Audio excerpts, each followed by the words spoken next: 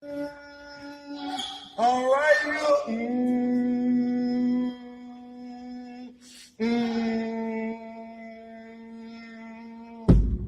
I ain't ready for nobody. I ain't high for nobody. I ain't got for nobody. I'm right here.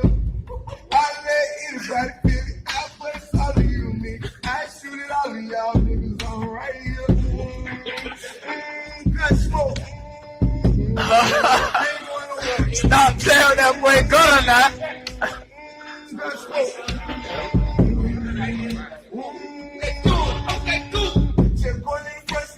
I do anything to make my enemy. 24 look good with the bitch. Better move like a juice. Ain't on 15 of a heartbeat. I'm going up like T4. Y'all going up like frisbees.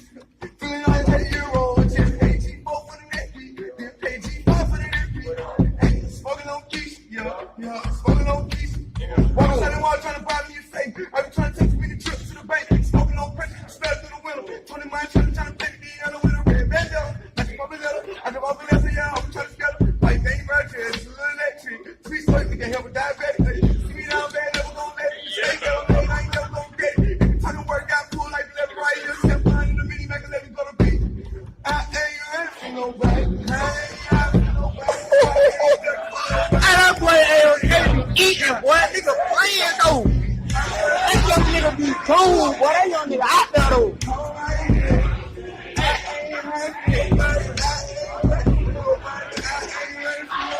I'm right here.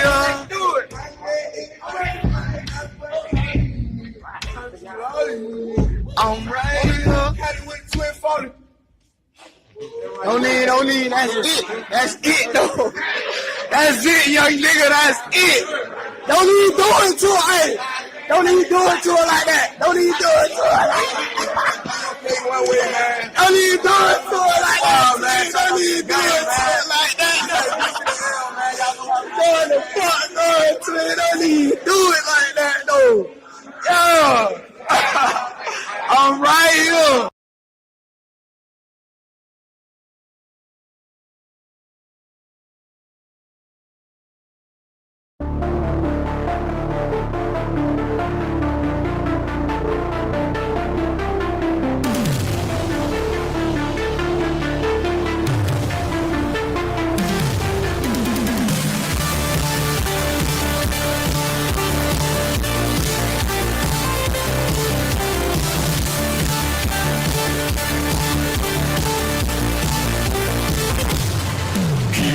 The neon skyline bright and bold,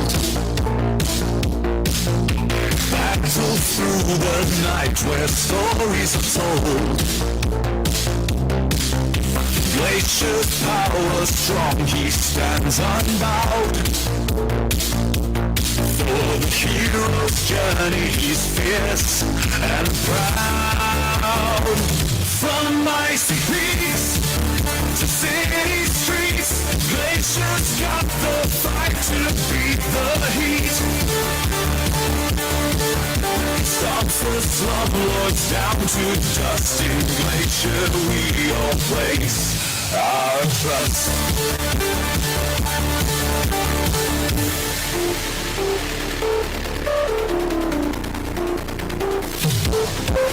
Smacks the repertoires with his cool hand, cleansing the evil from this land. Beneath the moon's electric glow, he fights for justice, we all know. Lights and a beer with a hearty laugh. The future's bright on Glacier's path. Heroes gather in the darkest nights. Glacier shines with frozen lights.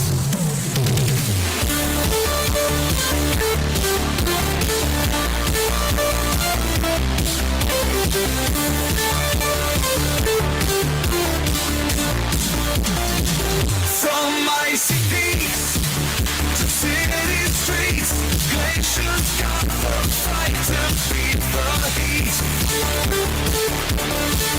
He stomps the slumlords down to dust. In Glacier we all place trust. Defeats the world's campaign with crystal might. The dawn breaks with glaciers light. Against corruption, he takes a stand. Frozen justice for this land.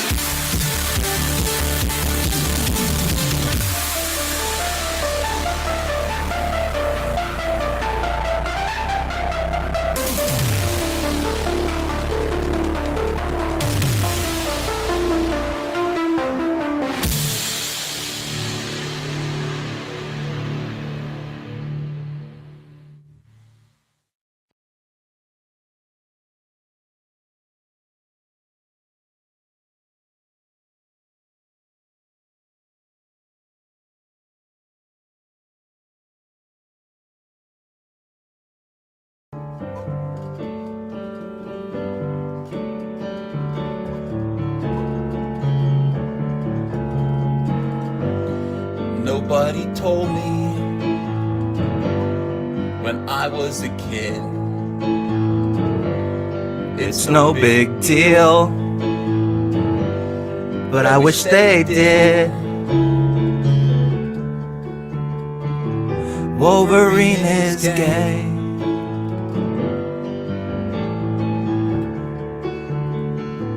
I learned the hard way that Wolverine is gay.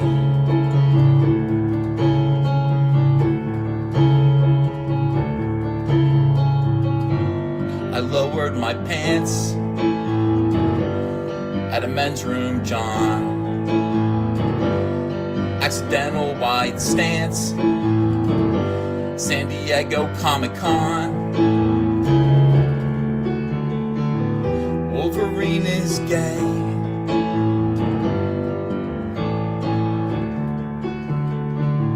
Put that claw away. Wolverine is gay. And so's Bobby Drake.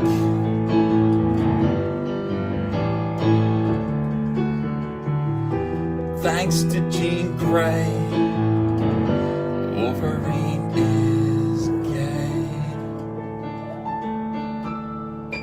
And that's perfectly okay. Just get ready for it, because it's gonna happen. Don't worry about us, Dingo. Let's go, bub.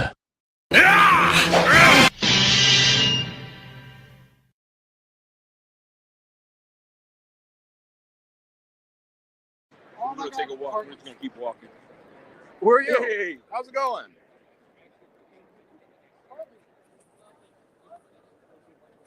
What's your name?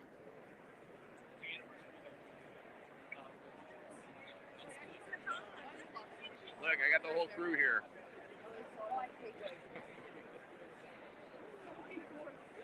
Did Christina send you?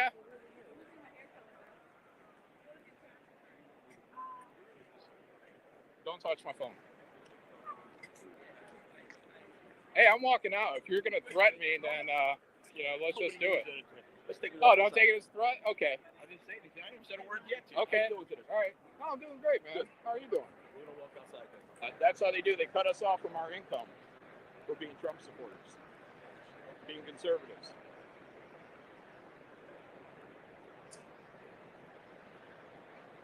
They don't like that we believe a man is a man and a woman is a woman, and a man should not enter a woman's bathroom or engage in a woman's sport.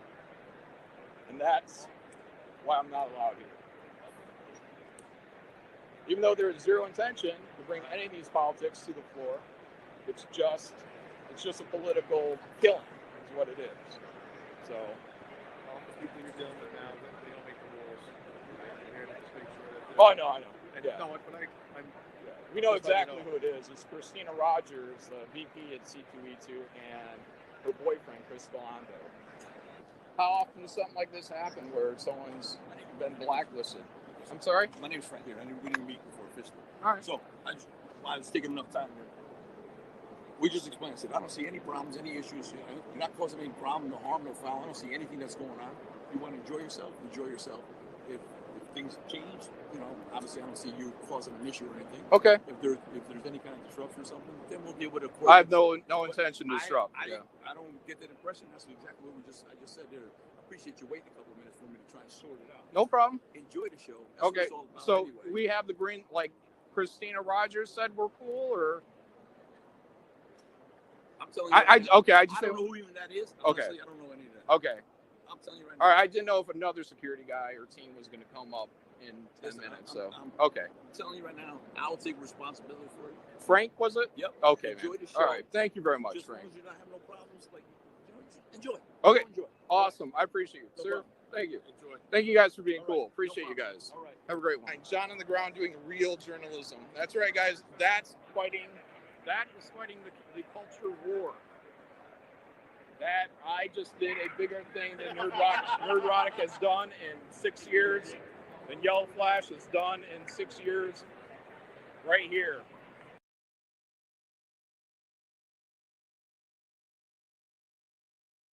I'm saying faster, Shane. Eat that burger faster, you bitch.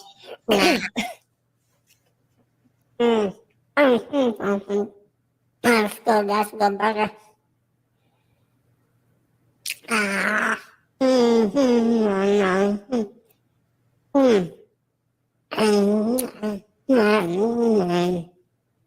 We're in business now. You know what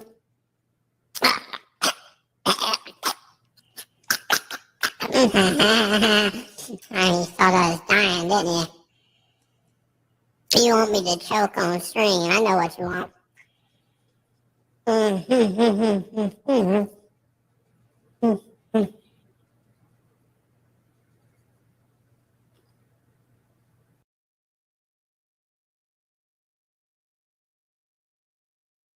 You know, as it turns out, sometimes life just hits you with things. Life just goes on. Nick's live stream and shits all over the place in front of everybody, and you kind of have to cover it. That's the thing about life. It's crazy, man. It's crazy. Oh man,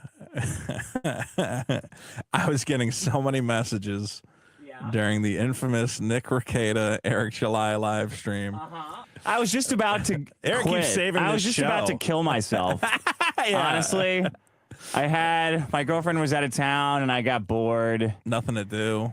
And I was really sucking ass at F-Zero. Like, I can't. That game's hard. I cannot get any of these tracks. I'm done. So I went downstairs and I loaded my gun and I put it in my mouth.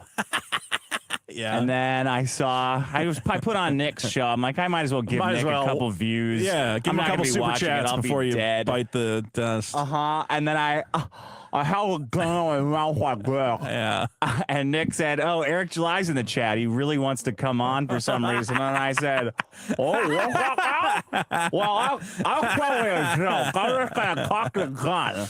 And I cocked the gun like he's probably joking that. And then I heard, "Hey, hey, hey," and I said, "No fucking way, no fucking way." Oh my god. Howdy, partners. Howdy, partners. Welcome to my stereo store. I'm Don Cheadle from Boogie Nights, partners. Hello, Nicholas, partner. How can I? Hey, partner. Has anyone ever described a parking lot to you in 40 minutes, partner? Howdy, partner. My parking lot has so many gates you would not believe. So you have like a parking lot in your industrial warehouse? Oh, howdy. Oh, well, let me tell you now. Parking lot? No, sirree. Designed by Daedalus to confine Cthulhu himself. If you meant a private labyrinth designed only for vehicles of my sorting, which no mortal may trespass upon, then yes. But a public parking lot? Absolutely not, sir. And you have 2 gates for 3 driveways? Oh, I guess if you want to put these in terms of your integers, sir, partner. Okay.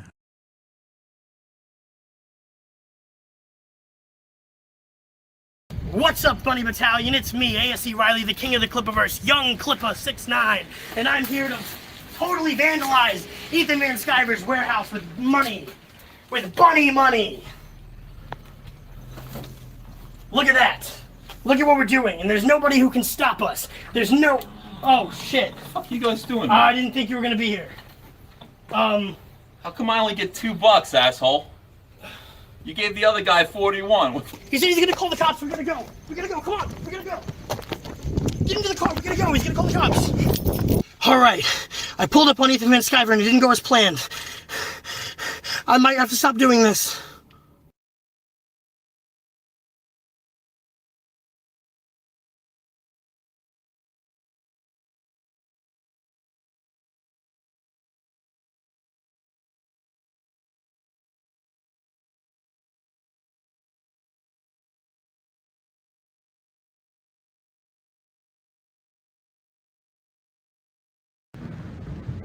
Yesterday, December 7th, 1941,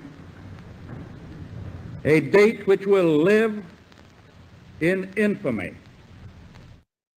And I said this too. It's the same. It would be as if these SJWs said, Pearl Harbor was bombed by the military. They had a lot of good success in bombing Pearl Harbor. And so the military's doing great, isn't it? It's because they're the military that did that. No, it's a different military. We care about our military, our comic book industry. We don't care about Japan. That's right. I'm telling you right now. I mean, Comicsgate, we need to call ourselves the third atomic bomb. We need to go over there and take out Japan for good and all. We've got to make these comics bigger and better than their manga. We got to do it. I was going to go there, but I'm like, I don't want to put Ethan's channel in trouble again.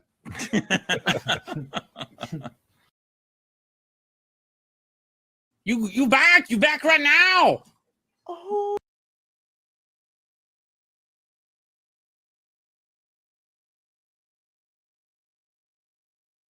Not so fast. The general's coming with you. Mom! He gave us a break on our car insurance, and he'll look after you too. Yep, with flexible payment options. Okay, but why is Shaq...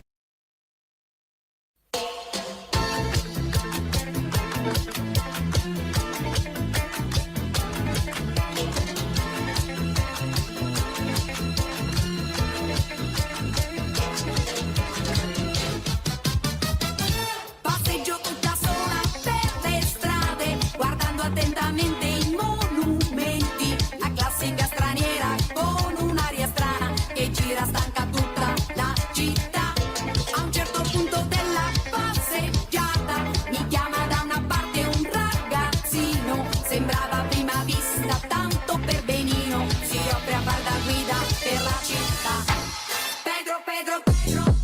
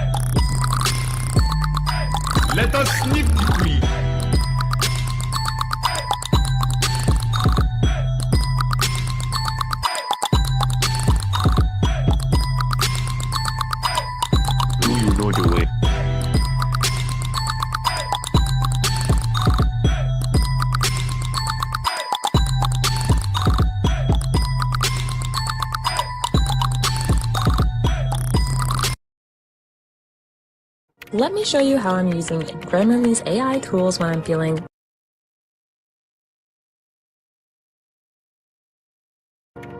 less than creative at work. I do a lot of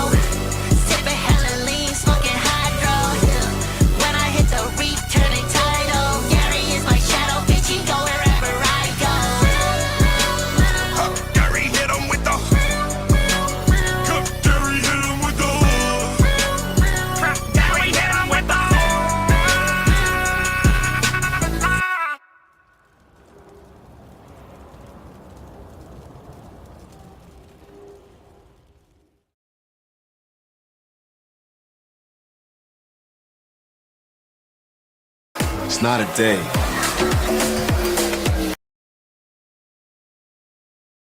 It's a season.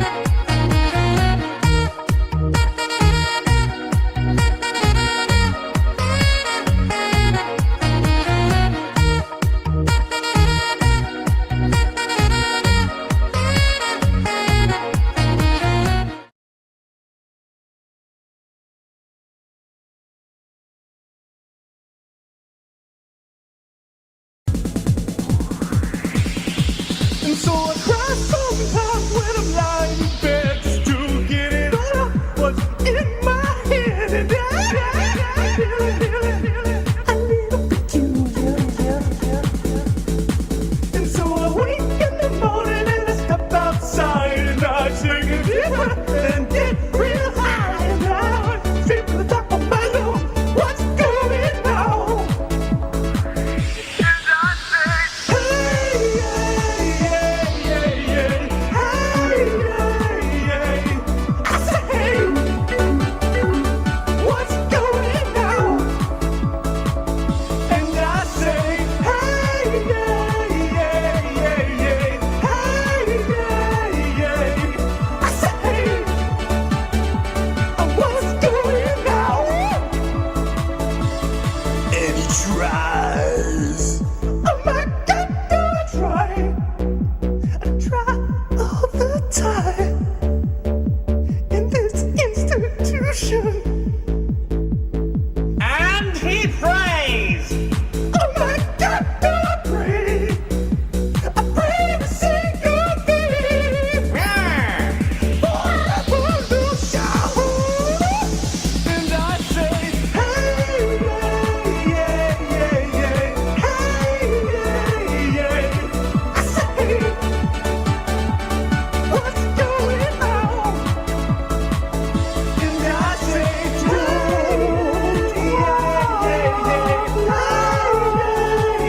just keep it inside.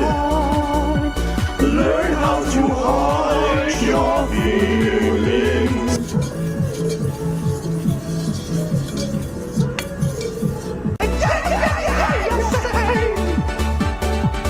What's going on? Yeah!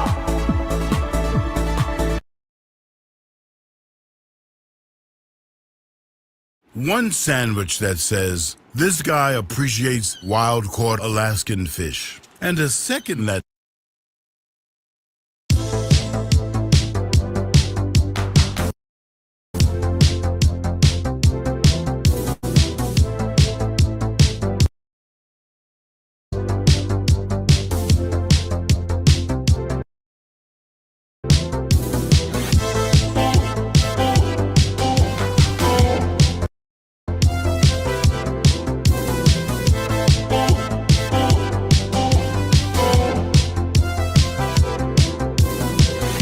Of the moon and star, come to me through fire and war.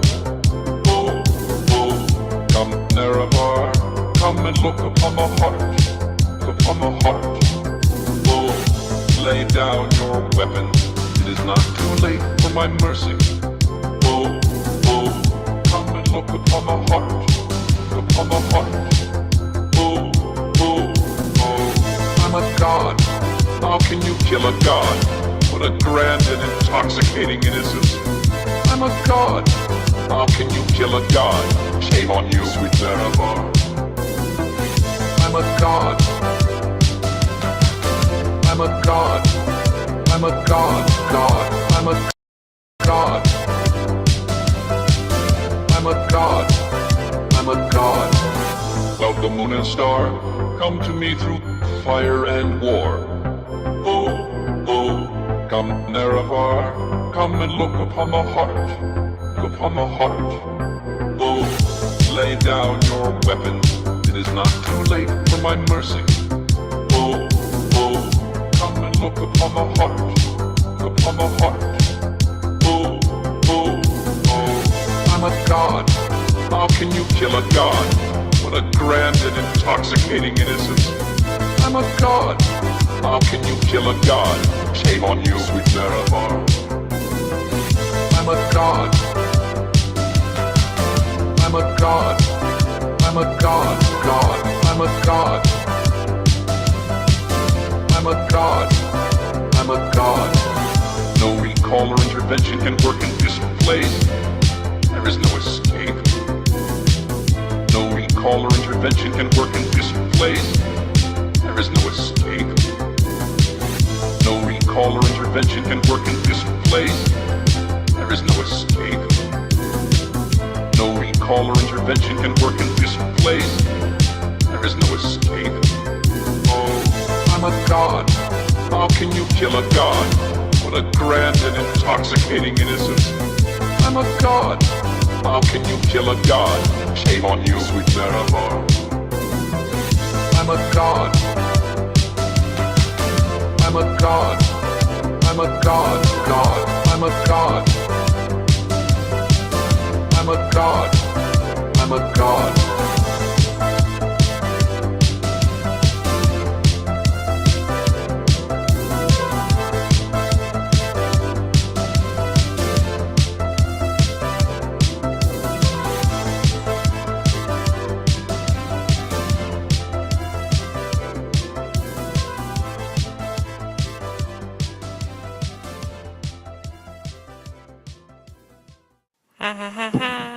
You smoke crack, don't you? You smoke crack, don't you? Look at me, boy. Don't you smoke crack? You smoke crack, don't you? You smoke crack, don't you? Look at me, boy. Don't you smoke crack? You smoke crack, don't you? You smoke crack, don't you? Look at me, boy. Don't you smoke crack? You smoke crack, don't you? You smoke crack, don't you? Look at me, boy. Don't you smoke crack? You smoke crack, don't you? You smoke crack, don't you? Look at me, boy. Don't you smoke crack? You smoke crack, don't you? You smoke crack, don't you? Look at me, boy. Don't you smoke crack? You smoke crack, don't you? You smoke crack, don't you? Look at me, boy. Don't you smoke crack? You smoke crack, don't you? You smoke crack, don't you? Look at me, boy. Don't you smoke crack? You smoke crack, don't you? You smoke crack, don't you? So it's not just Look at me, Pornhub, boy. right? Don't you smoke Pornhub crack? is owned by a parent company. You smoke that- crack, don't you? All of this kind of I learned smoke over the last crack, 5 don't years. you? So, called MindGeek. Okay. Now Look at me, MindGeek boy. Don't has a you smoke monopoly crack? on the global. You smoke crack, don't you? You smoke crack, don't you? Look at me, boy. Don't you smoke crack? You smoke crack, don't you? You smoke crack, don't you? Mexican Americans love their nanas and their nonos and their ninas and their ninos. Nanu, nanu, nina, no, no.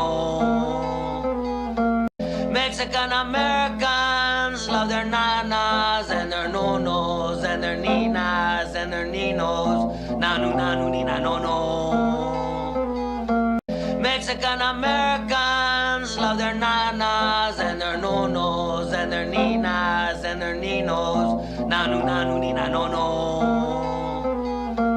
Mexican Americans love their nanas and their nonos and their ninas and their ninos.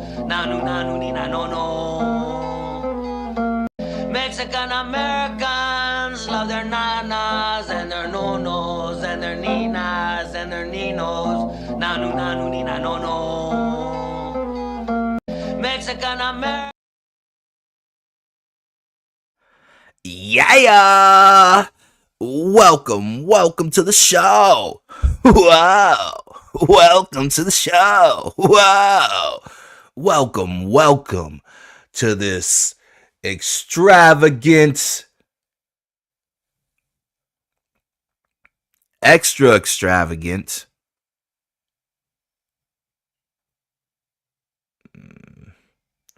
welcome to the extra extravagant, extreme, exciting event of the evening. Goddamn, snowstorms. Snowstorms are serious, bro. Around here, people have been snowed in for the last almost 24 hours now, and it has not relented. I've shoveled multiple times, but it's a-okay because I am a professional when it comes to that powder. See, I'm leaning into that shit.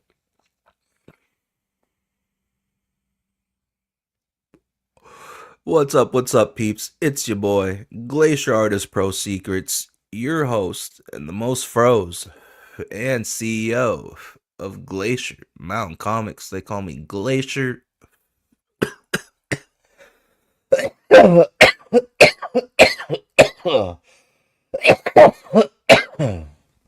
I'm trying to put more coughs into my videos than your boy Zach himself.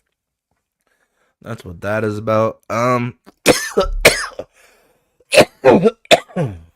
damn, what strain is this? Gorilla Glue number 4. Murdering my lungs.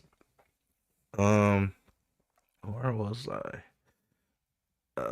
No, yeah. Welcome to the show on ice. On ice! I've lost track of the episode numbers. I don't give a fuck. So yeah, we got a lot to get into today. But it's like it's more random than localized. Let me see. Alright, we got Alex Stein. He's fighting with some Mexican protesters. They don't appreciate him calling their women big booty Latinas. We got Diddy's former bodyguard found dead 24 hours after putting out some information there on the internet, so that's a little sus. We got Boogie calling out his girlfriend for cheating. Oh yeah, and one of the more interesting things, well, actually, it's not that interesting at all, actually, but the Ryan Reynolds shit, the lawsuit that him and his wife tried to pull by Me Tooing a Hollywood director to gain control of a film. And the only reason I want to go over that is because, like, alright, this is all allegedly. This is not from me. This is all allegedly stuff in the internet rumor mills. The whole Marvel spat with Rob Liefeld not being allowed to come to the after party from the Deadpool vs. Wolverine premiere. Apparently, the rumor mills are saying that it has something to do with Ryan Reynolds. Like, Ryan Reynolds and Rob Liefeld started beefing. They used to be friends, but apparently they have some kind of beef. And so Ryan Reynolds was pulling strings behind the scenes, and they didn't want drama at the after party. And the rumor mills allegedly say that, like, Rob Liefeld was going there to confront Ryan Reynolds at the after party in front of everybody on behalf of the director that they tried to Me Too. So I don't know. That's why I kind of want to look over it. Seems to be more there than people know about. And then we got Gino Bisconte, the guy, the infamous comedian, who Steel Toe sent a picture of Lady Rackets to and got charged with revenge porn. Apparently, they might, because Minnesota is so liberal. They're even worse than New York, bro. I don't even know how people in Minnesota live in a state like that, man. But apparently, yeah, they might have to take their asses from New York to fucking Minnesota to testify in the Nick Rekieta, Aaron and Holte court case, and they're not happy about it. So we'll go over that too. And oh yeah, we got some merch. Merch is going crazy again. We got my favorite e-girl finally puts up a new video, the love of my life, even though she's married, so I'll take that back. But Ashton Blaze, we got some new Ashton Blaze to look at. And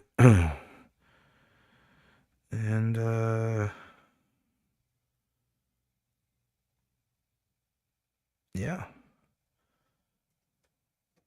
fucking stoned to the bone. You wish you were as stoned as I was right now. But yeah, okay, so let's see. Before we get into this first video, I just would like to look into the camera and say, hey, I did not commit the SUA word, you know? I had no intentions of offing myself in Minecraft ever before I play this video, so just had to get that out there. Okay, so this next video is one of my favorite comedians, Theo Von. And the reason why this is relevant to what's going on right now is because right now, after the best president in the world, Trump ever, the best planet to ever exist on planet Earth, President Trump, after he's taken office, some of us that I thought were us, but I'm not sure now, some among us on the same side have seemed to have flipped overnight into being Puritans.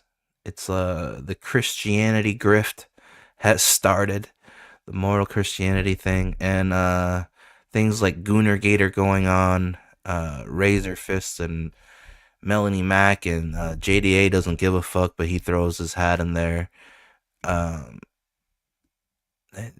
This discussion of what is and isn't appropriate to be put on games, and how dangerous porn addiction can be. And like Theo Von is he's the funniest comedian, like hands down. He's number one in today's. It's like in today's times, it's like Cat Williams and fucking Theo Von, top two.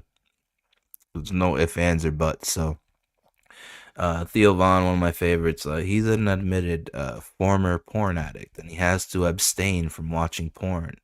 So it only makes sense that he would have this kind of thing on. But it's relevant to the Melanie Mack and Razor Fist shit going on right now, and the Goonergate shit. So yeah, this lady comes on, and she does in fact validate some of what Sven Stoffels was saying in his debate with EVS.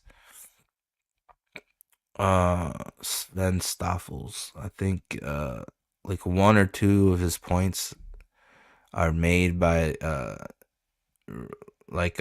who owns Pornhub and who owns the people that own Pornhub type of thing. So a little bit there, but man, like, I don't know, guys, like, this is getting crazy. Now Theo Von, one of the biggest comedic and internet podcast mouthpieces, like, he's one of Rogan's boys. Funny as fuck, but he's got this going on there, and fuck, dude. Like, is this really what we need to push for, is what I'm saying, guys? Like, you gotta fucking appreciate the freedoms that we have, because think about it, man. We got the House, the Senate, we got the fucking court too. God damn, we got everything needed to, like, move mountains, you know what I'm saying? And this could have lasting effects. It could become harder and harder to coom, you know what I'm saying? Like, and then Melanie Mack doesn't care. She's gonna be sitting there laughing, like, with a fucking pulsating vibrator and a VPN account. Oh, these faggots can't jerk off anymore. Ho ho ho ho ho. And JDA's not gonna care. He's got fucking Sheila aliens. You know what I'm saying? Like, no. Do not make it harder to coom for us normies. You know what I'm saying? So, I don't know. We're gonna see where this is headed in the future. But right now, I feel like we're teetering on a very slippery slope. But also, I did not commit suicide in Minecraft before I play this video. I had no plans to off myself at all whatsoever. Thank you. All right. So it's not just Pornhub, right? Pornhub is owned by a parent company that all of this kind of I learned over the last 5 years, so called MindGeek. Okay. Now MindGeek has a monopoly on the global big porn industry. So we call it big porn because there's big porn, just like there's big tobacco, there's big pharma, there's big big porn. Yes. That should be like the next rapper, the next popular rapper that comes out should be big porn. Porn, and it's dominated by one company. Mm-hmm.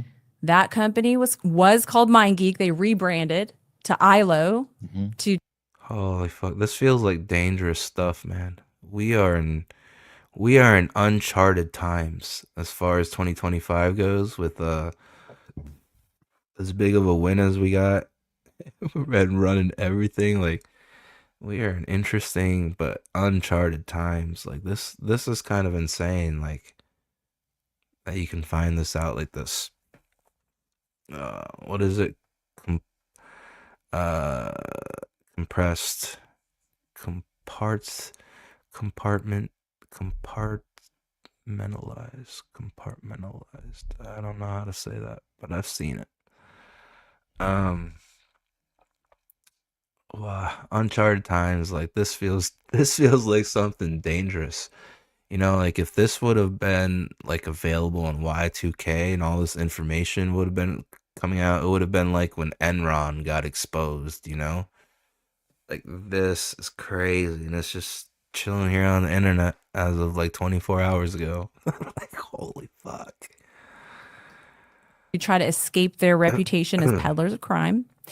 But with a $362 million loan from a hedge fund called Colbeck Capital and 125 secret investors who were outed as including JP Morgan Chase and Cornell University, they had basically rolled up the entire global porn industry under one company. So they owned it, MindGeek. Yeah, so they owned, they were managing Playboy, Digital Playground, Wicked Pictures, Browsers, Reality Kings, pay sites, subscription sites, and then the tube sites. So Pornhub and its sister sites. So Pornhub, YouPorn, RedTube, Tube8, GayTube, XTube, I could go on and on. Yeah. They own the most popular tube sites. So Vegan Tube, is that one? That's no time for jokes. And who owns MindGeek? So MindGeek was owned by a secret share. Shout out to all the lurkers.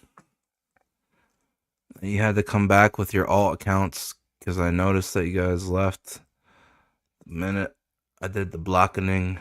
Yeah.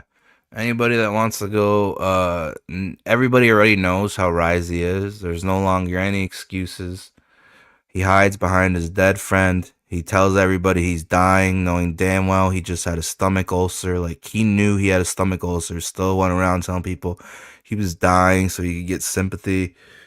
And all the heinous shit he does and says, and just gets excused all the time. Like, yeah, that says more about all you people that want to go there with like nobody, it's like somebody who's not trying to do anything but just cause chaos all day long. I don't need you over here either. So you can keep lurking as long as you don't chat. I'll fucking block the shit out of you.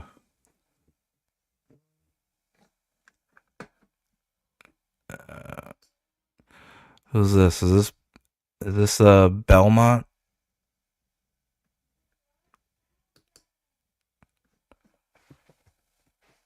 You guys want to be cool over there and act like Risey isn't what he is when we all know it's all in our faces. Every internet girlfriend he's ever had, it's all ends the same. He does fucking live streams abusing them to the point where they have to block him. Does live streams where he's gonna kill himself, cuts himself. Like, the fuck, dude? Why the fuck do I want that in my life? It's fucking disgusting and like unnecessary. Like, fuck out of here. Anybody that wants to sit there and pretend that that little bitch is cool and cool, I don't need you over here for what? You know what I'm saying? For what? I don't have anything to the market.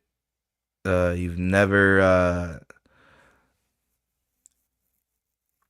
don't know, this, and like that's a lot of you and a lot of the women are fucking, like, you guys are retarded, right?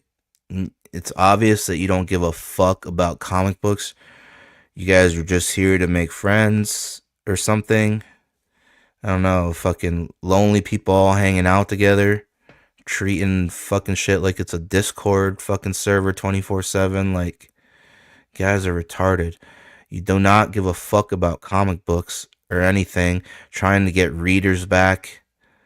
Like, the only thing some of you fucking bitches retweet is people that talk to you or you talk to them. You only retweet your friends' shitty little fucking comic books.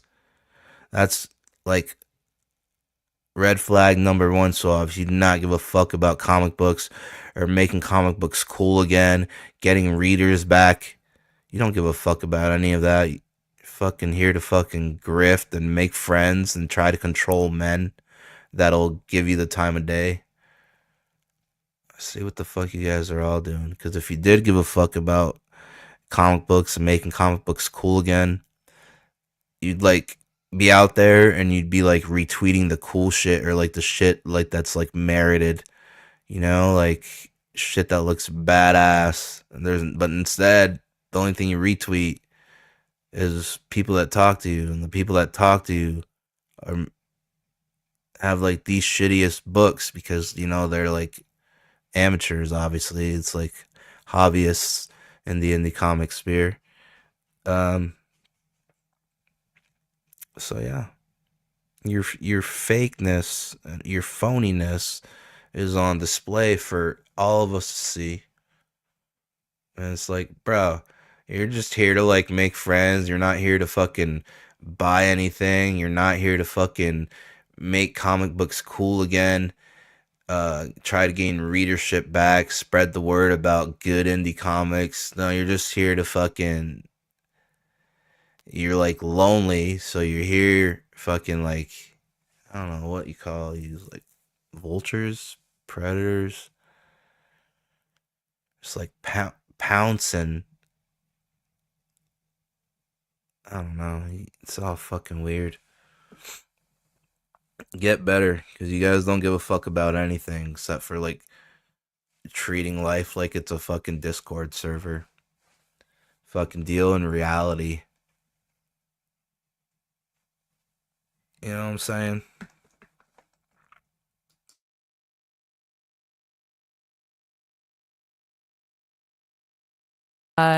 Reality Kings, pay sites, subscription sites, and then the tube sites. So Pornhub and its sister sites. So Pornhub, YouPorn, RedTube, Tube8, GayTube, XTube, you know, all I could go on and on. Yeah. They own the most popular tube sites. So Vegan Tube, is that one? That's no time for jokes.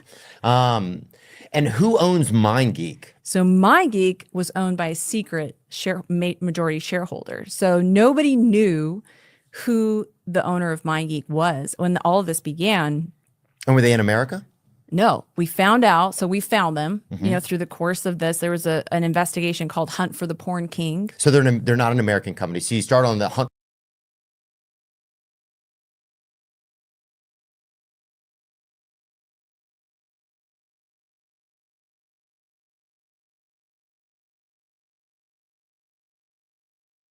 For the Porn King. Right. So we discovered who was the secret majority shareholder of the company, and his name was Bernd Bergmayer, and he was in Austria, and he lived part-time.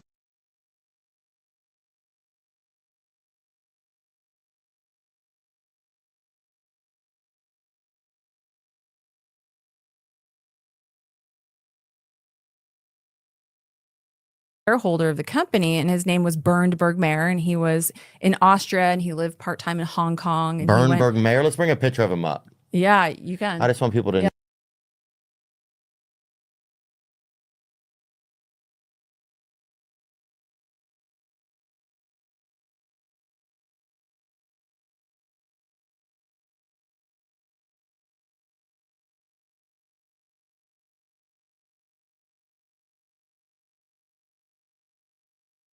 Yeah, there he is. Yeah. Bernd Bergmayer. Yeah. And let's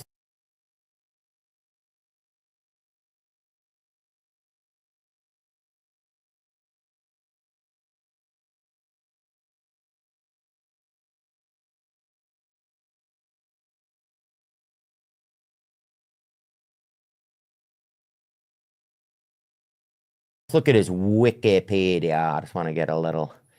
He grew up as a son of farmers in Ansfelden, attended grammar school in Linz, he studied at University of Linz, wherever that is. He worked at Goldman Sachs in New York. He became the owner of porn site RedTube in 2013. He sold to the site Manwin, now known as Alyo.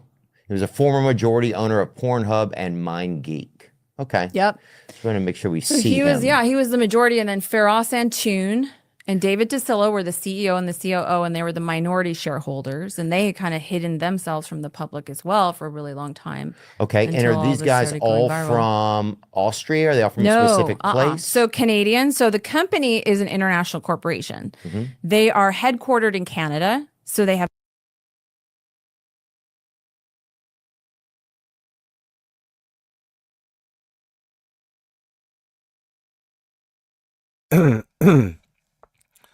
Blame Canada, blame Canada. Their beady eyes, their flapping heads. Yeah. Who knew it would be fucking Canada? See? It's PPP, how he spreads his cheeks, how Andy Worski's favorite season is the one that's always snowing. It snows all year long for Andy Worski. Canada. Canada being evil. Evil Canadians. Destroying American lives with Pornhub. most of their employees in Canada, but they have offices now they have an office in Texas. They had one LA, Cyprus, Romania. MindGeek has London, offices everywhere? Everywhere. Wow. Yeah. So they are a multinational corporation, huge corporation, hundreds of millions of dollars a year, multi-billion-dollar corporation with a monopoly on the global big porn industry. And how much money? Dude, it's crazy that Theo Vaughn was just showing that picture like that. Crazy times.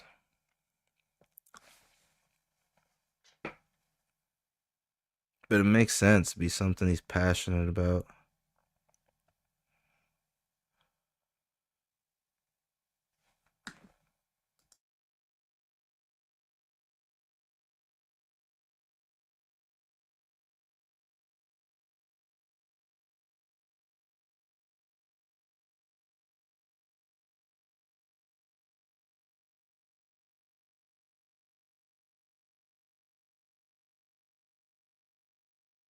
Can get fucked.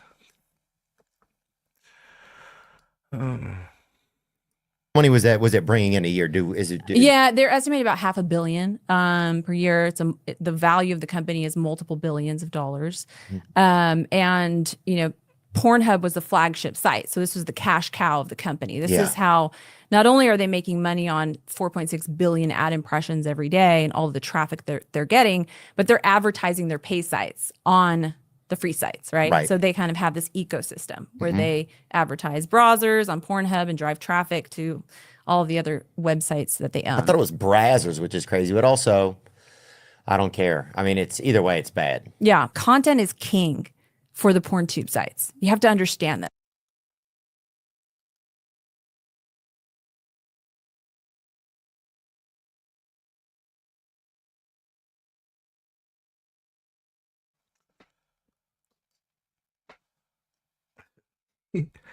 He's like, I thought it was Brazzers, but okay. That's that.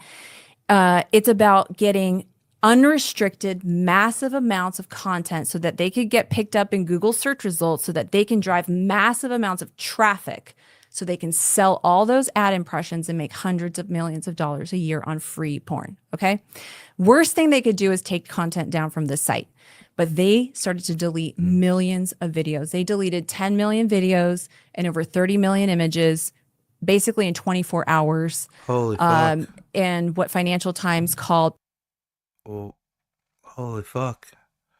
Probably the biggest takedown of content in internet history. They deleted all of their unverified For legal reasons, huh?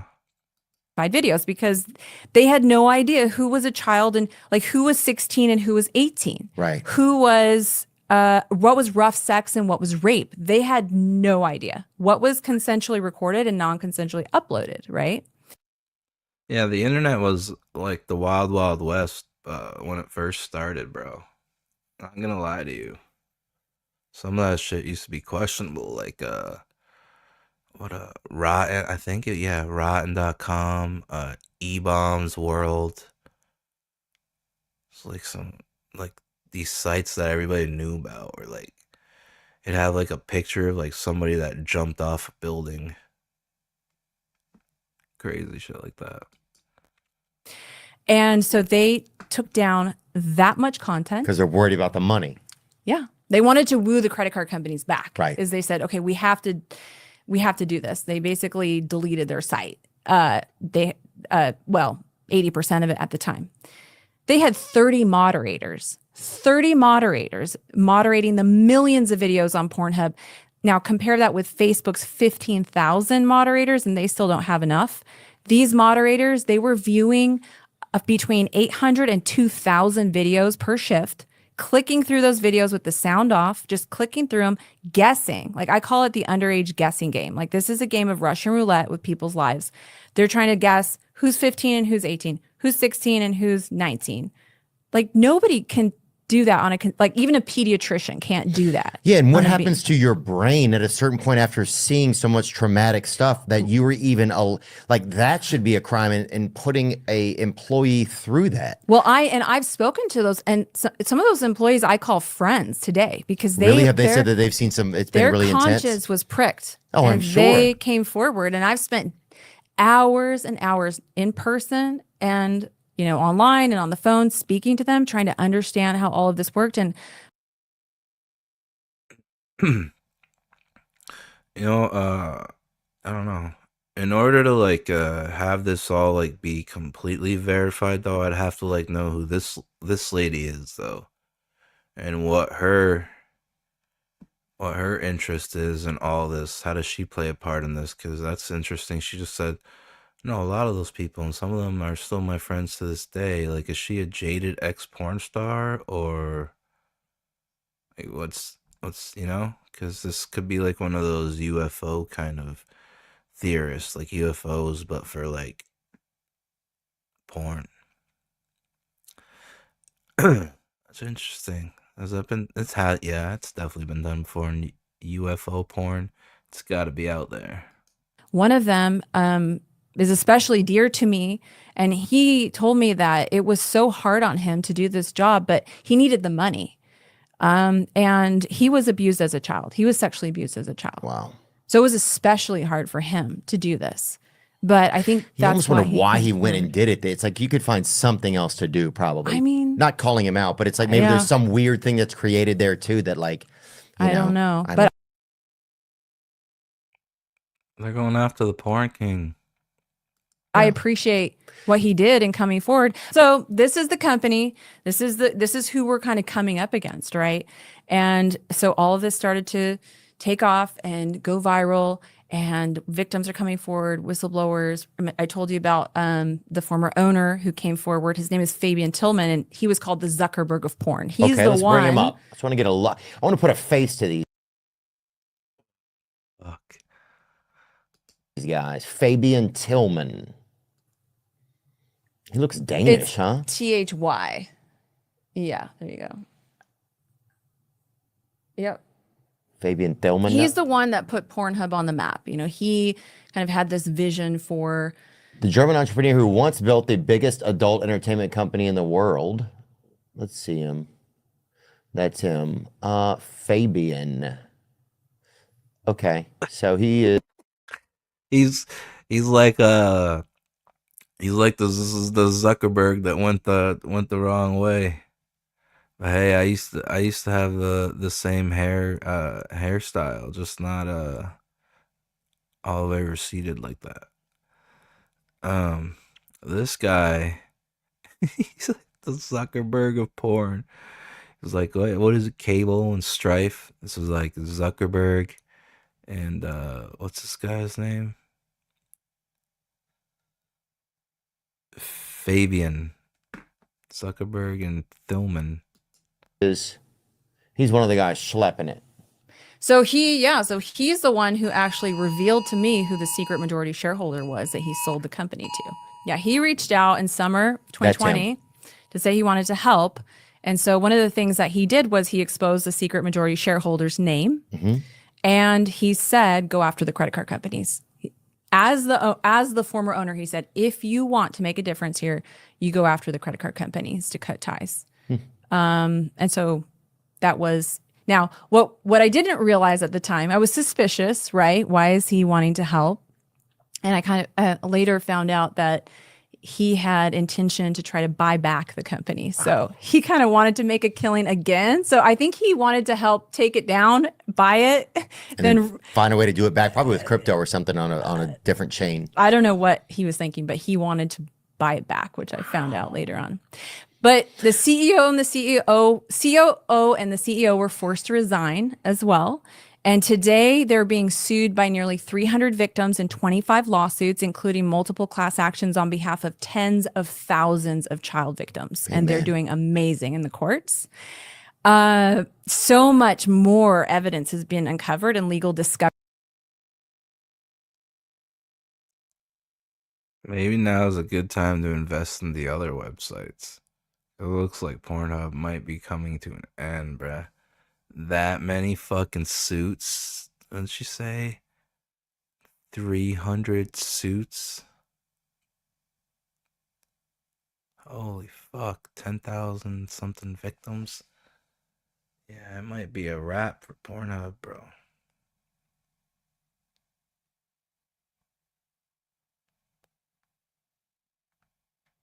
Da da da da. Goodbye and return. Ugh, okay. Wow, that's crazy. This feels like it could be a documentary, though. The fall of Pornhub. So discovery is this amazing tool. When you engage in a civil lawsuit, the court gives you permission to get behind your opponents. So you can get their text messages, you can get their emails, you can get, and so much has come out of the complicity. Like you just couldn't believe. The site is still online. You know, it's been purchased now. They're trying to do this whole rebrand. So it was sold as a distressed asset to a company that they created themselves to buy Pornhub. Okay. And they are called Ethical Capital Partners. Wow, what a name. Ethical Capital Partners. And who are the main bigwigs in that company? Do we know? Yes, we do. They have themselves online. You know, the guy that's out there kind of trying to do this whole rebrand of Pornhub, like we're Ethical Capital Partners. His name is Solomon Friedman, and he is a criminal defense attorney. So is he really a Jewish guy from where? Where's he from? Canada. Maybe he's Jewish. I have no He's idea. from Canada. Yeah.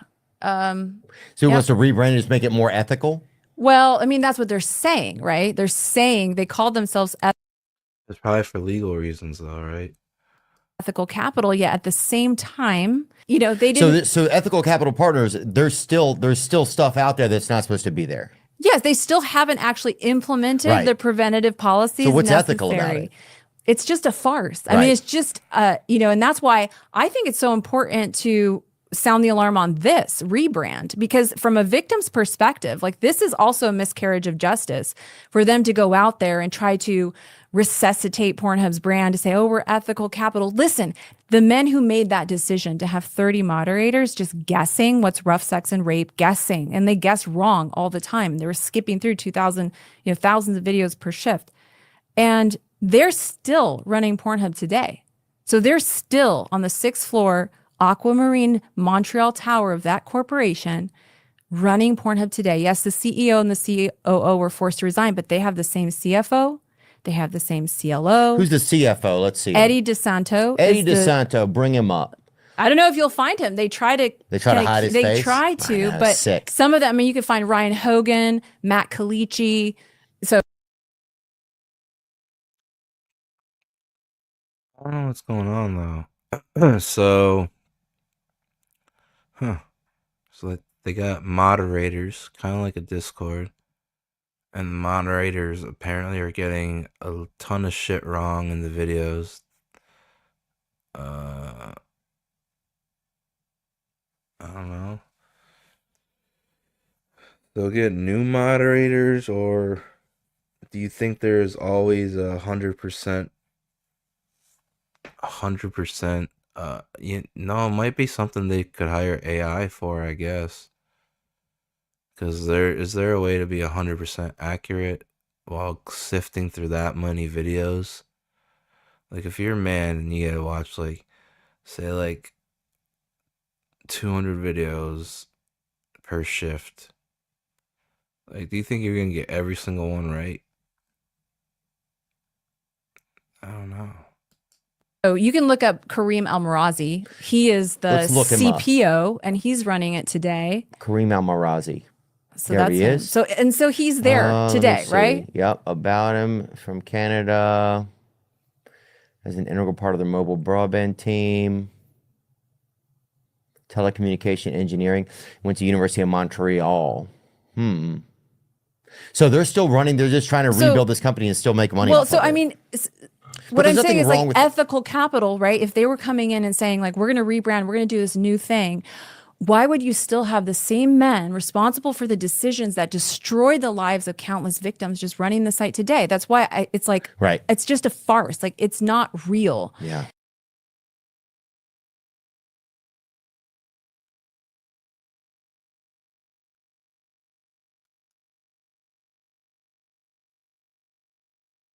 I'm still confused, though. I don't know. Maybe I'll never get it. Did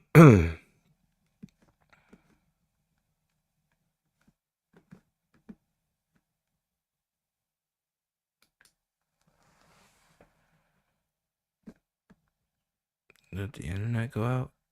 Holy shit.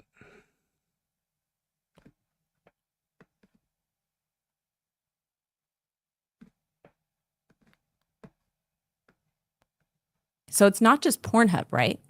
Pornhub is owned by a parent company. That.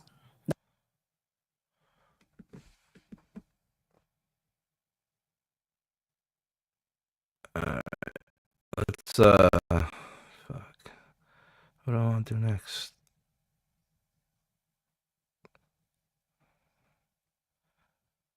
Yeah, I need a palate cleanser. Let's watch Ashton walk for New York Fashion Week. How about that?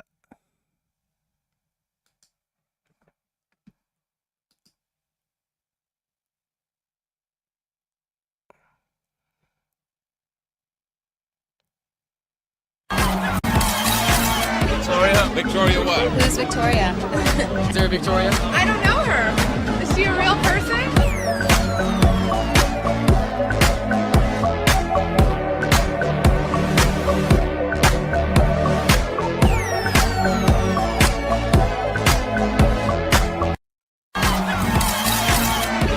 Victoria what? Who's Victoria? Is there a Victoria? I don't know her. Is she a real person?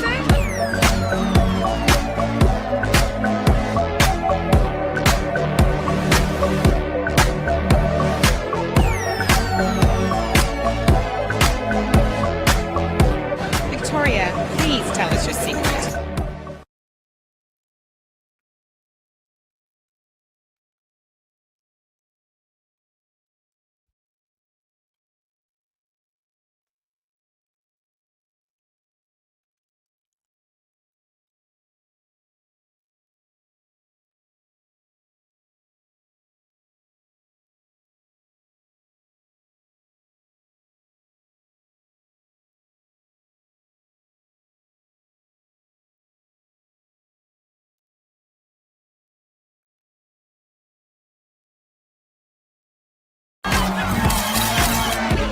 Victoria what? Who's Victoria?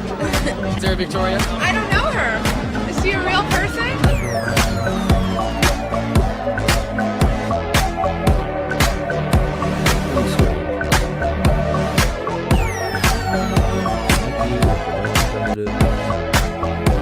Victoria, please tell us your secret. Alright, now. My computer's fucking up. Hold on. What is this?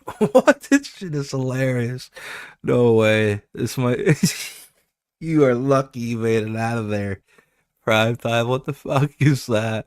Look, they got a goddamn Wendy's in the background. I think it's a Wendy's. I don't know. But What are you gonna do? Big booty Latina. Big booty Latina. One more time. Big booty Latina. Fuck you. Fuck you. Big booty Latina.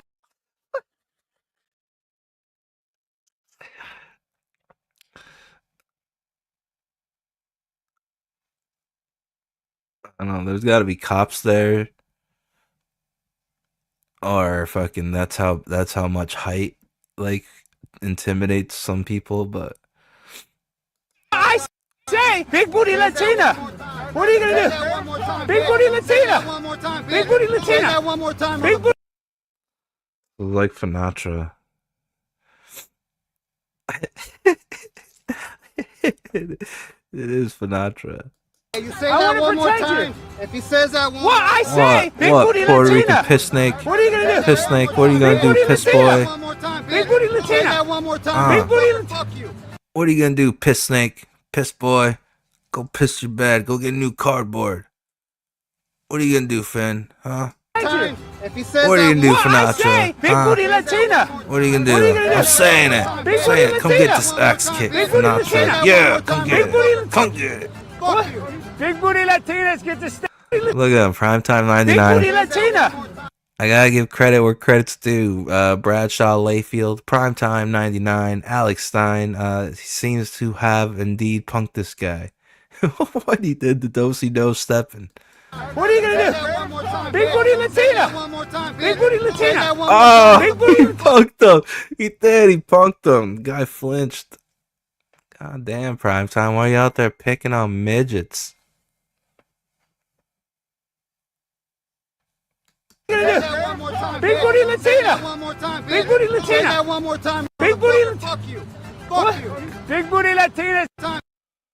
I say, big booty Latina. Watch. The little Finatra guy, he fucking he backs up and he like puts his hand out, but his reaction time is way too slow. So then he brushes Primetime's belly.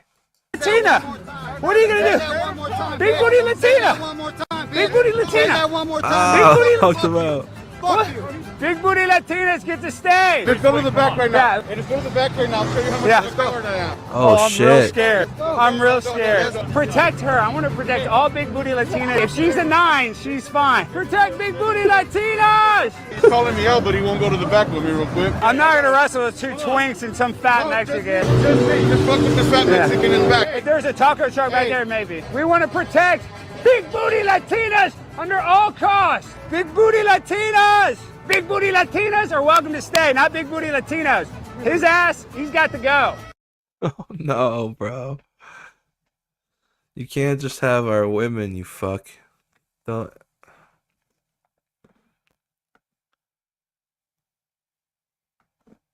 There won't be no more big booties. This next video is crazy. The internet ever works.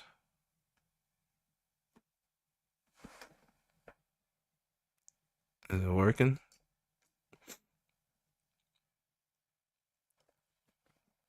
Hold on, let's play a little buffer while I take some toke time. You guys heard of the toke times?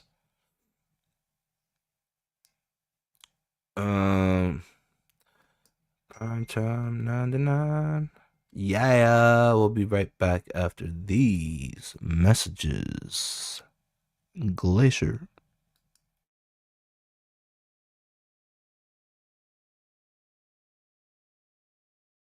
Hello? Hey, Alex, you gotta come back to work. I quit there fucking months ago, man. How baked are you right now? Who is this? Hello?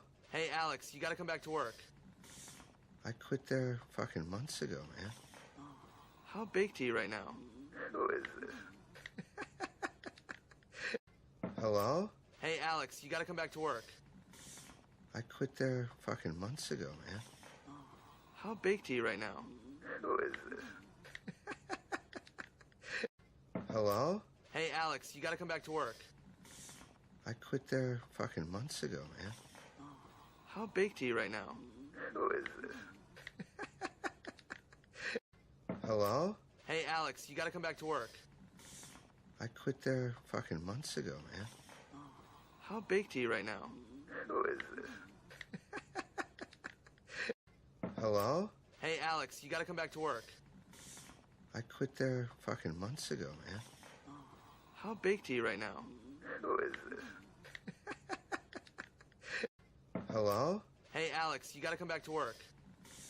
I quit there fucking months ago, man. How baked are you right now? Who is this? Hello? Hey, Alex, you gotta come back to work.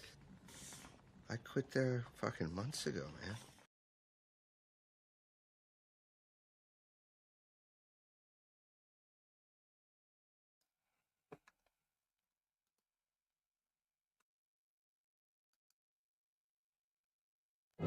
It's September 13th, 2024, and Uncle Ron just posted this video to TikTok. Beyonce and Jay-Z will do anything to destroy anyone who speaks out against them. Okay, I get the threats, but you have to remember one thing. I know your deepest secrets. I know so much about you and what you've done. I know so much on how you got where you are, how you stepped on many people. Beyonce, how you guys ended Carrie Hilson's career because she said something about you. See, hardly nobody knows, but I'll say it, man. Yeah, Beyonce's on drugs. She been on them for a long time, and you keep her that way. Y'all wish it what you wish it to stay on top. Now, for those of you that are wondering, who is Uncle Ron? Uncle Ron was Beyonce's former bodyguard who had also worked with Diddy in the past. In just 24 hours after posting the same video you just saw, Uncle Ron's wife announced on the same TikTok page that her husband was dead. For most people, Uncle Ron's death was no coincidence. This was a man who had gone viral for posting several videos accusing Beyonce, Jay-Z, and Diddy of some terrible things. And 24 hours after his post about Beyonce being on drugs, he was pronounced dead. Yo, how are we just now finding out that Uncle Ron passed away? How did this stay out of the media? And how the hell hasn't this been plastered all over TikTok? TikTok, you disappointed me. This was posted from Uncle Ron's official TikTok page by his wife on September 13th. It is now October 23rd, and it is just now hitting the blogs. And this thing remaining so low-key isn't the only thing that's suspicious. Now, there are a lot of conspiracy theories about Uncle Ron's death, but we... Shit. Did I get nuked? No.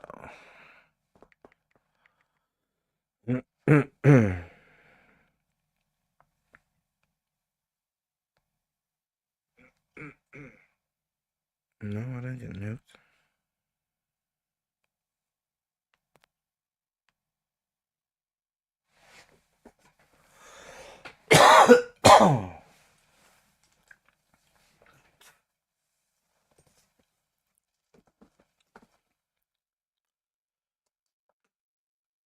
Alright, that was cool, but I want to see where's that Boogie thing?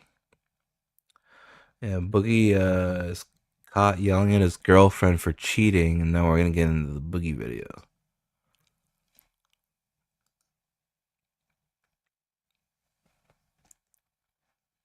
Boogie 2988 caught yelling at his girlfriend for cheating.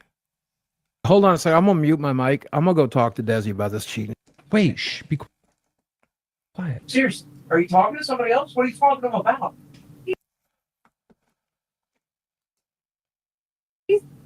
He's claiming you're cheating on him. That you're sexting. Is that a thing? No. I'm not texting him. He knows I'm with you. Can we talk to Desi for a second? Since she's Sure. here? Bring her in. Who is Trap Daddy MMA? Tell everybody who that is. Somebody who's trying to, I guess, box and lose weight. I don't know. I don't know the guy. And you're Like, talking to him?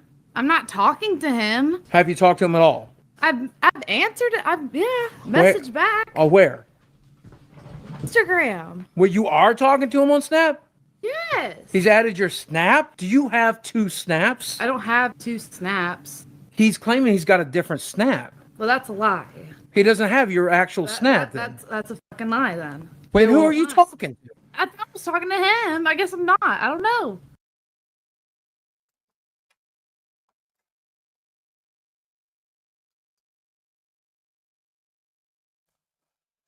Damn. So Boogie looks like he's losing Dez to somebody named Trap Daddy MMA.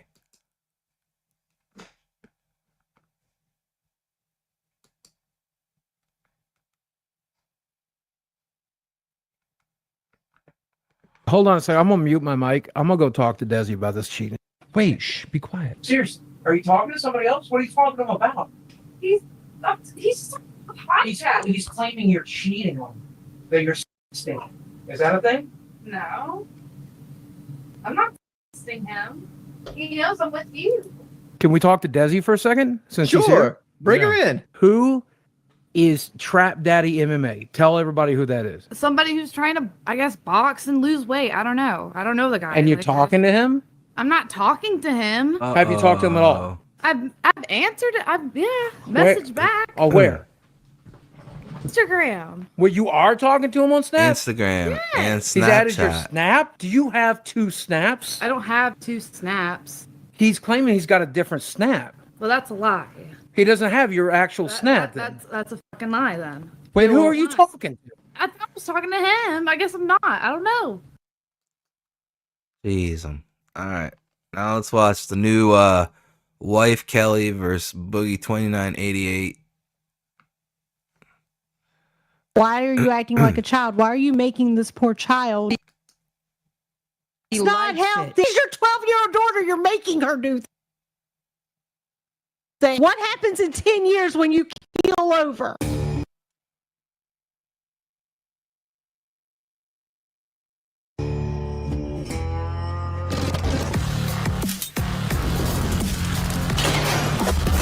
Heisenberger.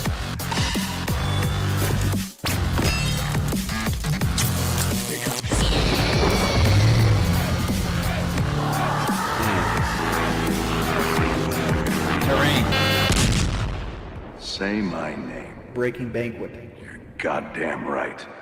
Go ahead. What do you got to say to Kelly? I genuinely went into 4th of July with love and respect and hope. And then I saw like you and Wings, I had nothing but empathy for you. And then we get home back from that trip and you're like, I can't believe Desi helps him with his crippled back. How dare she? She helped me go down a flight of stairs that I couldn't do because I just driven for 2 days. And she helped me put my shoes on. What was your problem with that? I still don't get it. Such a whiner. Like, you know that you can do more things, but you won't man up and do them. Like, why are you acting like a child? Why are you making this poor child do all of this? Doing it. This is what she did before I met her. It's not healthy. It's not healthy. What's not healthy about it? She needs to have her own independent.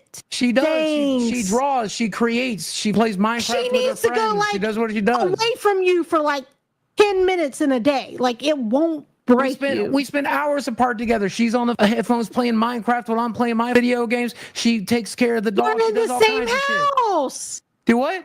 Where you want to go? Like, let her get out and do things. Like, encourage that. I do, but she likes to be here. That's what she did before I met her. I've gotten her to do more than she's ever done.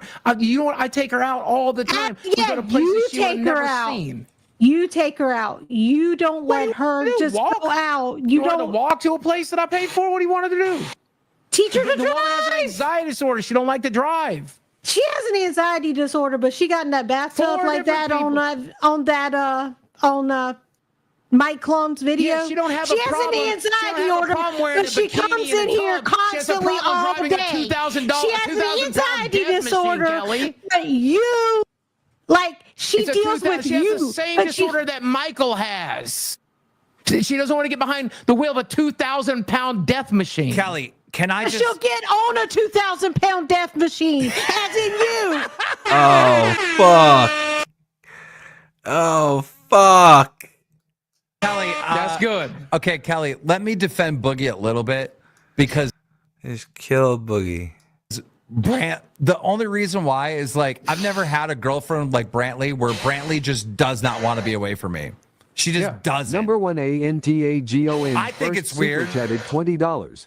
Thanks for stepping on the entirety of the therapy session with the same cat jokes, intelligent members. Hope you guys enjoyed your 10 likes per 5,000 viewers. I think it's... Man, I gotta hear some of that one more again.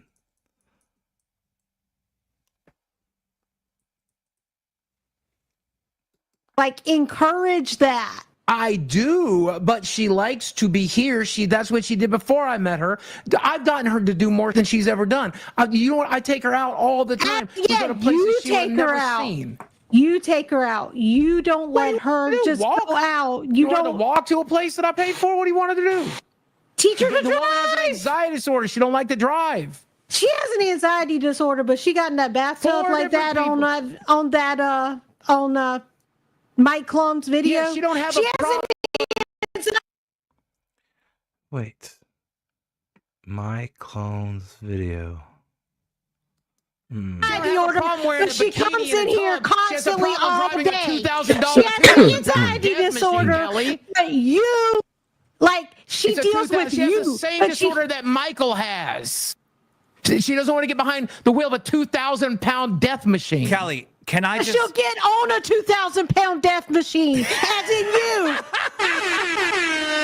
Kelly, that's good. Okay, Kelly, let me defend Boogie a little bit because the only reason why is, like, I've never had a girlfriend like Brantley where Brantley just does not want to be away from me. She just doesn't. Number 1 ANTAGON. I think it's weird. Chatted $20. Thanks for stepping on the entirety of the therapy session with the same cat jokes, intelligent members. Hope you guys enjoyed your 10 likes per 5,000 viewers. I think it's weird as hell. Now, Brantley will, like, go out with, like, you know, have a girls' night from time to time, but she hates it. She's texting me the whole time. Like, you know, it's just how she is, you know? I don't know.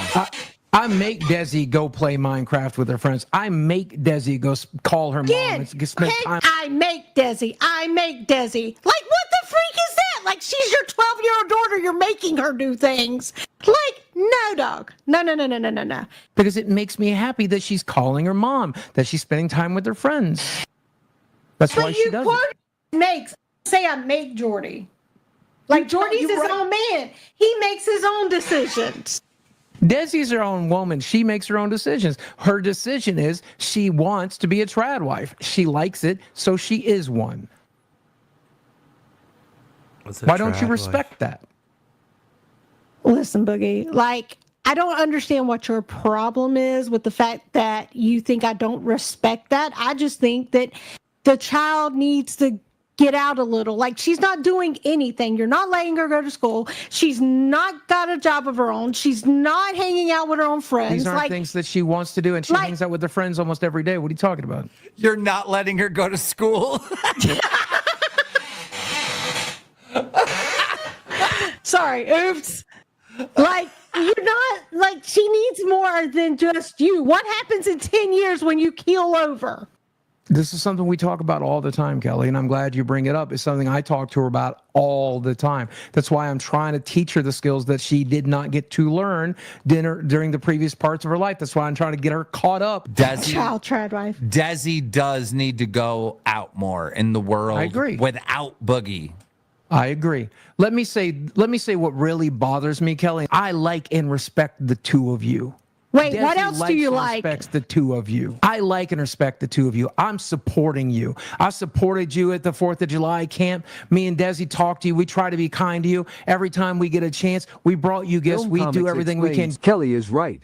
Boogie's child bride doesn't have a license because if she did, she would have autonomy, independence, and the ability to find a partner her age that she doesn't Bitch can have get an to Uber. take care of. Too young to do hospice. And at the end of the day, do you know the real reason I'm pissed off at you? Because she is pissed off at you because you hurt her feelings several times, dude. And so if she's mad at you, I'm mad at you. I don't That's think my she's real mad at fucking you. issue. I think you're manipulating. There's no way. Feel free. Desi, Feel free. think you're manipulating. Desi. Oh, And I'll I put you on the phone with her 100%. privately. I'll put you on the phone with her privately. You can talk to her if you want. What are you going to coach her? on Right, what to say? because I 100% whatever she's mad at me is because it's some story you've told that didn't even really happen. No, she because came it's out of your all house about and said- Boogie. She gave Brantley her gift. Brantley opened it up. Oh my God, this is so cute. I can't wait to hang it on the tree. She gave you your gift. You're like, okay, you set it down. You can open that up. Takes 30 seconds. Brantley was busy too. Michael was busy when we handed him his. Michael opened his. I mean, you really want to fight about the fact that I was doing stuff, I'm so I fighting about didn't the know the fact that gift. you hurt my person's feelings. The thing that Jordy should be doing. You hurt my person's feelings, and I'm mad. Until that person's not mad anymore, I'll be mad. That's how it works in this house. Cynthia Breyer super chatted $20. That's crazy. Who's this right here? I have no idea who this guy is. House that still could It be is taken away ridiculous from that you, Jordy right? sleeps I got Yeah, you. I appreciate you all working to help support A it. bucket of water would change that. Is Boogie trying to defend the bank's house? Yeah. Well, he's telling me that Desi's mad at me because I didn't open the gift when she gave it to me. You know, the day that I had all these people coming to my house and that I was worried because at the same time, I have my mother who was having surgery. What's this? Oh, wow. Thank you. My mother was 30 having seconds, surgery. There 30 was a seconds. complication. I was trying to figure that out. While I had all these people. So your mom's I had surgery all keeps you stuff from to opening dinner. a gift. Well, I mean, Boogie, everything keeps you from doing any kind of labor. So, I mean, hey. Mostly my disability, but go off, Queen. Guys, listen, okay? Look who's trying to be the victim.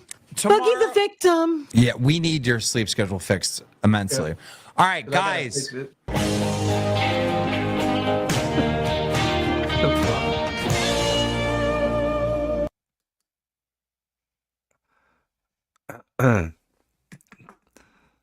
Wings doesn't want anything. Just sitting there letting this woman argue with Boogie. How can he's got some strong ignoring. Everything keeps you from doing any kind of labor. So, I mean, hey. Mostly my disability, but go off, Queen. Guys, listen, okay? Look who's trying to be the victim. Boogie the victim. Yeah, we need your sleep schedule fixed immensely. All right, guys.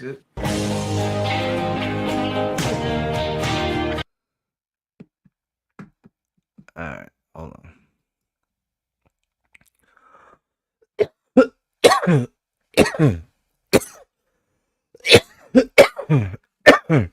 Oh shit. King Styles here. My bad, hold on. Go here. What's up, buddy? What's up, bud? Yeah, this is ridiculous. Boogie's like a high school girl or something arguing with other people that are like high school girls. You need to do this. You need to do that. All of you need to go lose weight. Y'all need to chill. Like, They wouldn't be you're making adults. any money if they lost weight. I mean, I guess That's you're it. right. Unfortunately, like that's why the adult video genre is very lucrative when it comes to people like that. Unfortunately, I don't know what that means. I'm gonna leave that there. I think you know exactly what that means, but we'll leave it there. Yeah, but why do you know that? Why? Okay. No. Because something that's different, right? If something, Oh, wait, like I for don't want to example, know. I don't want to know. Somebody told me that, unfortunately. I'll tell you that. I'm sure they did. I'm sure it's not in your fucking search history right now. No, it's not.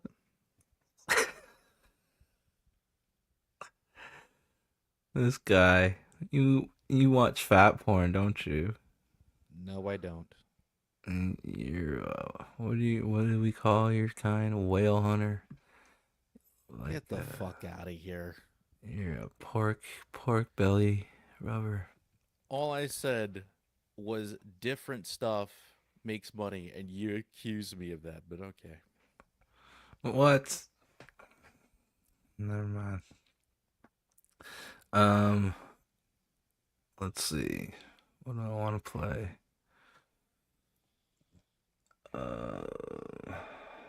No, not the Diddy'S Bodyguard shit. I mean, if you're into that shit, whatever. Oh yeah, well, what do you think about erotic reading erotic literature? You know, that type of thing that women do. Well, Okay. read that. Lady literature porn. Hey, Dick, But my if hut. I'm getting paid to read audiobooks, I guess that's a job, right? Oh, so you will sell your soul. I didn't say sell my soul. I said if somebody offered me money, right? You're reading the audiobook? No, if somebody offered me money to be an audiobook narrator, right? Yeah. And it could be, any book. It could be a comic book, right? The Bible. The Bible. The Quran. Yeah, the Quran. Yeah. Mad Magazine. Yep, Mad Magazine. Lord of the Rings. Yes. Iron Man. Yep, Iron Man would be Marvel Comics, right? X-Men. Yeah, that is Marvel as well. Yeah, I'd read X-Men and Iron Man and Spider-Man and Batman. yeah, Ant-Man, even though I'm not really a big fan of Ant-Man. Batman. Batman, Superman, Aquaman, The Flash, Green Lantern, DC stuff, yeah. You read all those books? Yeah, I would if somebody came knocking at me, yeah. Offering a paycheck. Jey Uso. Gunther. Well, why would I? Come on, they don't have no books. Get the fuck out of here. Mick Foley's Have a Nice Day book. Yeah, but he read it himself though years ago. Unless they do a re-release with unreleased pages, I don't know why I would. You know what I mean? Like, so you're saying that if somebody wrote a naughty book and they had an Audible, you'd take the job and read that book? well, it depends. If it's like scat or homo stuff, no. Yeah, you're definitely reading that shit. Get the fuck out of here, Glacier. Husband and I have been that's what makes you longtime listeners of both shows, and while I was working from home today, I overheard him listening to the most recent episode of The Dick Show, specifically the bit about lady literature porn. Were we talking about that last week? I don't recall. A little bit about manhoods and stuff. Remember that? After hearing you say the word manhood several times, I felt it was my civic duty to hit you with some lady porn education. Okay. Oh yes. For your Oh no. Lady porn education. I didn't know Dick went to school for that, but no, this is somebody like fans send in questions or emails and stuff. Okay. No. What else is going on in wrestling? Let me think. Well, Jey Uso won the Rumble, which is a waste because he already lost to Gunther. I don't understand modern wrestling. They already showed you the match. Yeah, Triple H is retarded. Dude, that's ridiculous. They Hulk Hogan back in the day, if he lost a WWE Championship match, he would never go for the Rumble like 2 months later because he already lost. You know what's weird though? I know this isn't gonna make any sense, but fuck, I kind of that's why like that decision in booking is too stupid. You know what I'm saying? So it had me theorizing that they're bringing back the hardcore title. I'm gonna be honest with you, dude. I don't think Jey Uso was supposed to win the Rumble. I think they did it because they wanted to surprise people and not say, "Oh, but Triple H, you never build a new star," right? Yeah, because Jey Uso said he didn't know till like 3 hours before the show. Yeah, I think it was originally going to be somebody else, and they didn't want to give it to Punk or Cena because the fans would have been bitching, "Oh my God, you give it to the same old timers. You never give a new guy a chance." So at the last minute, they gave it to him because it doesn't make sense booking wise. He already lost his championship opportunity. Bro, and the werewolf guy from the Bloodline, he's fucking great, but he's got to work on his promo skills. Well, his promos are awful. He's like Umaga. He wasn't really a promo guy. Yeah. You know, they looked intimidating in the ring. They moved well in the ring, but they weren't good at the mic. And unfortunately, you know, you're not The Rock or you're not Jey Uso when it comes to cutting promos. You know, not everybody in the Samoan family can be like that. Even Yokozuna had a manager, you know, Jim Cornette and technically Mr. Fuji, even though he didn't talk. Bro, that's interesting. I gotta look at that later. I wonder if there's any Yokozuna promos that exist before he was Yokozuna. Probably. Because I know there was like a video of him and they were like rapping NWA. So I know he could have probably cut a promo. I think it was probably like unreleased promos. You know, like remember the AJ Styles one that he was watching for his documentary thing? You know, that thing where he was reacting to his career? They showed an unreleased promo from like 2001/2002 before he went to TNA because they were considering signing him, WWE. But they didn't because AJ didn't want his wife to relocate. Oh. So in that video on the network, they showed him, you know, cutting a promo in 2001/2002 for WWE. So I would imagine Yokozuna did something similar. Like any wrestlers that may get signed or got signed to WWE, they did like a practice promos.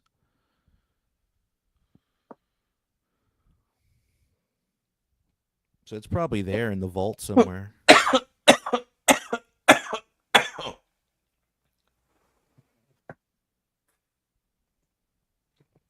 You know what?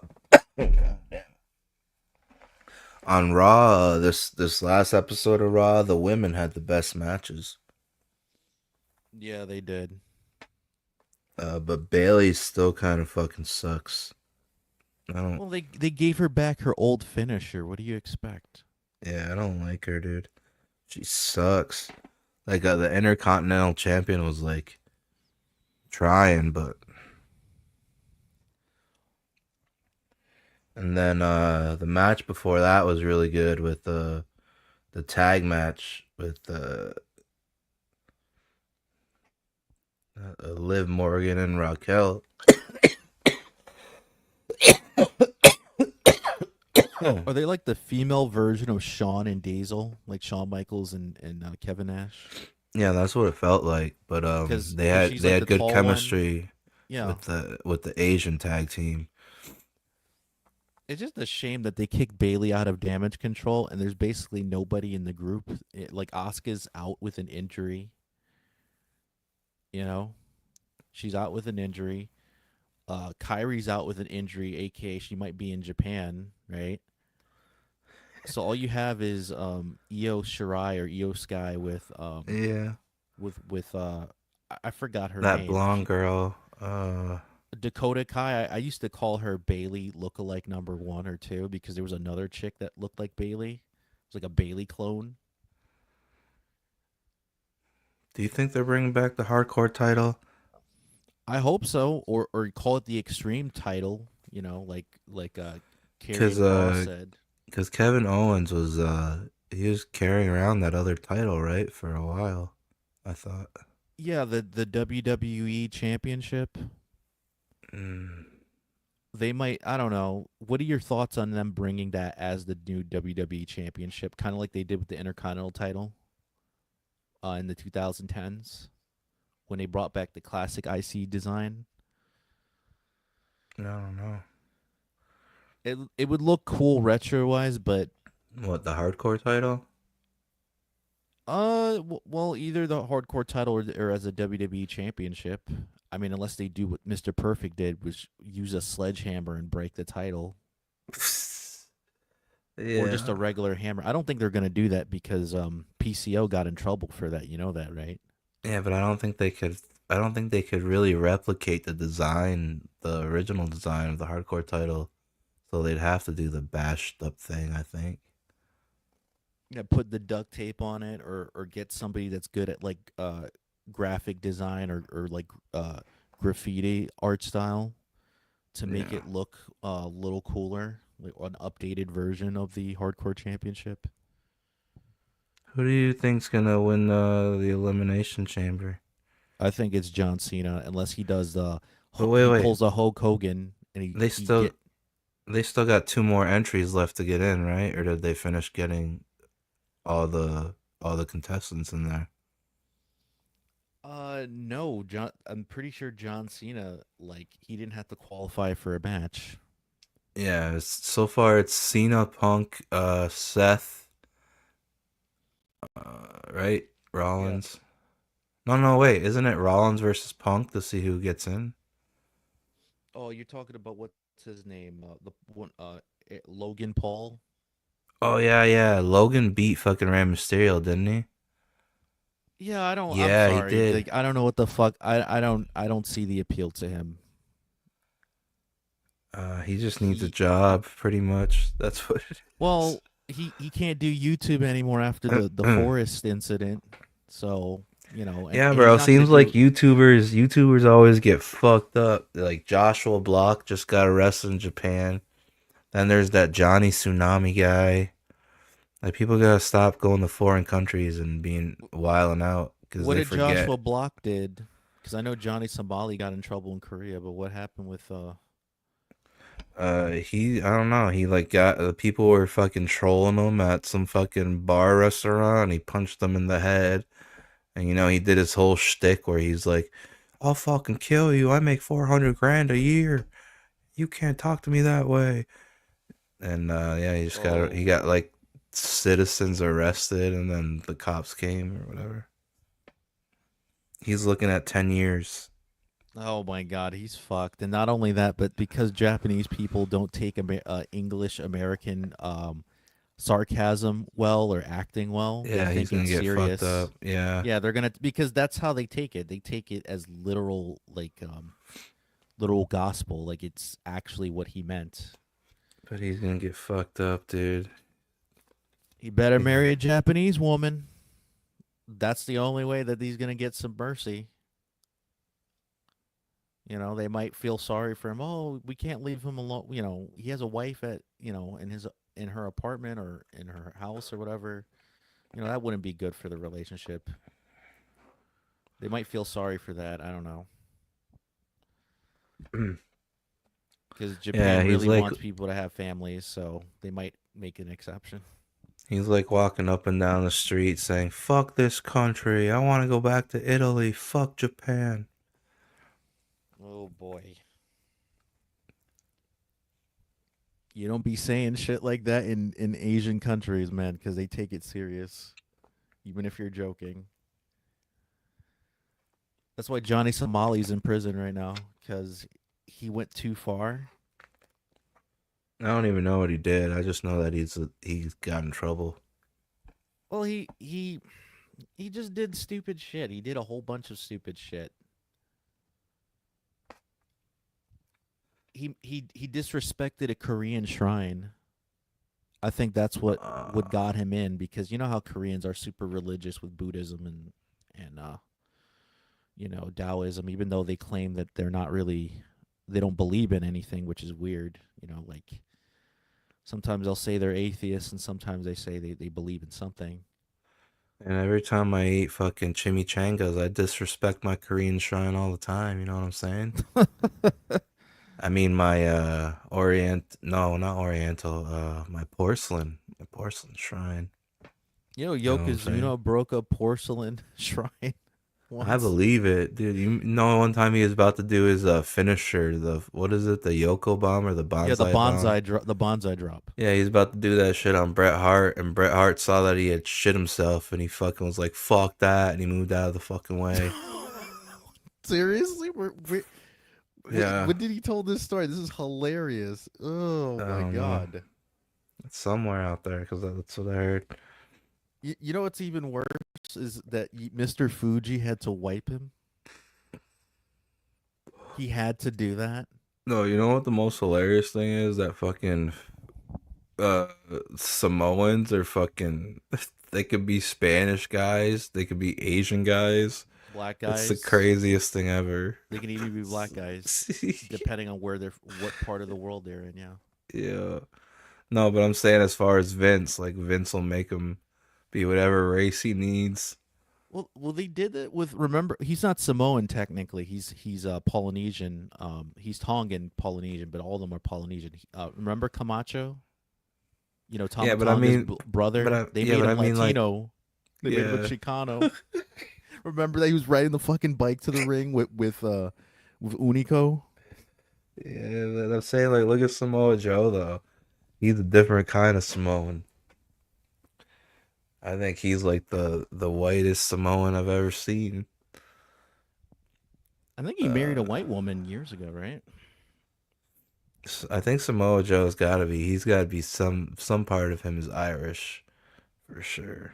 That's my guess.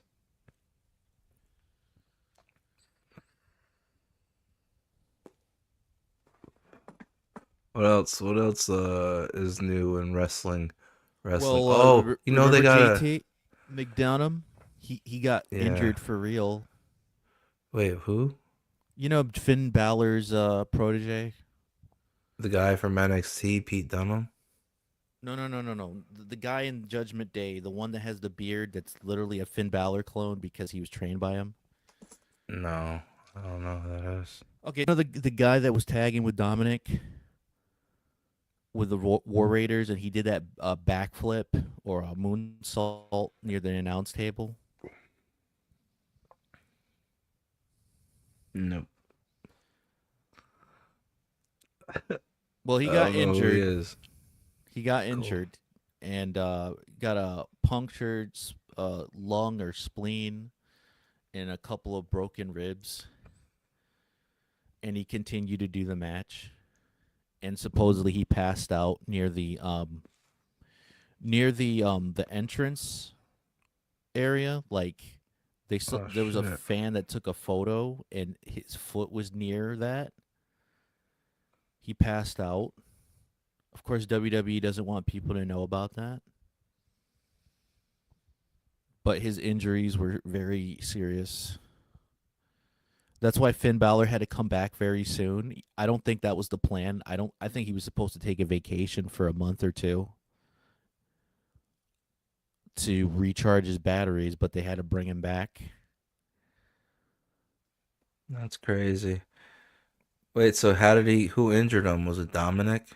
Well, technically the War Raider in the announce table. Oh shit. Cuz did you see what they did to fucking that one streamer, Speed? I show Speed. Dude, they brought him into the wrestling business, remember? They Yeah, but did they at least tell him that? Cuz no, I don't think they Cuz I remember there's an interview out there of Kevin Hart where he was like, "Yeah, they invited me and they wanted to do some stunt." I was like, "No, listen, I'll stand up there and smile and go, "Hey." Yeah, I'm not doing any fucking wrestling moves. And Snoop was like, "Yeah, I said the same thing." I said, "Fuck all that." And then I wonder full of shit. They should have just won fucking a wrestling match. I know, yeah, but that was later on. That was like after Sasha Banks, but this was like way back. Because he had like an AEW match and a WWE match. Yeah, this was before even Sasha Banks was even a thing. So this was way back. And Kevin Hart was talking about how he turned it down. And fucking, I'm sitting here wondering. I'm like, dude, they should have had that talk with Ice Show Speed, like beforehand. Been like, listen, Dude, they're gonna offer you to pay and everything. Cause dude, fucking Bomb Breaker looks like he fucking speared the fuck out of him, bro. Dude, Like, I think even that was a shoot. besides a table, but holy fuck. I think they did it on purpose. I think they were pissed that he was in the Royal Rumble, and they didn't want him in there. They wanted one of their friends in there. Yeah, said, he should "Okay, sue, man. Let's bring him to the wrestling business. Let's show him how it's really done." And they fucking shooted on him. He's walking around in crutches, and his leg, his like calf muscles, like skinned. They fucked him up. Why couldn't they just get Bad Bunny or like some other person that they should have gotten Hulk Hogan in there? That spear definitely would fuck somebody's ribs up and shit, but I don't know what did his leg. It could have been the fucking War Raider that just fucking threw him on the table. Just Well, fucking remember when threw Vince him. Russo got speared by Goldberg? He said he got a concussion even though he wore like a football helmet. Yeah. So they He got, probably like, told him that they're like, Speed, make sure you tuck your chin. And he didn't, I guess. Who's gonna tuck their chin from that though? Yeah, A that's pro, because that he got knocked out pretty bad with that. It was brutal. it was like fucking Rick Steiner raised his little boy to like anytime you see a black person. Fucking Oh my spear. god. Yeah, Rick Steiner is in the doghouse for real, pun intended, because of all of the controversy him and his brother be doing back in the day and currently. He's like a walking image of his dad, but he sounds more like fucking Big Papa Pump. He's a mix. I think he's a mix between the two. I think he looks a little bit like Scott and Rick, because sometimes I That's see not Scott. good. I see a little bit of Scott, and he talks like Scott more. Yeah. Than Rick when he does his wrestling voice. I think his cousin, Scott's son, when he's done with football, they're gonna sign him to WWE. He said that in an interview like a month ago. So the Steiners, we might see the Steiner tag team again. Just not Steiner brothers, just maybe the Steiner cousins. Dude, that one tag team from Chad Gable's stable, those two guys that had the tag team match with the War Raiders on this last episode of Raw. Whoever the tall, skinny one is, like down the road, bro, he's gonna be one of the main eventers. He's got it. I know it when I see it. He's badass, dude. Whoever that kid is.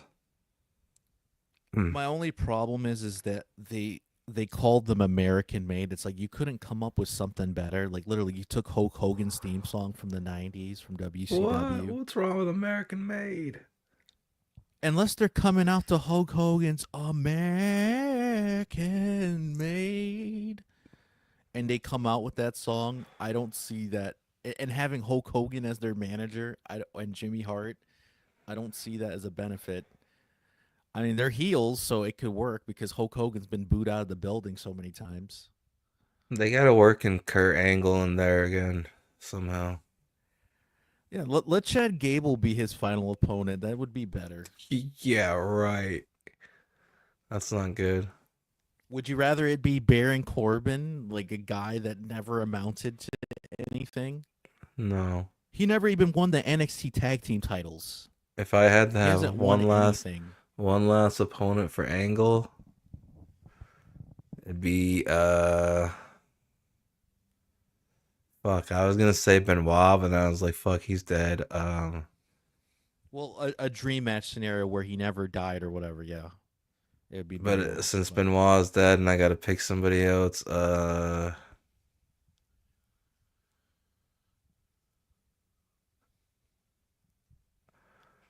honestly, it'd be such a toss up for me.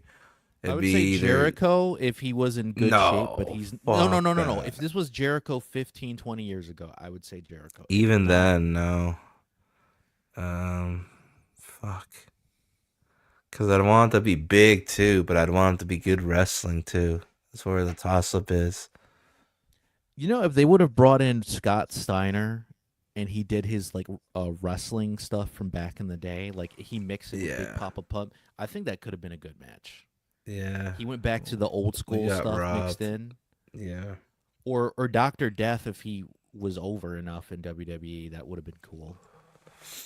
Dan Severn if he didn't get buried / he didn't let politics get in the way. Yeah, some of that looks good on paper, but I don't Ken think- Shamrock would have been a good opponent, but he ditched wrestling for MMA. I think that would have been a good match. Ken Shamrock versus Kurt Angle. I think Kurt Angle's last match, if he comes back as one last one, it's got to be somebody that's like The Rock, Brock Lesnar, or fucking Samoa Joe. That's pretty much Samoa Joe could work. Not Kurt Angle, Brock Lesnar. I don't think he's ever coming back, dude. Unless he's wearing a fucking luchador mask, he ain't coming back. Who? Brock. Oh, but yeah, but either is Kurt. I don't want to see Kurt have any more matches, but if he were to he come probably back, wants the payday. He wants the payday. yeah, but bro, he could barely stand, man. I don't like seeing that. And he's all like, and also his neck is like ostriched out. Like, nah. And also, he talks like really out of it. Like he sounds tired when he talks. And I Yeah, don't think it's it's just the pills. he doesn't got it. Like somehow, like Flair had it for a while. You were like, holy fuck, he still got it like that. But Angle doesn't even have that. He gets in there and it's just slow moving. It's like when you're let down at a Tyson and Jake Paul fight. Also, That his kind of feeling. His arms are really skinny now because of his injuries that he got over the years. Basically, he has like the T-Rex arms. Yeah. Which is sad, and it's just from his neck injuries. Oh yeah, and that Jake Paul Mike Tyson match was bullshit. That was a waste. I'm glad I didn't pay money for that match. Nobody did. It was on Netflix. Well, if you have Netflix, I mean. Dude, all it was just pro wrestling showboating. It wasn't anything. And then they tried to say this was like an official fight that Jake Paul. No, it was bullshit. Mike Tyson would have knocked his ass out if it wasn't for the payday. Yeah. That's why Mike Tyson had that weird face come to going through the arena, right? When he was getting into the ring, because he knew he was losing. He knew. There's no way. But Tyson couldn't knock out Jake, though. I think he could have. He just held back. I mean, he could have, but he could barely move, man. Like, Tyson couldn't even... Yeah, he could barely move, but remember, he has that boxing power, right? It's not like he had dementia. He could still, like, if he slowed down and focused, he could have knocked his ass out. It's just he chose not to. He could barely walk forward. Remember when that flight stopped and the fight got canceled because apparently everybody thought Mike had a heart attack on the plane? Yeah, I heard He about did. that. He did have something go wrong because after the fight, Mike had an interview and he's like, "Yeah, nobody knows, but I had 3 blood transfusions months before the fight. I had this and this happen, and I had to have 3 blood transfusions." Damn, that's brutal. Somebody that has just had that done isn't at 100%. And then you add on his old age, and it looked horrible, man. It looked like he could barely walk across the ring. Yeah. And then they showed his ass for no reason. Why would they do that? Disrespecting the legend for no reason. Unless Mike wanted to do that for, like, ratings. I don't know, but... I don't know. Let me see what fucking Dick and Sean are saying. For amusement, obviously. I just have a single question for you. Have you ever heard of the term dark romance? Balls? Like, racially? Oh, you know, for the wrestling show that we used to do, I used Big Balls a couple times by AC/DC. Yeah. And it was fine, but apparently it's not, so can't ever use that song again. Had to take that song out of all the videos to keep them up. And then Alex Jones fucking made a fucking music video for Doge using that song. It's fucking awesome. I think the reason why you can't use that is because of AC/DC. Yeah. That's the only reason why, because they're a big band. Also, I know ECW did their own version with Balls Mahoney doing a cover version of it, but the problem with that is WWE owns the rights to anything ECW now. Yeah, they'll So it flag doesn't really anything. matter. WWE would probably be come knocking on your door for that. I'm just sad that we don't have the network right now. Like, I can't watch certain things anymore. Only Well, Raw. unless you're in a foreign country for Netflix, you're screwed because only in North America, right? Unless you're in Canada, you can't watch anything but Raw. Yeah, it sucks. I mean, you could watch the older Raws from 2025, like anything from the past month, but that's it. You can't watch anything from 2024 or 2023. Nothing. I can't look up wrestlers' old matches. I can't watch WCW.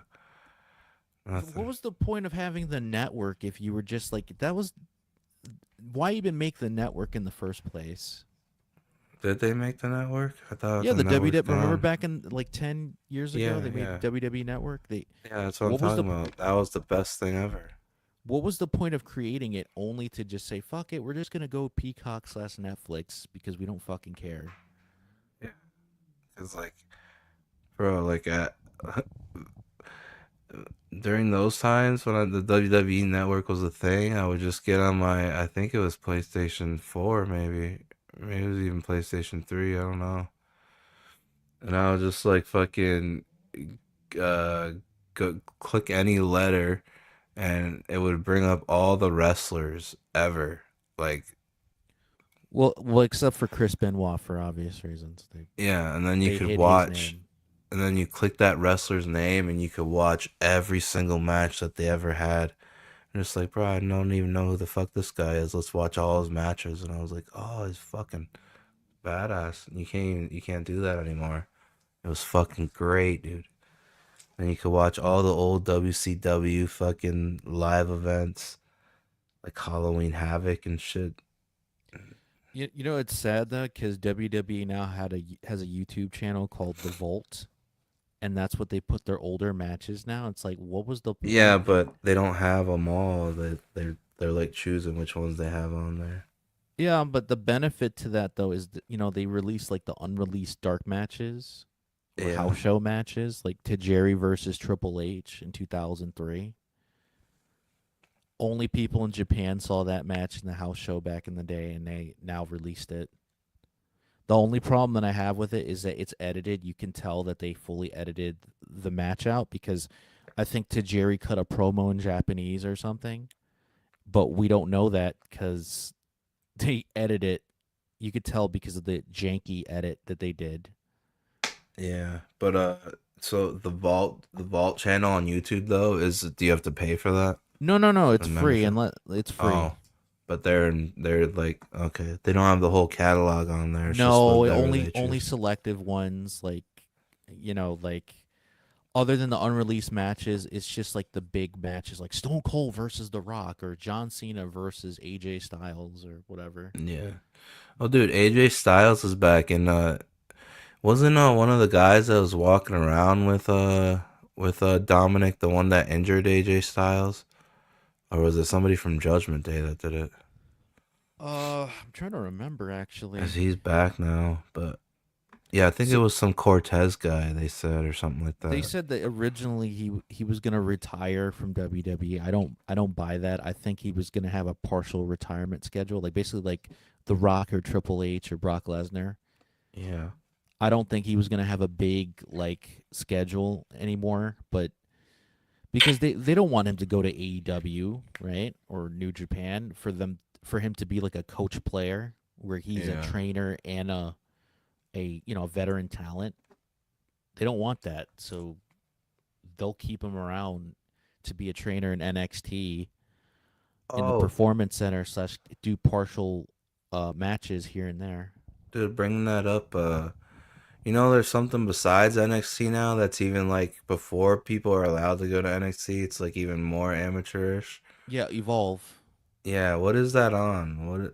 That's on on some Tu- like I think on Temu or Tubi. Tubi. Jesus Tubi. Christ, dude. WWE's got to have a fucking deal with every streaming platform. You greedy They gotta make the motherfuckers. quick. They gotta make the quick money. And dude, then what? because they can't do. Then They can't do the long game. but where do you go to watch fucking SmackDown? USA, the right? USA Network. And then what's the Yeah. other one that they're doing? And CW for main for event. NXT. The CW Oh, for CW for NXT. Jesus Christ. Yeah, because remember And the then they got NWA. they even got a Tubi deal. They're like, fuck yeah, we'll take that money. Yeah, because they want the quick money, man. They can't do the long game, man. Probably has to do with the Vince McMahon stuff. It's crazy. Supposedly. I hate having to go. Okay, WWE, if you ever listen to anybody, I don't. All your deals are great, but just your catalog, like the way that I used to be able to scroll through it, please bring that back, dude. That's how I found out about one of those guys. Oh, Ricky Morton. Like I didn't even know who he was. Like I was able to Ricky watch all his Morton's matches. awesome. Able to watch all his Dude, matches. you know he could have been a singles guy if they wanted to. He did. He had a Yeah. bunch of singles matches. No, I mean like outside of his tag team gimmick, like they could have made him a solo star like Shawn Michaels back in the day.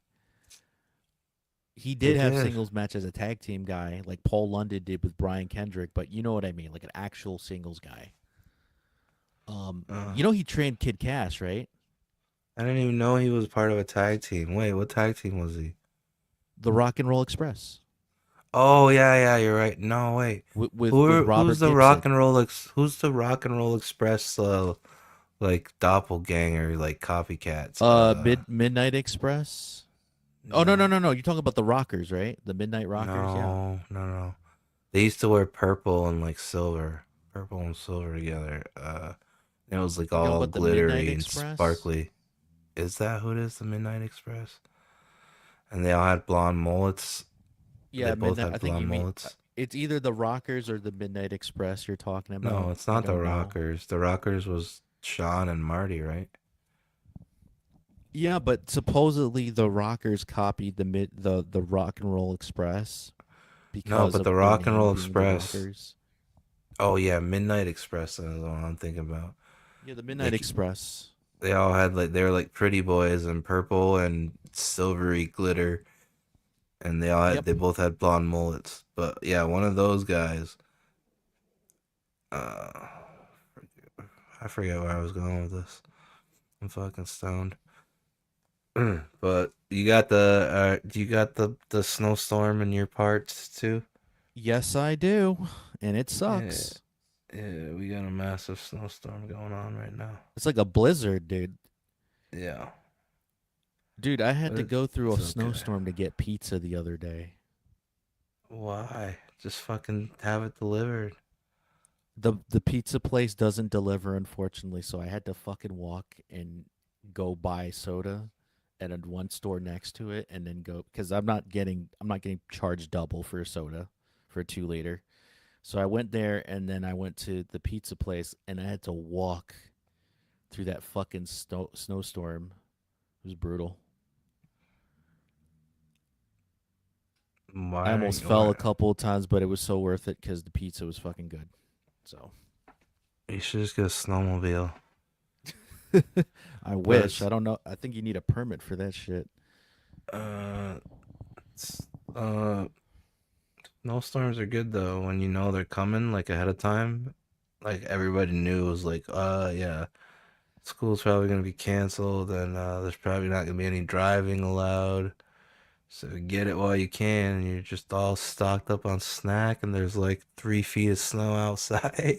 I mean, it's And you're fun like, if you're "Yeah, like playing with your shovel." family, like you're playing with your children, like snow angels and snowman and stuff like that. No, and man, sledding it's and like the snowboarding. best. You're snowed in with snacks. You fucking got movies, video games, comic books, computers.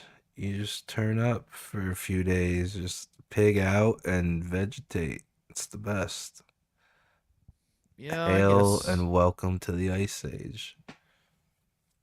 The Ice Age, man. Yeah, That should be that's a name what of your spin-off show, Ice Age. No, that's the age that we're in right now. The age of creativity, the ice age. The ice age. Well, let's find out about what happens with women reading erotic literature. Alrighty. Dark romance. I've never heard of Like it. getting raped or and heard stuff? It, What's that? But I want. That's what I mean. Is That's that what the- I'm is that thinking. the Maybe genre? Could be. If not, let me send you down a rabbit hole and give you the firsthand look at how the romance community is getting down these days on the condition that you keep my damn name out of your mouth. Oh, thank God I didn't write your name down. This community is viscous, and the only button they love hitting more than the one on their vibrators is the cancel button. Oh. Our books aren't Yo Mama's Jackie Collins novels, and we opt for cock and dick over manhood now. Cock and dick. Whores. Wait, there's a cock right here. Yep. Yeah. Speaking of which, Below is the first book in a... Wait, did you have a... Did you hear about that Lyft chick that was gonna sit inside the car, but she was too fucking fat? Yeah. That was brutal. And then she went on the Breakfast Club And because of that. WWE. And they fired the Lyft guy because of that. Yeah, but didn't WWE let her come out too during the Royal Rumble or something? No, get the Yeah, fuck outta dude, here. I swear I remember during the Royal Rumble, she was like in the entranceway and she did like one of these things, like, "Yeah, what's up? What's up?" Oh, But get the fuck she out. only took Dude, like you're- 2 steps and then went back. Dude, I think you got too high, man. 'Cause No, I don't I remember swear to that. God, bro. I don't She was- remember that. Yeah, dude, the WWE, they had her there too. The fucking place went crazy. She was standing there in her like 8XL leggings. Dude, she should fucking come out and dress up crop. like Somehow, Yokozuna. somehow she still wore a crop shirt. I'm like, dude, why are you like you still giving crop shirts a chance? Or maybe like that's as far as like it'll go now. I don't know. No, they should bring her back as Yokozuna. Just put her No. in a fucking. Oh, maybe it wasn't WWE. Maybe it was AEW. I forget. That would have been fun. Because Dude, I don't- AEW, they had those fucking Costco boys when they're always like, the boom! You know what's They had those guys interesting come about out. the Costco guys is that the dad, right? He used to be a wrestler. Yeah. Oh, that's what. Yeah, oh, that's why yeah. he had It that's why looked he had the like it, match against yeah. QT Marshall, and he had another match. Yeah, you could because tell. yeah, and it's cool that as annoying as he is, with his boom gimmick and going to Costco, it's cool that he actually got to wrestle in a bigger stage. You know what I mean? Yeah. Like he only did Finally. indie stuff, and Yeah. he never got the chance to wrestle for a major promotion. So that's good for him. Yeah. Even if he doesn't wrestle again, he could say, "Hey kids, I wrestled in a 10,000 seat arena full of people, and I won a match in front of you." Good Yeah, I'm for him. surprised fucking AEW hasn't brought back Glacier yet. Yeah, that would have been. Can you imagine Glacier versus the Costco guy? Everybody forgot, I'm like Glacier now, but there is the originator from WCW. Who owns the Mortis gimmick? Because if somebody was smart, I they don't should just know. revive it. Yeah, dude, they should make Mortis come back to life and go up against Penta. Yeah, dude. Like, I don't think WWE owns the rights to Mortis. And though. what's going on with Phoenix? Is he ever coming? I think he's leaving soon. What do That's you what I mean heard. leaving soon? Like Leaving last- AEW. Yeah, I think he's leaving AEW pretty soon because Tony Khan's such an idiot when it comes to. He should I Yeah, think Phoenix is the better one. Like Penta's awesome. Don't get me wrong, but Phoenix Penta has is the better one. Penta has the better gimmick, but Phoenix has the better But moves, dude. Wrestling wise, it's Yeah. Phoenix. Yeah. And also, he had the catchphrases, and he knows how to walk to the arena. Phoenix barely has that, but he's the Yeah. better guy in the ring compared to the two. Because that Zero Miedo catchphrase, it gets over, man. Yeah. I don't even understand how Jay Uso has his catchphrase. Because that is like that's a rapper's name that I listen to. I'm like, How the fuck did he just let them use it like that? Like, I'm assuming because I know WW I Yeah, know go ahead. Diamond Dallas Page fucking sued Jay-Z back in the day for the rock symbol and won. But I'm pretty sure Yeet was way before this Jimmy Uso gimmick or Jey Uso gimmick. Well, you know what I think happened? WWE had to pay the Yeet rapper a lot of money just to not have him complain and sue them. You think so? Yeah. Yeah, this is WWE. Because that's his whole fucking name. And like 'Cause I they got think- it on glasses, merch. They got everybody cheering it, like, and doing I a think- dance to it. Like, what the fuck? I think The Rock, you know, The Rock and the Samoan people in the family, like with the ones who want Jimmy to, not Jimmy, Jay to get over, they went to the rapper and said, "Hey, dude, we'll pay you with WWE money, to not sue us or complain about us in a negative way. Just let him use the Yeet catchphrase. We'll give you the money." And he took it, probably, because we haven't heard anything about him suing or complaining about it at all. So that means that they're doing something, right? Yeah, I don't know. It'd be weird if they brought him into WWE and it'd be Yeet and Yeet. Yeet, yeet, yeet. I don't know. Maybe you can't categorize a word that isn't a real word. That's probably what it is. You can't trademark something that's not real. Hmm. So like unicorn, you can't trademark the word unicorn because as far as we know, unicorns are not real, right? And Yeah. putting a horn on a horse doesn't make it a unicorn. So you can't do that. I'm fucking toasted out of my... Alright, one last chance, and then I'm going to see what other video I got. Duet that's considered one of the hottest selling dark romances in recent years and features the following tropes. Okay, so women, they aged out of manhood, and now all the new women are reading about dicks and cocks and stuff. Okay. Right. They got to get some... Next both. generation is going to be reading about wieners. He Right. took his big wiener out. What about of his dongs? pants. When does that happen? he took his big dong and Right. slapped her, rizzed her face off with Yeah. his big wiener.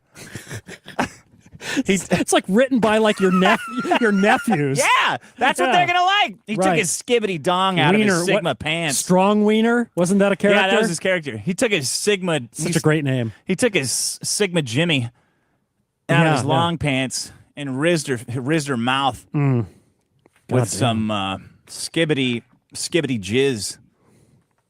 Jesus. My would not be nephew's using playing jizz. baseball. That is dark. And they got a walkout song. Which one? The little one. Oh yeah, because the older one's not athletic, right? Well, he doesn't really like it. He didn't care. I don't Yeah. care. But the little one's playing baseball, and he goes, "I need a walkout song." So we're all Because going they have around. walkout songs in MLB. Yeah. Yeah. So we're going around, and I'm like, "Use the national anthem for North Korea," right? And everybody's going, It's perfect. right? You know, I'm Perfect. saying good stuff. I was like, "Use the Adnan. Use like the beautiful Adnan." And I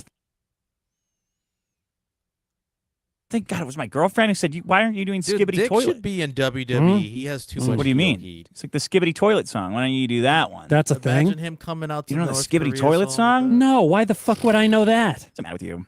Oh, Very physical, but he's got a kid on the way, so... Well, here's Probably the not thing: the if best Logan time to be a Paul, wrestler. if Logan Paul and Bad Bunny can do it, I think anybody can do it. Honestly, as long as you're not in a wheelchair or in crutches, you can do it. Yeah, probably.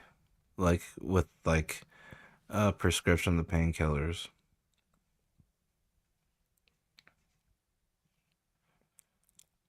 I don't know. Because, dude, it's- even as a manager, he could get heat. Like literally coming out to the North Korea national anthem. Dude, that's like, oh my God, they would boo you out of the building for that, but that's great. That'd be great. This seems like it's really rough on the back. Yeah, that's why you see certain wrestlers wearing T-shirts or they're wearing, AKA, they're wearing padding underneath. And don't get me wrong, I could be wrong, but it don't seem like there's proof that a lot of them don't really live long, right? Well, the only exception is like Ric Flair, right? And Hulk Hogan. They're like 70. Yeah, maybe they Because sold Vince their McMahon souls. doesn't count as a wrestler because he was a promoter. And Billy Graham, you know, the superstar, he was 79, so he didn't even pass 80. Oh, no, that's not true. Vern Gagne, remember from AWA? I think he was 90 when he died. Oh yeah, Burn Gun. He was 90. Like, he's like the oldest known wrestler, I think, that lived. Because I think Bruno died, like, I don't even think he was 80. Bruno Sammartino.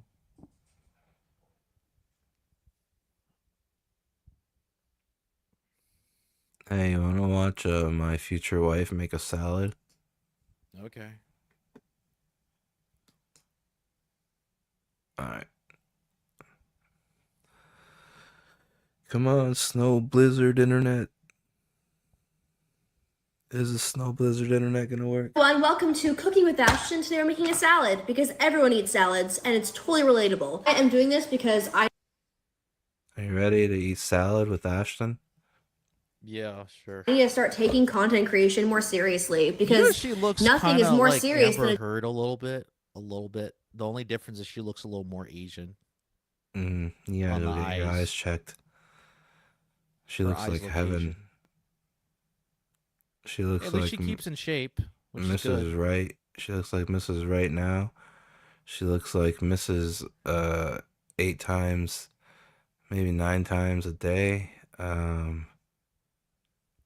She looks like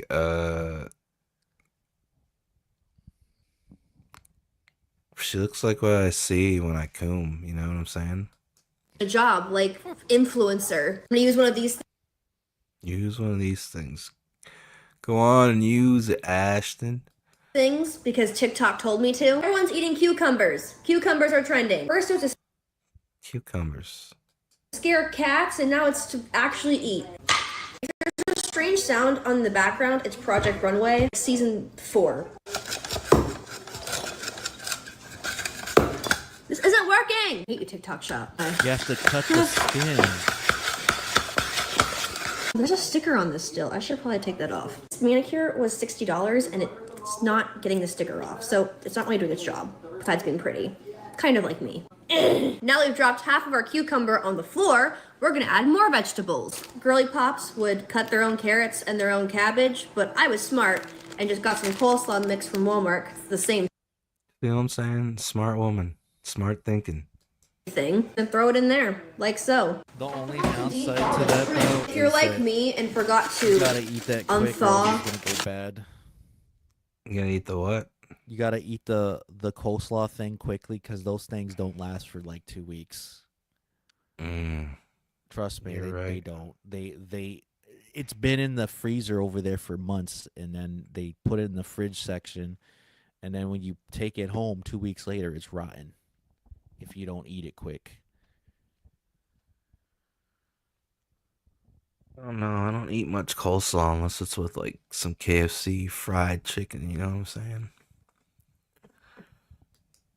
No, I hear that. I'm fading slowly. Alright, finish making my salad, future wife. if you're like me and forgot to unthaw your shrimp, protein's a lie anyway. Now we're gonna add some soy sauce. We've got this peanut sauce because I didn't feel like making it homemade. Girlies kind of just make themselves with peanut butter, but I'm not gonna do that. Yeah. Now we get a fork. Fuck! I forgot to do dishes. No scrimps. Oh, why are you eating it like that, you psycho? Now I have Thai salad. Delicious. There's a lot to take in right there. Make There's some themselves with peanut butter, but some- I'm not gonna do that. Yeah. yak goodness, some bootylicious. Now we get a fork. Fuck! Yeah. I forgot to do dishes. Eating it with a knife. What the fuck? Now I have Thai salad. Delicious. See what I'm saying? Smart, logical, reasonable, rational woman, future wife of mine. What a Sonic? Yeah, she's so smart. You gotta go to Sonic. Awesome. She's super smart. I played this earlier. This is her walking in New York Fashion Week. Victoria? Victoria what? Who's Victoria? Is there a Victoria? I don't know her. Is she a real person?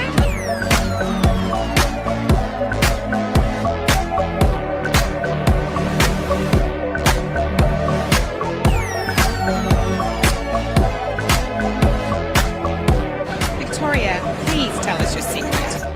What is this, the adult fashion week? This is my future wife. There's no way that that was regular fashion runway. That's like a triple X version of that. What is going on with my internet? I think it's the weather, dude. Victoria? Victoria what? Who's Victoria? It's the weather, man. It's not the weatherman's fault, man. See what you did there. Somebody should do a movie where like the weatherman gets like abducted by like these crazy weather obsessed people. It's like, you said that it wasn't gonna be a blizzard or a hurricane or any of these things, and we're blaming you. You're gonna be held responsible, but I didn't do. And they gets his ass whooped. They tie him up and they beat his ass. You know who Mersh is? Have you ever heard of Mersh? You know who Steel Toe is?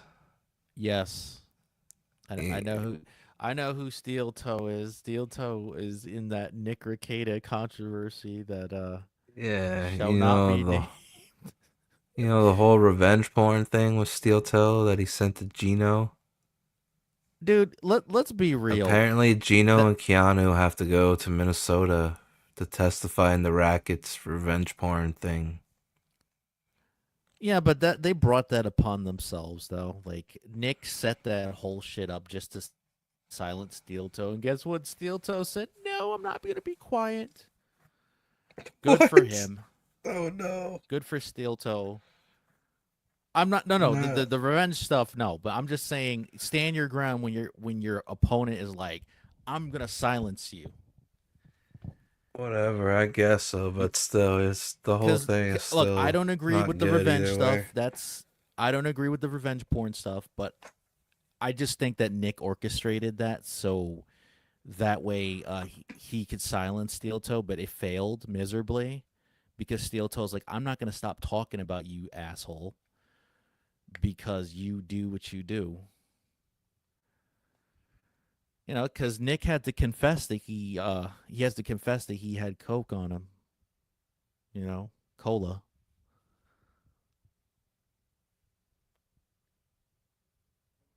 He pled guilty to that. Yeah, I think he's just getting probation. I'm just saying, if it wasn't for the fact that he had rich parents, he would be serving more time than that. And it's not because he's a first-time offender. It's the fact that it was around his family. He had guns with it. We would have been in jail for probably like a couple of years. But, you know, when you got money and connections, good for you. If I had that, I'd use it too, I guess. Can't hate the player. Gotta hate the game, right? Nah. Fuck the game. It's all about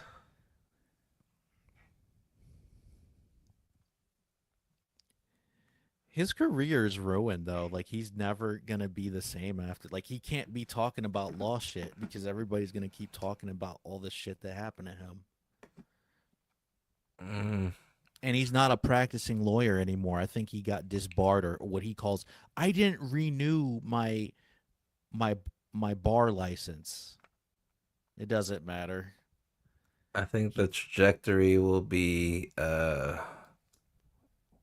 reality show, or Or lolcow live streams. I don't know. Can you imagine him and Boogie partying together? Well, they're going. Rackets is gonna be in Vegas with Dick and Vito coming up here soon for I forget what it's for. Yeah, I could imagine him and Boogie doing Coca-Cola together. Maybe Boogie's crazy. Well, he did wipe. Remember, he took the gun out and he shot it up in the air because in his own words he let a stalker come to his place. He said, "Come here, come to my address." Dude, why the fuck would you do that? Like rush to get away, and the reason why. You ever seen Legion guy? of Skanks. Yeah, I remember. Mersh. Didn't he get his car towed recently? I think he got like repossessed or something while he was live streaming.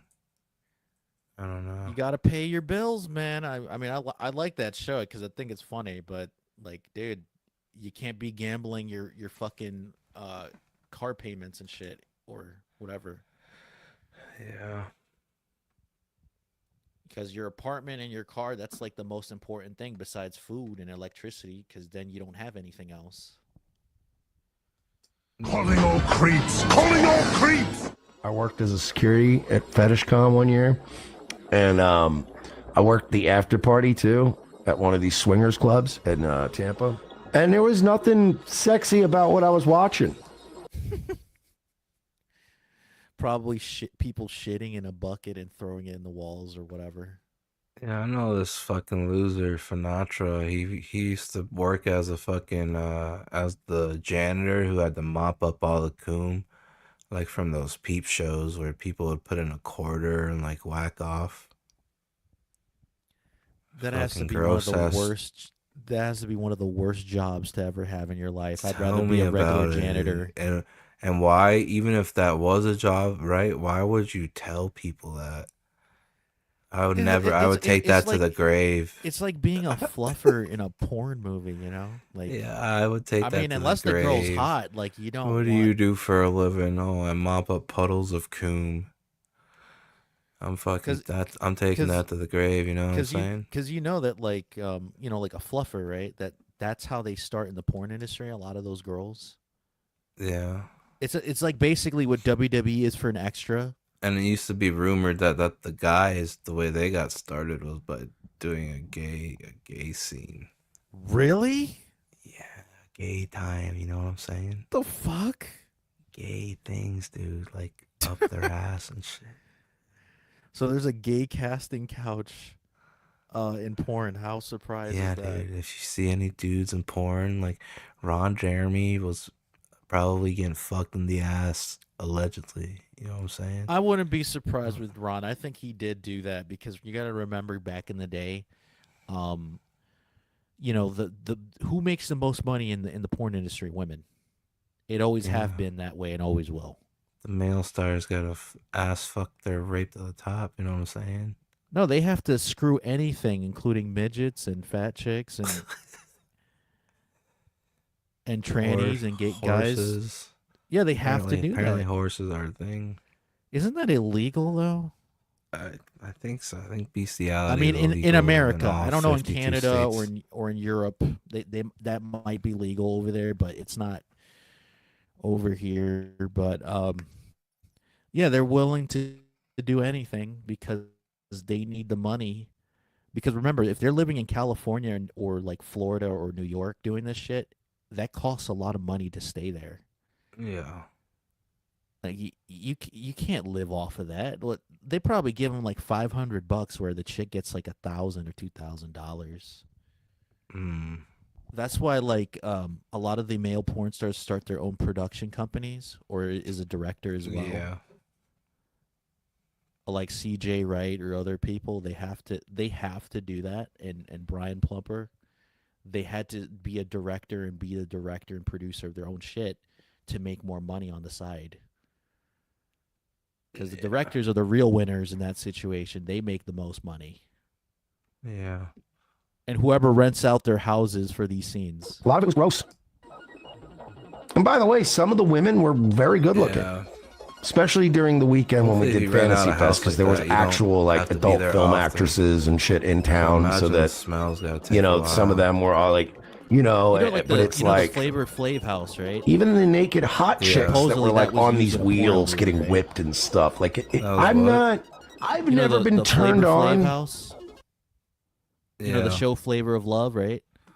Yeah. Supposedly the houses that they use in those reality shows, even like Tila Tequila's like mansion that they had for a Shot of Love and all all those reality shows, right? The Surreal Life and I Love New York and Rock of Love and whatever, or Megan Wants to Be a Millionaire. Those houses were probably used in a porn movie at one time or another, or I Love Money, the reality show, which makes sense that is because true. they're in California, right? For now. They're in California. A lot of those houses, those mansions. Until God smites down that evil state. Well, it's already was burning. And Southern California chops off and floats away, and we just keep Northern California. So basically, like Mexico can have the rest, or God, or the Yeah. ocean, whichever. well, dude, it's not clean. Like it's a homeless problem there. They banned don't- menthol cigarettes. it's not clean. They obstructed the route of their own water to save the life of one endangered fish while their land burns. And also, a rich husband and wife owns like probably 45 to 50% of the, or 60. I don't know if it's between 40 and 60%. They own the water of California, supposedly, of 60% around there. That's You know, the a people who did the it's a Fiji big water big money and the spending hub, pomegranate. though. I think Yeah. Northern California should just be annexed by Vegas. And Why don't they just be a part of Vegas? yeah, That way Vegas can have more land. And the problem is, though, that if that happens, there's probably still going to do like, some fucked up shit like they are now with the porn industry, right? It's still going to be a thing. Like, we'll just relocate the operation. That's why, like, Vegas, a lot of the videos are done in Vegas, too. yeah. I'm probably only gonna go like 6 more minutes or so, and then I'm gonna have to. I know I gotta go walk my dogs. They're going crazy. And No, I get you, dude. But I don't know. How long do you got today? Are you all? what No, do you I'm got free, going on? man. I'm free. You just gotta tell me later on, like on Discord or whatever. Maybe around 9 or 10 or whatever. You can message me about that. Cause I'm not going anywhere for obvious reasons, other than walking my dog, because of obvious reasons. Cause you can't do it inside. I have nowhere else to go because the weather's pretty bad. It's still snowing outside, so. Yeah. What is there to do other than chill, right? Yeah. You want to wait while I walk my dogs, or you gotta go? I mean, whatever, man. We can wait, or we can wait a couple Alright, cool. hours. Just let me. I'm just gonna play the merch video then for the peeps while I'm fucking walking my dogs real quick. All right. Alright. Be right back. All right, man. Yeah. Hey. King Style. Yeah. Don't say anything crazy that's gonna nuke my channel. I promise I won't. Alright, man. I'll be right back. All right, man. You didn't play the video, man. Oh, now you are. Okay. With like a whole crowd of people swapping stuff. Kind of grosses me out. I don't mind a threesome. You know, I've run a train or two. Not a train. That sounds gross. Like it was like 9 guys. But I've done a few Like where the girl's blowing one guy and the guy's fucking her. Like, I've done a few of those. It's like, sharing a sandwich in my younger days, whatever. Girl you don't give a fuck about, not your girlfriend or somebody you want to be with. But like I even fucked this girl Jamie one time in my Camaro, and then everybody figured out I was fucking her in the back seat of my car, so like the whole party came out to watch. That didn't bother me. Fucking that girl in the elevator or behind the ice cream shop, that didn't bother me. To me, like, there is a little bit of naughtiness and like, ooh, you want to go do something naughty in a booth somewhere? Like if I'm at a titty bar with my girl and we go in and we get a lap dance and then me and her start fucking around, that's kind of sexy, right? When there's a bunch of people all mixed in a room and they're all swapping spit and cum and moving around and sweating and touching each other, that's where I'm like, all right, this is not for me. This is not for me. St. Vexplo says, did you high five the guy on the other side? You never high five. You don't even look at each other. You don't even look at each other. Them's the rules, buddy. And I've only done that like twice. I almost did it a third time, but I didn't feel good about it at the time because the chick was pretty fucked up. And she was into it. But like, she seemed pretty fucked up, right? And I was like, I don't want to do this. So I left. And I'll never forget, it was pretty funny too, because the next day, my buddies were like, yo, you should have stayed last night. And I was like, why? He's like, dude, like, we both had a turn at her, bro. She would have fucked you too. She was asking about you. And I was like, nothing ever came of it. The girl still hung around after that. So obviously, like, she was fine with it. Everybody was fine with it.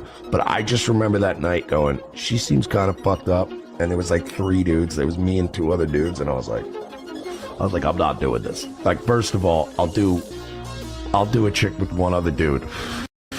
2 other dudes now? I don't like this ratio. Now it feels gay. That was the first thing that bugged me. But the second thing that bugged me was she did seem pretty fucked up when she got there. And I was like, I don't like this. I don't like this. I am not waking up tomorrow a rapist. You know what I mean? I'm not doing that. Sorry. I couldn't believe he's so fucking fat. Slim Charles for 4 said you didn't need to fight Baked Alaska, but you could have pulled out your phone and made fun of him instead of just waddling away like a flustered coward. Does anyone not remember why if you look at the beginning of that video, I was walking and I was clearly in a rush as it was? So you don't have to believe me, Slim Charles, but do you understand that the other pressing issue at the time was that my car had been towed? You see, I used to illegally park wherever the fuck I wanted in certain places because of who the fuck I was and people knowing me. I didn't realize that there was a regime change in Ybor, so I illegally parked my car that night and it had been towed, unlocked with my gun in it. It was towed and my gun was in it, and a lot of my other things at the time were in it. I had like an ounce of weed and my gun in the car, and it just got towed. So, yeah, one of the other reasons I was in such a rush to get away, and the reason why, if you see, I was kind of hustling down the street to begin with before he noticed it was me, is because I was like, oh fuck, they towed my car. And I was drunk, and I was I was trying to figure out the easiest way for my friends to come meet me, check my car got towed, and then call the tow place, and then have my friends drop me off, even though I was drunk and smelled like booze, to go to the tow truck to get my car back with my gun in it. So yeah, no, it wasn't a great time to punch Baked Alaska, even no matter how hard he begged me to satisfy his weird sexual fucking, fetish. Why didn't you step on his dick and balls like he begged you for? I don't know, because I had shit to do. Slim Charles for 3 said, I didn't say punch Baked. I said make fun of him, LMAO. It would have taken 30 seconds. No, you're right. I mean, you're right. You know what? Look, you're absolutely justified. But the point is I genuinely found out that my car had been towed. And I was rushing to get to my car and get to figure out, like, because like literally somebody told me, your car is being towed right now. And I was like, what? So I was running to get to the scene of the crime to find out what was going on. Like, honestly, if I didn't have that on my mind, I, like, especially since, like, Baked only had Steven with him. You know, Folklore Americana or whatever, Steve, like, he only had like one dude with him. So it's not like I was intimidated, like I was going to get stomped out. I had a dude and a chick with me. So like, I, you know, whatever. It wasn't like I'm scared. It was just, yeah, you're right. I could have just sat there and been like, whatever, and fuck you and blah, blah, you're a gay grifter. But I was literally running down that street at that point because I'm thinking like, fuck my fucking car. My gun is in it. I have an ounce of weed and a gun in a car getting towed. And like, if the tow guys want to be cute, like that gas station worker, I'm fucked. So it was a lot of that. It was a lot of me being preoccupied. And then, you know, like, again, I don't know. They're just bullies. The loudest, say it with your chest out, I'll beat everybody's ass in this fucking bar, or I'm a fucking badass motherfucker. Like, all these types of people. When that guy right away, it really is just like, it's like when you explain that when you're a kid and parents try to explain that to you and adults try to explain to you, like, you can see through a bully once you start to figure it out. Knock that piece of shit out. He'll stop real quick. And it's such a weird thing. I'm so amazed. Like, maybe I was just so blessed. Maybe I've been very blessed in my life that so many people, like, even the shittier people in my life that I've known, I haven't known too many people who go 0 to 100 immediately and then like, again, please is how this should have started. And now you're gonna hear the word please a lot and a lot of crying. This can't happen. Oh my God, please don't do this to me, even though you did it to yourself. And it's like, we could have started off in that tone. We could have started off there. And again, this applies not only to cops. This applies to, look, man, you go to a restaurant and your shit gets fucked up. I hate complaining about food at a restaurant. I understand, I've run restaurants, I understand the concept of food costs, and I understand that having to throw out and remake a steak is a fucking big dent in a goddamn budget of a restaurant. You may not think so. Restaurants make almost no money off of food. Even in a good economy, restaurants make very little money off of food. Unless it's one of those like Burns Steakhouse where you're getting a fucking $200 steak that you know damn well you could get somewhere else for like 60. You know what I mean? At a shittier restaurant with not as good branding. But, you know, other than those regular ass restaurants, whatever, right? You know their food costs and you don't want to run that up and you don't want to like, they make money on drinks. That's why they always, like, every restaurant loves me because I drink a lot. They love a good drinker. You go to a restaurant and you're just ordering drinks nonstop, they love you. You know, and they want to make you happy. But like, even when I complain about food, I'm always so fucking gentle about it. In the case of a cop situation, even if a cop was talking, by the way, all these videos we watch, they're all cops actually being pretty fucking professional. They're all cops just being on the level. We've watched 2 videos so far tonight where the cops clearly don't want to arrest the guy. And they are dead set on getting arrested. They are dead set on getting themselves arrested, and the cops really don't want to arrest them. It just starts with shitty fucking fights. Like, this fuck you works with people. Like, and then I think some of these bullies go through life thinking because they make a scene all the time and most people like us will just ignore them. They think, oh man, yo, look at this. None of these niggas even want to look at me because I'm so hard. They know how hoard I am. I'm so hoard up in this Walmart. They know me around this nigga. They scared of me up in this nigga. Like, they got this thing where in their head they think they're Debo. But the truth is you're just unpleasant, and most of us are ignoring you. And in their head, they start to go, man, look at everybody ignoring me. Look at everybody looking down at their shoelaces when I start wiling out. It's because they scared, nigga. And it's like, no, most people are just like, ugh, it's that guy's fucking problem. And then they just ignore you. And you think they're scared. But you notice how a lot of times when those guys start like doing something, you know what the funniest thing is when you see these videos where a guy like this who's a bully actually puts his hand on some fucking fat female Walmart employee, and all of a sudden there's just Billy Ray Cyrus looking motherfuckers and John Rocker looking motherfuckers with paint on their clothes because they're like just regular construction guys. How much they'll just roll up and start stomping the shit out of you.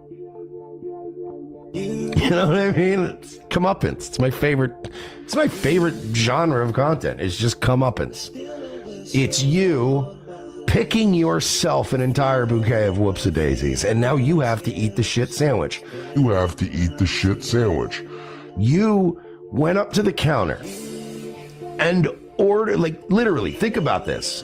There's no better analogy in the world. These guys went up to the counter at the deli and specifically ordered a shit sandwich. And now they're taking bites of it and they're crying and going, but no, please don't give me a shit sandwich. And it's like, you came here. You stood online. You picked a number from the deli counter. You waited your line. You waited your turn in line. You got up there and you ordered. You gave a detailed order for shit sandwich. You even told us, I specifically want a shit sandwich, but no tomatoes. You were very, very, very clear in what you ordered. You went up to the bar and you said, I'd like a shot of piss, shit, and cum, please. And then they brought it to you and you went, gulp. Ugh, what is this shit? It's precisely what you just ordered. And the one white pill is that now that mental health and criminality is so out of control, and now that we spent 4 years, not 8 years really, of all cops are bastards, you know, and riot and loot and burn and all that kind of shit. Burn, loot, murder. Floyd riots, everyone hates cops, defund the police. Like, we've beaten cops down to the point now where, by the way, a lot of there are cops out there who are always looking to crack a fucking head. And the one white pill is knowing we've just trained for 8 years an entire generation of young people to have this fucking attitude with cops. And it's actually a good thing when you think about it. Because there was a time when things were so good, things were going so well for our country, that like think about it. Think about being a cop in 1998 when Rudy Giuliani was mayor. New York City was paradise. He turned 42nd Street, which Times Square, up until like late 80s, early 90s, was still a porno theater, shit show, homeless, heroin fest. Rudy Giuliani turned it into Disneyland in no time. I always jokingly say it, you could have, and I know it's an old cliche expression, but the expression of you could have eaten off the sidewalks almost applied at a certain point in New York City. Yeah, we had stop and frisk, broken windows policing, cops actively walking beats and like with a flashlight, and when things were going on in a weird alley at night, they actually showed up and found out what the fuck was going on. During that era,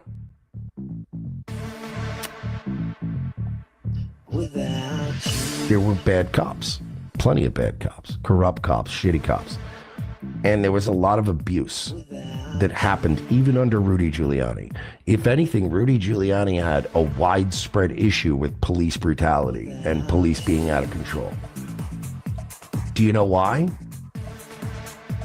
It was because the cops especially, you know, they always employ a certain percentage of guys that just have personality disorders, and they're terrible people.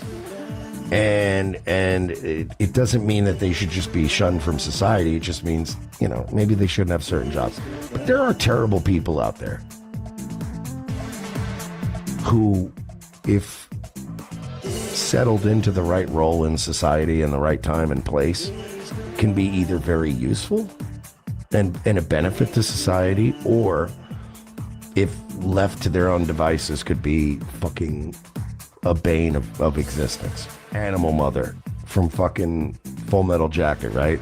Remember that black guy in Full Metal Jacket that's like, man, Animal Mother's actually not a bad guy as long as you got gooks globbing grenades at him. Like, you know what I mean? Like, and there's still to this day dudes in the Marine Corps and Navies. There are certain guys that are wired a certain way, and you're like, yo, this guy's a fucking psychopath. And if you put him in the right place at the right time, he's gonna serve society as a whole. But if he gets bored, it could be a problem. But you're getting what I'm saying. I know what you were saying. You don't have to keep asking. You reach a point where Giuliani made New York so great. Him and Bernard Kerik made New York a paradise. I always say this, legally speaking, I'm not a lawyer, don't take my advice, but I'm a good people person. I know how to work people. I don't know how to work the system as much as I know how to work people. And I can tell you this right now, 9 times out of 10 with cops, they'll always say, don't admit that you knew how fast you were going, but also don't argue with the cop and say you weren't going that fast. Just don't say anything and get a lawyer and all that. No, shut up. I always admit the stuff that we already know is on the table. You know, I've always said about when we used to sell ecstasy, and we used to make these trips from Charlotte, and we did get pulled over one time. We were in a Miata. It was my buddy Joel. My buddy Joel had this car, right? And it was a Miata, but it was like an MX-5 Miata. He had this fucking MX-5, and with the decals and the, you know what I mean? Like where it looked like a race car. And we spent a week, we were to go get ecstasy. We're going back to the coast. And me and Joel, my buddies always ran a tight ship. Like, we didn't fuck around. If we were going to smoke weed or something, we were going to smoke weed. We didn't do it in the car. We waited, stopped off to get gas and lunch. And what we would do is smoke weed right away outside of the car. We'd get gas, go park, roll up a blunt, we'd go find a private spot, we'd smoke a blunt, smoke a joint, whatever, get high, and then fuck it. We were very careful about, you know, doing the right thing. I honestly learned kind of a little bit from my buddy Joel back then, because back then I was a nerd. I was one of those nerds that I was getting into the game, but I was still kind of scared. This dude Joel was kind of schooling me, and Joel barely knew shit, but he was schooling me. Jesse Pinkman to my fucking Badger. Neither one of us were shit, but Jesse knew a little bit more than Badger did. And so we got pulled over, and he was like, whatever, man, just play along, just chill. I'm like, all right. I remember being a little surprised when the cop was like, do you know why I pulled you over? And he straight up went, yeah, I was speeding, man. And I'm like thinking, going, why are you admitting shit?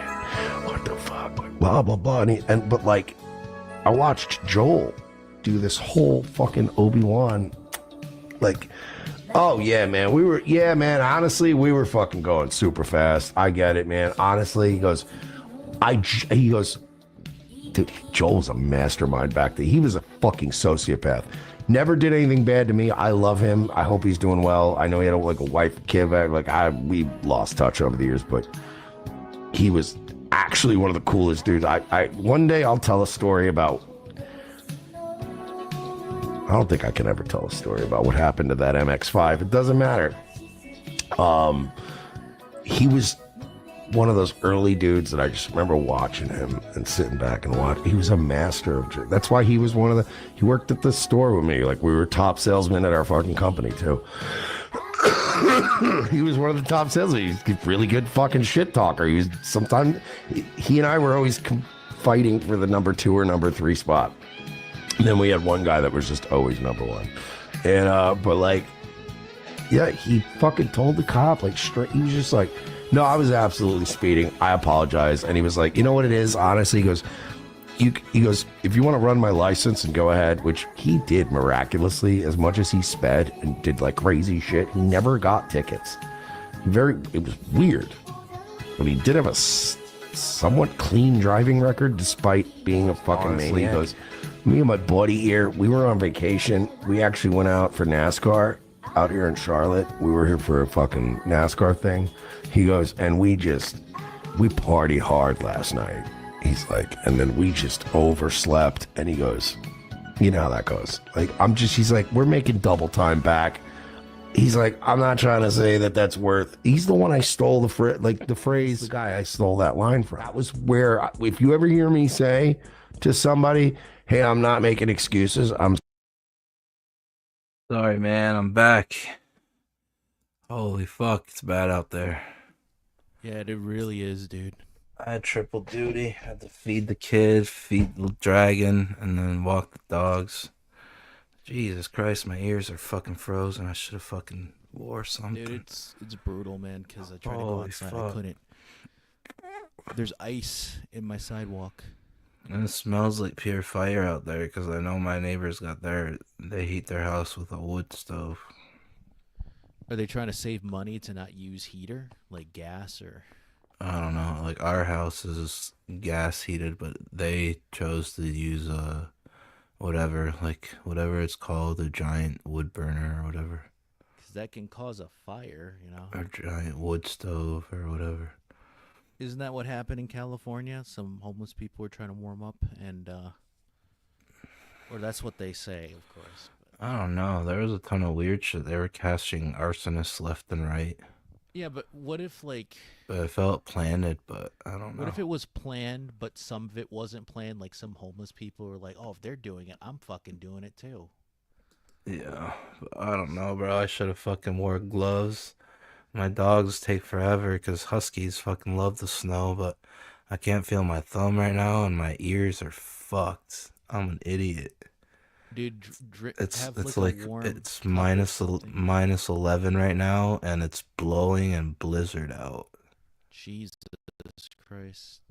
It's raining over here, even though in certain weather apps it says like snow. It's like rain. It's like wintry mix. Yeah, ours is straight up snow, man. There's not going to be anywhere to put it. Yeah, I couldn't go outside, dude. I would have slipped and fell on my ass if I went outside. We got hit with a foot and a half of snow on Thursday, and then Friday was chill, and then Saturday the shitstorm started, and it hasn't stopped yet. And we just got an alert while I was streaming. Fucking unnecessary travel ban until Monday at 7 a.m. So we're fucked. We're just gonna get pounded for that long. Holy fuck. Yeah, and also they don't want people to get into car accidents and stuff because of the ice. Yeah, there was a huge ice storm here in 1998. Everything got shut down. People were jacking up the prices of food and bread. Electricity and power was out. Everything was on batteries. It's just insane. Trees falling every day. Damn. Power lines snapping from the ice. That's why generators are important, right? And we were getting like donated like clothes and supplies from like North Carolina Fire Department and like Virginia and all this shit. It was crazy. Well, at least they did something good, you know? Like, yeah. It's good, man. The radio stations were still going, but people had to listen to the radio fucking by battery. Well, dude, that's why but here's the truth though. This is why the radio will never die. Yeah. It can never die because of an emergency It was the only thing going, dude. Yeah, because that's what people say. Oh, but yeah. How does it make sense though? How is the power out everywhere else, but the radio was able to broadcast everywhere? I think because they use a special electric frequency. You know, kind of like when a satellite phone, right? A regular cell phone, if you go to certain places, you'll lose a signal if you're on an island or a desert. Because our two local radio celebrities, like one's like the the official like town one, and then the other one's like official local station, but they play classic rock all day, or the other one's like just like weather and news, and sometimes they'll play Christmas songs. But those two guys were like fucking their celebrity grew during the ice storm of '98, and they were the only thing people had. It was crazy. I was listening by battery, like through this like karaoke turntable machine I had as a kid. I was like, holy fuck. Yeah, that's why the radio will never die, man. They've been saying this for decades. The radio's gonna die or TV's gonna die. It can't die, because if it does, like if streaming services and internet goes out, right? What are you I gonna wish have we to had watch? I wish we had TV, dude. I was reading comic books during the day, and then at nighttime just sit there and almost pitch black with your little candle, listening by battery to fucking a local radio fucking disc jockey. You ever thought about going into radio? Not good at it, but I am interested in making a new show. So it's kind of like radio, but yeah. The only thing is, if you do non-satellite radio show, you have to not curse. That's the only problem. Oh yeah. If you do satellite shows, right? Like serious. Yeah, like if it's not a Howard Stern or Opie and Anthony show on satellite, you can't curse. So like if Yeah. you're talking about sports or you're talking about like music stuff, you're not unless it's like hip hop music or rock or whatever, maybe you can get away with that. But you're not allowed to curse because of money, sponsorships and stuff like that. Yeah, that's why podcasting is changing the game, because you can say and do whatever, and you'll still get certain sponsorships for like for hymns and little pocket things like Dollar that. Shave Club and Blue Chew and Blue Apron and Yeah.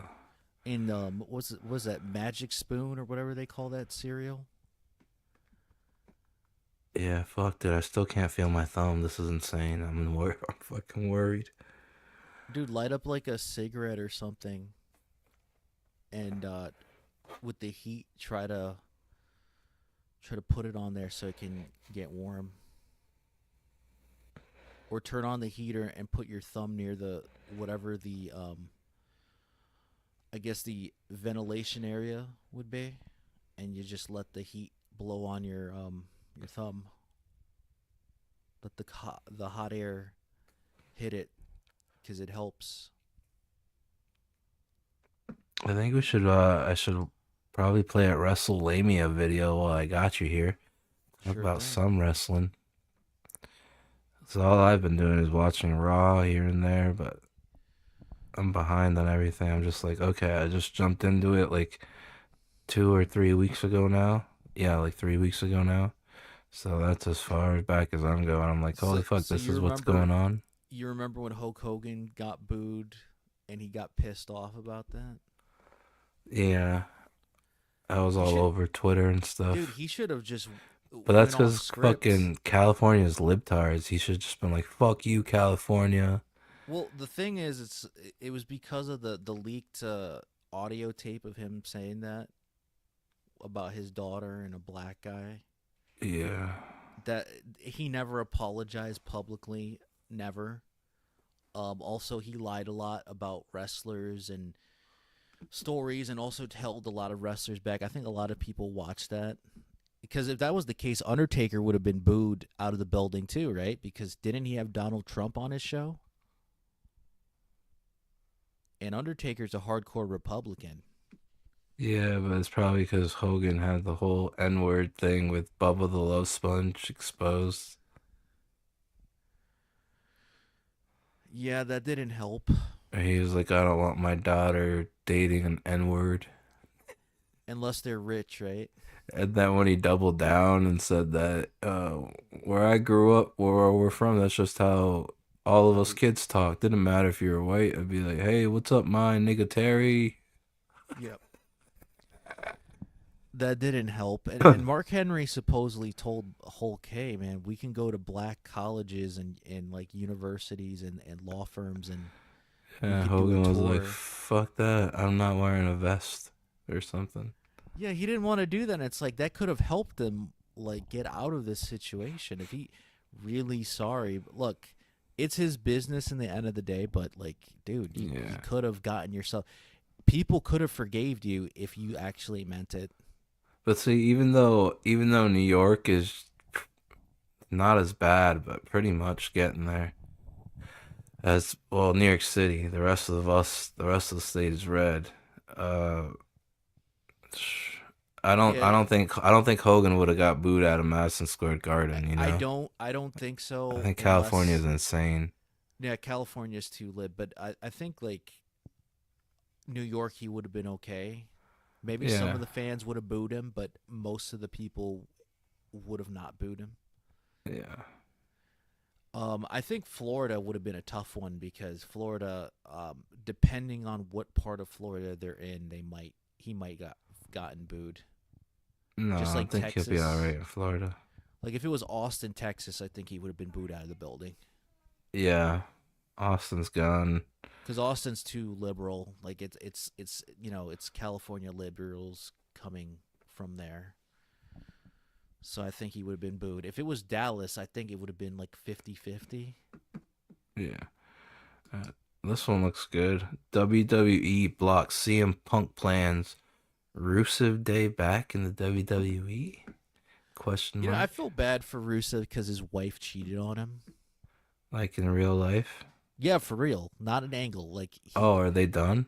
Yeah, they're done. They haven't been together for like 6 months. Oh, she's with that. She's isn't with she Damian with Priest. Oh, she's with Damian Priest. Yeah, she cheated Holy on him shit. with Damian Priest. There was pictures of them at a beach, like a couple of months before they called it quits officially. Damn.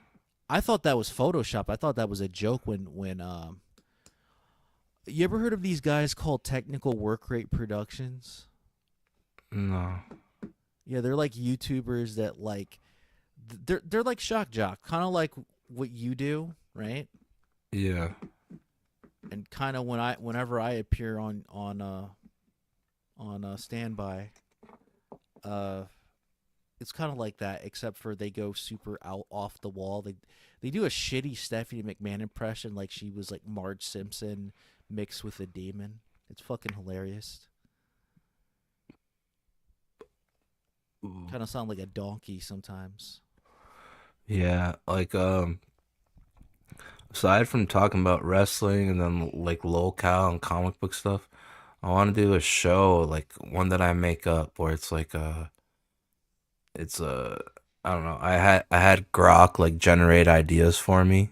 And like it'd be like an improv based show, and then we'd after doing some improv, then we'd like make a game out of it a little bit. Take some of the sauce from some of the games that were played on Whose Line Is It Anyway, and then Dude, I think that'd be fun. and then throw in some shilling in there every now and then, like as a quick buffer or bumper. Yeah, man, that'd be awesome. Cause like let me see, Grok had some shit that was like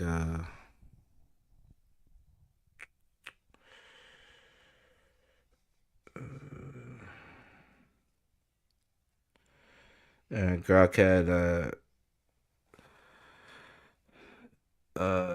superhero improv league. Each improviser plays a superhero with unique audience suggested powers. They must navigate through various scenarios or villain confrontations, all made up on the spot. And then improv game show night. Play classic improv games like Whose Line Is It Anyway, with games like Scenes from a Hat, Hoedown, or film, TV, and theater styles, but let the audience choose which games to play or even suggest new ones. Then create an ongoing absurd soap opera where each episode's plot is determined by audience input. Characters can have dramatic, comedic, or bizarre storylines that evolve week by week. I don't know. I'm interested in it because I want to work on being able to be comedic on the spot and like just go crazy with it. Yeah, man. I think if you want to go for it, man. Because I think even jokes are getting fucking bland and like the same thing music genres suffer from, where the same song has been sampled like 100 times. Yeah, that's not even an exaggeration. You're right, man.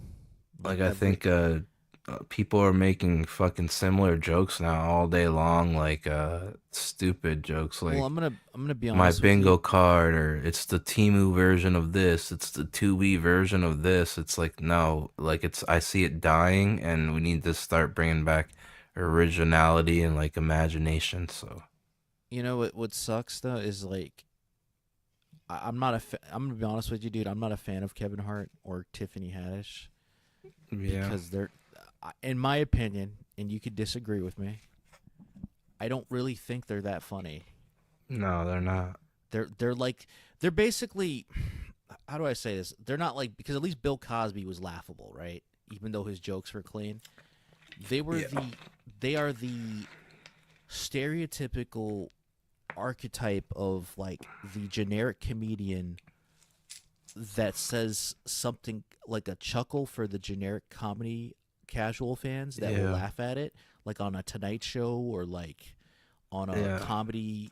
They're almost like show. Seinfeld, but Yeah, like Seinfeld's Seinfeld. funnier than Kevin Hart. At least Well, he is, but Seinfeld, I'm gonna be honest with you, he's funny, but he's not as funny as he think he is. But like the gods are people like Tracy Morgan, Cat Williams, Dave Chappelle. Yeah, Dave used to be, but now he's lecturing. Yeah, he's too much now. Dave I miss Chappelle. I want the old Dave Chappelle back. You know, like when Theo comedians are like, Von. we want the old Stone Cold. I want the old Dave Chappelle back. Theo Von, Joey Diaz, Bobby Lee, Kill Tony's fucking great. But like the real like comedic king, I'd say, is like Cat Williams right now. Yeah, because he's actually being funny, whereas everybody else is like I like Bill Burr, and Bill Burr's not funny anymore. He's too corporate. Yeah, the funniest thing I've seen Bill Burr do lately is that skit he did on a podcast recently with Billy Corgan, the owner of NWA, Wrestling Fed. Like they did this whole bit where they're brothers. And the dad just hid them from each other, and one of them was Bill, and one of them was Billy. That's so yeah. At least he's doing that. That's like he funny. went along with it. Like I thought it was real for a few days. I was like, "What the fuck, dude? No way! Mind blown." Bill Burr does look like like fuck. He It's looked like great. he could be a relative of Corrigan. Yeah. Possibly. Like they don't look exactly like identical brothers, but they could be related. You know. Yeah. And like Bill Burr played it up saying that he fucking hates having to see Billy Corgan because it reminds him of it. And he was like bitching about his dad and shit. It's funny. And you know that Bill Burr's like wife, right? I'm trying to You know think her who else is her on dad's Cat in it. Williams' level right now, man. Her That's- dad, Bill Burr's wife's dad, is in the entertainment industry, Mhm. and he has connections. That's why he married her. I don't know if I'll go that far, man. I don't want to get Dude, swung why on do by you Bill think Burr. he told Anthony Cumia to fuck off? Even though, like, I'm not a fan of Anthony being a racist, but I will say he's funny when he's funny, right? But just like Hulk Hogan's good at cutting promos, he's a racist, but you know he still can cut promos, and he drew money. I'm not gonna take that away from those guys, you know. Yeah. They still did fucked up shit, but they still talented, right? Yeah, like who's that one guy that showed his fucking he like masturbated in front of girls? Oh, Louis C.K. Yeah, he's fucking kills, man. It sucks that he did but that like because he's funny, but it's like, dude, why would you do that? No, but he's not like funny like a stand-up. I was gonna say, but he's like he's kind of a genius when it comes to writing sitcoms. Like that show was fucking written really good. He is good, but it's like, I don't know why he admitted to, like, even if that's true, right? Yeah. He should have said, look, whatever happens in my personal life sexually is my business and my partner's business. I don't tell people that. You know what I mean? Like, that's how you get out of that. So Yeah. that way people, like, even if they speculate, it's like, no, that's my business. You don't ask me that. Instead, he's like, yes, I did it. I paid women or forced, depending on which story you hear. I don't believe the force thing, because if it was, he would go to jail, you know, as a sexual predator. Wait, who? Louis C.K. Oh yeah. They said I think he would have been the wrapped up. women accused him of jerking off, right, against their will, and he would force the door on them. It's like, if that's the case, why isn't he in jail right now? Yeah. For being a sexual predator. Because you don't have to have sex with somebody to be a sexual predator. You don't have to. You just have to make them feel comfortable by, you know, stroking it or whatever. Because there was a couple that had sex in a beach in front of a child, and they were sexual predators because of that. Yeah, I'd imagine so. Yeah, so you don't have to touch them. They just have to witness it and be uncomfortable, and you go to jail for that. And that's according to the law. So if that was the case, Louis C.K. would be legal. He would be a sex offender on the books, right? Yeah. And he's not. Yeah, they probably just got money out of him in court, like civilly or something. Yeah, but that's my problem that I have with these women is like, dude, if he really did those things to you, press criminal charges. Yeah. Because now they pass in laws where there's no statutes of limitations. 20, 30 years ago, the statutes ran out and you have to go to civil. But now it's like, no, if it's murder or rape or sexual assault of any kind, there is no statutes. That will always be a thing. Yeah. So these women, like the Bill Cosby stuff, right? Do I think he did some fucked up shit? Probably. But why did it take you 30, 40, 50 years to say, oh, he did this to me? Right? Oh, I was scared. I was this, that. And it's like, you didn't tell the police about this? You didn't tell family members? You didn't tell any government agencies that Bill Cosby did this to me? I would be telling everybody about this, right? If it was true. So if in case it was, but why didn't you go to police? I did, and they ignored me. But I told a whole bunch of people, and I have witnesses that I pulled. You know what I mean? Like, but they just wanted money off of Bill. Because think about it, right? Why would you hang out with a married man in a hotel room, or at his mansion, or whatever, or at the Playboy Mansion? Doesn't that sound suspicious to you? You're gonna hang out alone with a married man? Well, they're probably trying to get on TV and stuff, I bet. So it's like, I'm not saying he's 100% innocent in this, because, you know, he knew what he was doing. It's just hard to beat that many accusations, because I think he had like hundreds. Like, you know. Well, he technically did beat the accusations because they overturned the prison sentence like a year or two ago, because the deal that he made in Pennsylvania, you can't break that legally. And a judge tried to overthrow that, or a district attorney try to throw that out. It's like, you can't do that. It's in writing. A deal's a deal. He confessed to it, and you can't do that. And that's why he came out of prison recently. Yeah. And he really doesn't have anything. I think he's legally blind too. So he really lost everything. It's just crazy because now all those like commercials and like videos of him like smiling and shit, like they just fucking come off all wrong. It does. That's the especially thing. when Like, you, the even if you beat whatever you beat, like sometimes you never beat those accusations. Well, That's remember why. That's the why it should Jello. be like heavily enforced that if you are falsely accusing somebody of that shit, you should be fucking punished. 100%. That's why, you know those gifs of Bill Cosby putting the Jello pudding pop in his mouth? Yeah. That looks creepy as fuck now. Yeah, everything's changed now. Also, there was a commercial of him, like, type on YouTube, like, commercials that age badly, 2000s or, like, 99. It's like, come on, everybody, get your girlfriend, get your wife to watch The Cosby Show. Like, it was very weird. It doesn't look right. And also, NSYNC did a commercial, and Justin Timberlake was a part of the group. He got arrested for drunk driving. Yeah, and then like They were against fucking, drunk what is driving it? in the commercial. Family Matters, like fucking Winslow, the fucking cop.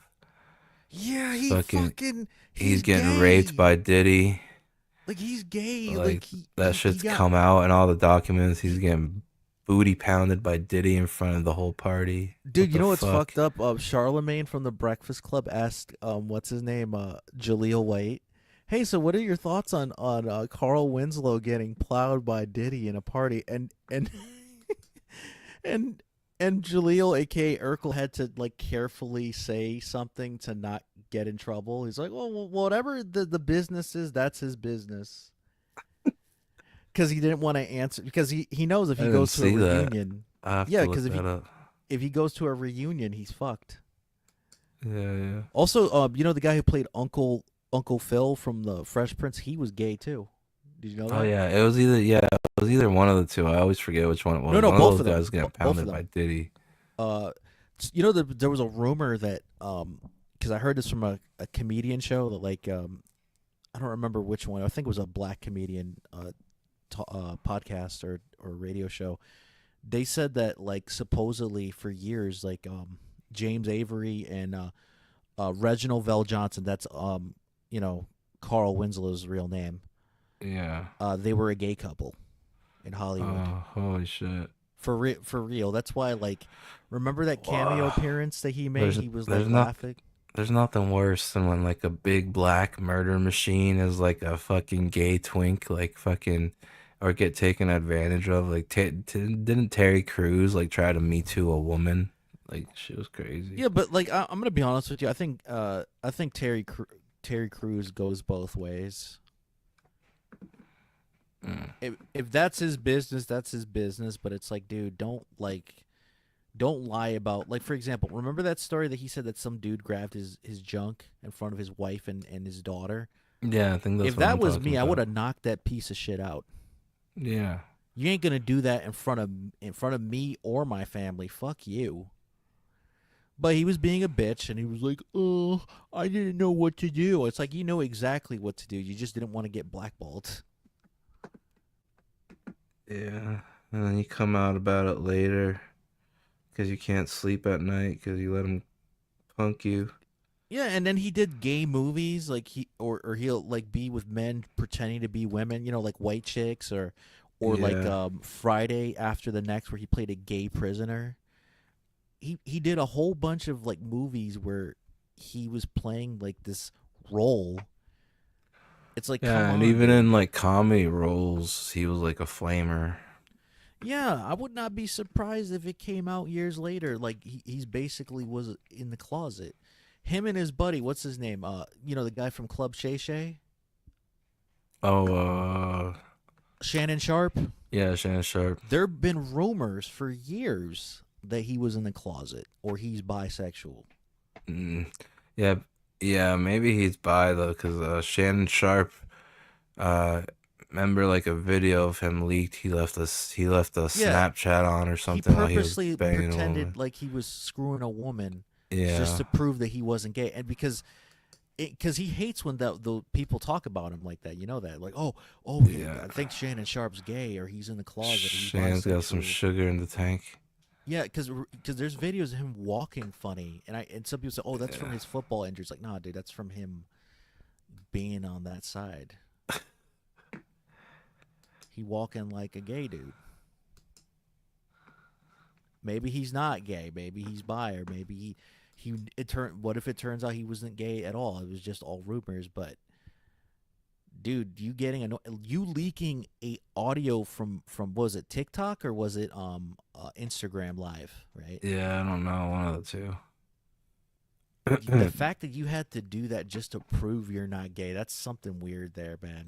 But that's probably like one fight that like you back away from because you're gonna get beat up by a gay guy. Like, I don't care how much sugar Shannon's got in his tank. He looks like he could fucking like bomb breaker fucking. No, you wouldn't say that spear to you. him or Terry Cruz's face. You know? Like, Oh, I'd say that Terry believe- Cruz's face. You would? Yeah, I'd take Terry Crews on any day. I'll axe kick Terry Crews right in the head. Oh my God! Well, good luck with that. If you can knock out Terry Crews, good. I can knock out anybody with this axe kick. You know how Joe Rogan's proud of his fucking spitting back kick? That's I how don't know. I proud think this Joe fat boy Rogan's is a- with his I axe think kick. Joe Rogan's a little like it's a work, man. I don't think he's as like maybe like an average dude off the street he could kick their ass, but like Yeah, maybe. I don't think like maybe Bobby Lee he could take on Bobby Lee because Bobby Lee doesn't. I'm not trying to be a dick. It's just unless Bobby Lee can do those wrestling holds that he did in high school and college, I don't think he can take on Joe Rogan. Yeah. But I'm just saying if it was like Chuck Liddell or if it was Tito Ortiz, no, he would get his ass handed to him. Yeah. No way he would get like no. If it was a regular dude or like a weak, scrawny stand-up comedian, and I like Joey Diaz, but I think Joey Diaz. I don't think Joey Diaz can fight Joe Rogan. No. But If he'd he was definitely pull a machine gun out on him. Ha ha, cocksucker! Dude, he would whip a knife out or a fucking gun. It's like, oh, you want to Yeah. fight me? This is attempted murder, motherfucker. I'm just defending myself. He'll just say that out loud, just so. in Or case he'll he can pull- fucking like he'll pull a gun out, but then he'll start doing his like Joey karate shit. Yeah, because he claims he did martial arts. I don't know if that's true. He might have, but it's like now Joe's younger than him. He has like 15. Yeah, I heard they're the Joey's funny same as age. I just realized. No, I forgot briefly that they're like a couple years apart. I'm like, he looks like he's 20 years older than him. Yeah. Joey Diaz is fucking. He's probably the funniest out of that whole group. Well, maybe he is, Theo Vaughn's funny too. No, he's funny because like Joe would tell the serious story about like, oh, they would traffic mules from Mexico. Is oh, I knew this chick. She was from Arizona. She was from Mexican, and I would fuck her while we were doing cocaine. Like he would say the most fucked up shit. Yeah, I it'd knew be she was a like, she was a mule, but I didn't give a fuck because her pussy was really good. it'd be like, hey, do you know, Burger King doesn't exist in Australia. It's Hungry Jack's because there was already a Burger King there. And then he'll be like, oh, I was fucking with this Australian bitch, and they help smuggle parrots to my Spanish family. It's where we get all the parrots from. That's how parrots get into the country, Joe. Yeah, Parrots. say that shit. It would You get parrots drunk off whiskey, and they fit real nice in a suitcase. You stack them like this. Nice little rows. Parrots, Sleeping Joe, and suitcase, and yeah, and those the Australians, man, they got rid of all their guns are gone in that country. But these people with the parrots, our Australian connection, so Spanish parrots, those Australians, they got guns. Those are the Australians that got guns for sure.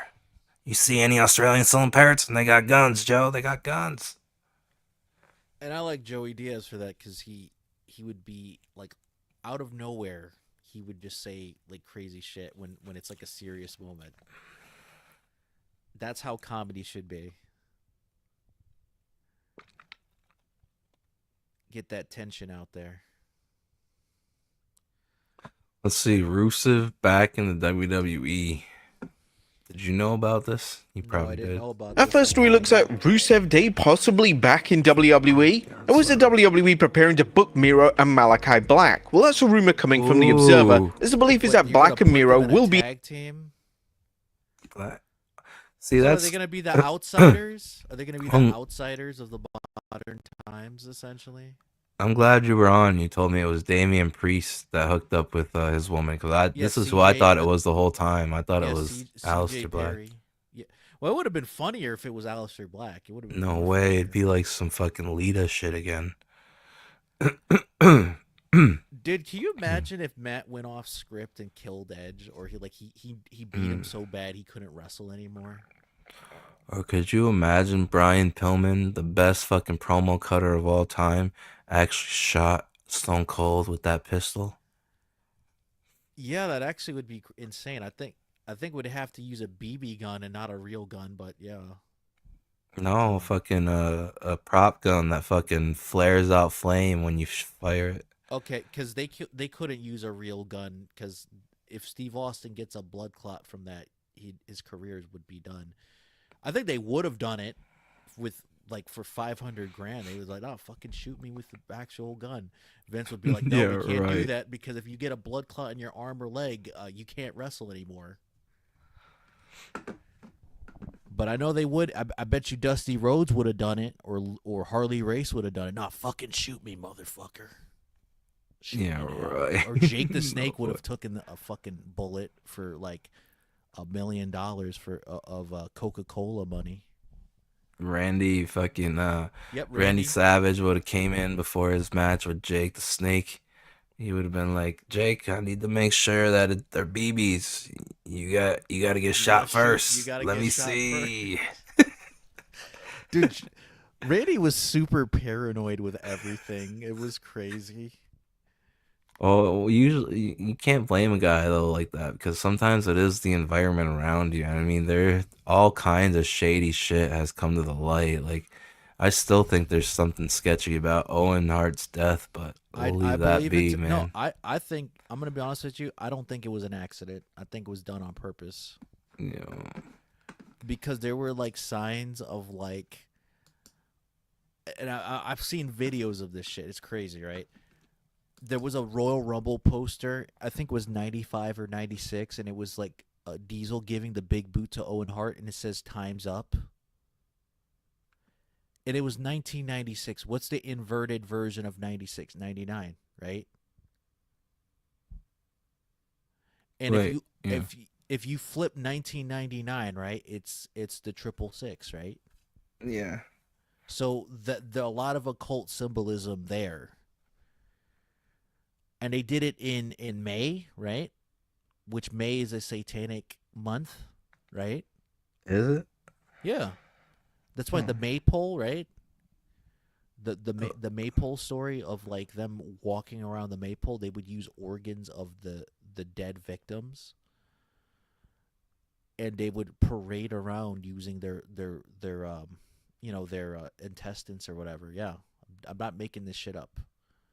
Oh, Maypole. So May is a satanic holiday.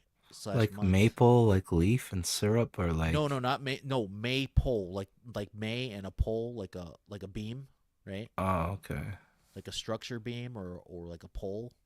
Yeah. Maypole, not maple syrup.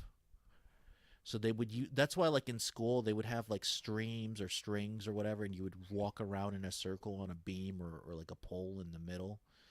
That came from an occult practice where they would kill people, and they would use their intestines and walk around. Mm. And so, yeah, May is a wicked month for that reason. So I believe that Owen Hart was sacrificed.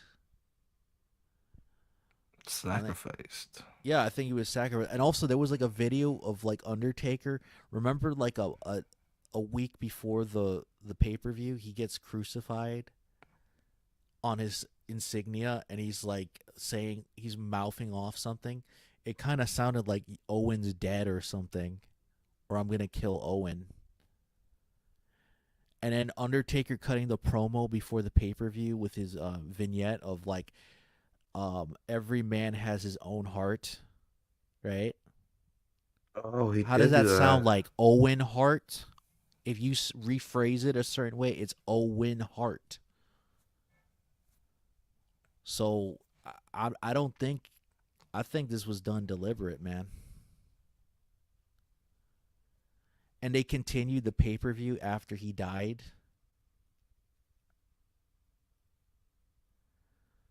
But when Shane and Kurt Angle was having that match in 2001, he wanted to stop the match. Remember that? Yeah. He was being a hypocrite. Oh, my baby boy can't be hurt. Blah, blah, blah, blah, blah. But I'm okay with having a pay-per-view continue after somebody died in front of people. Yeah, that's crazy. Let's see. Who's CJ Perry? Is that Damian Priest? That's no. CJ Perry is Lana. Oh, okay. That's her real name.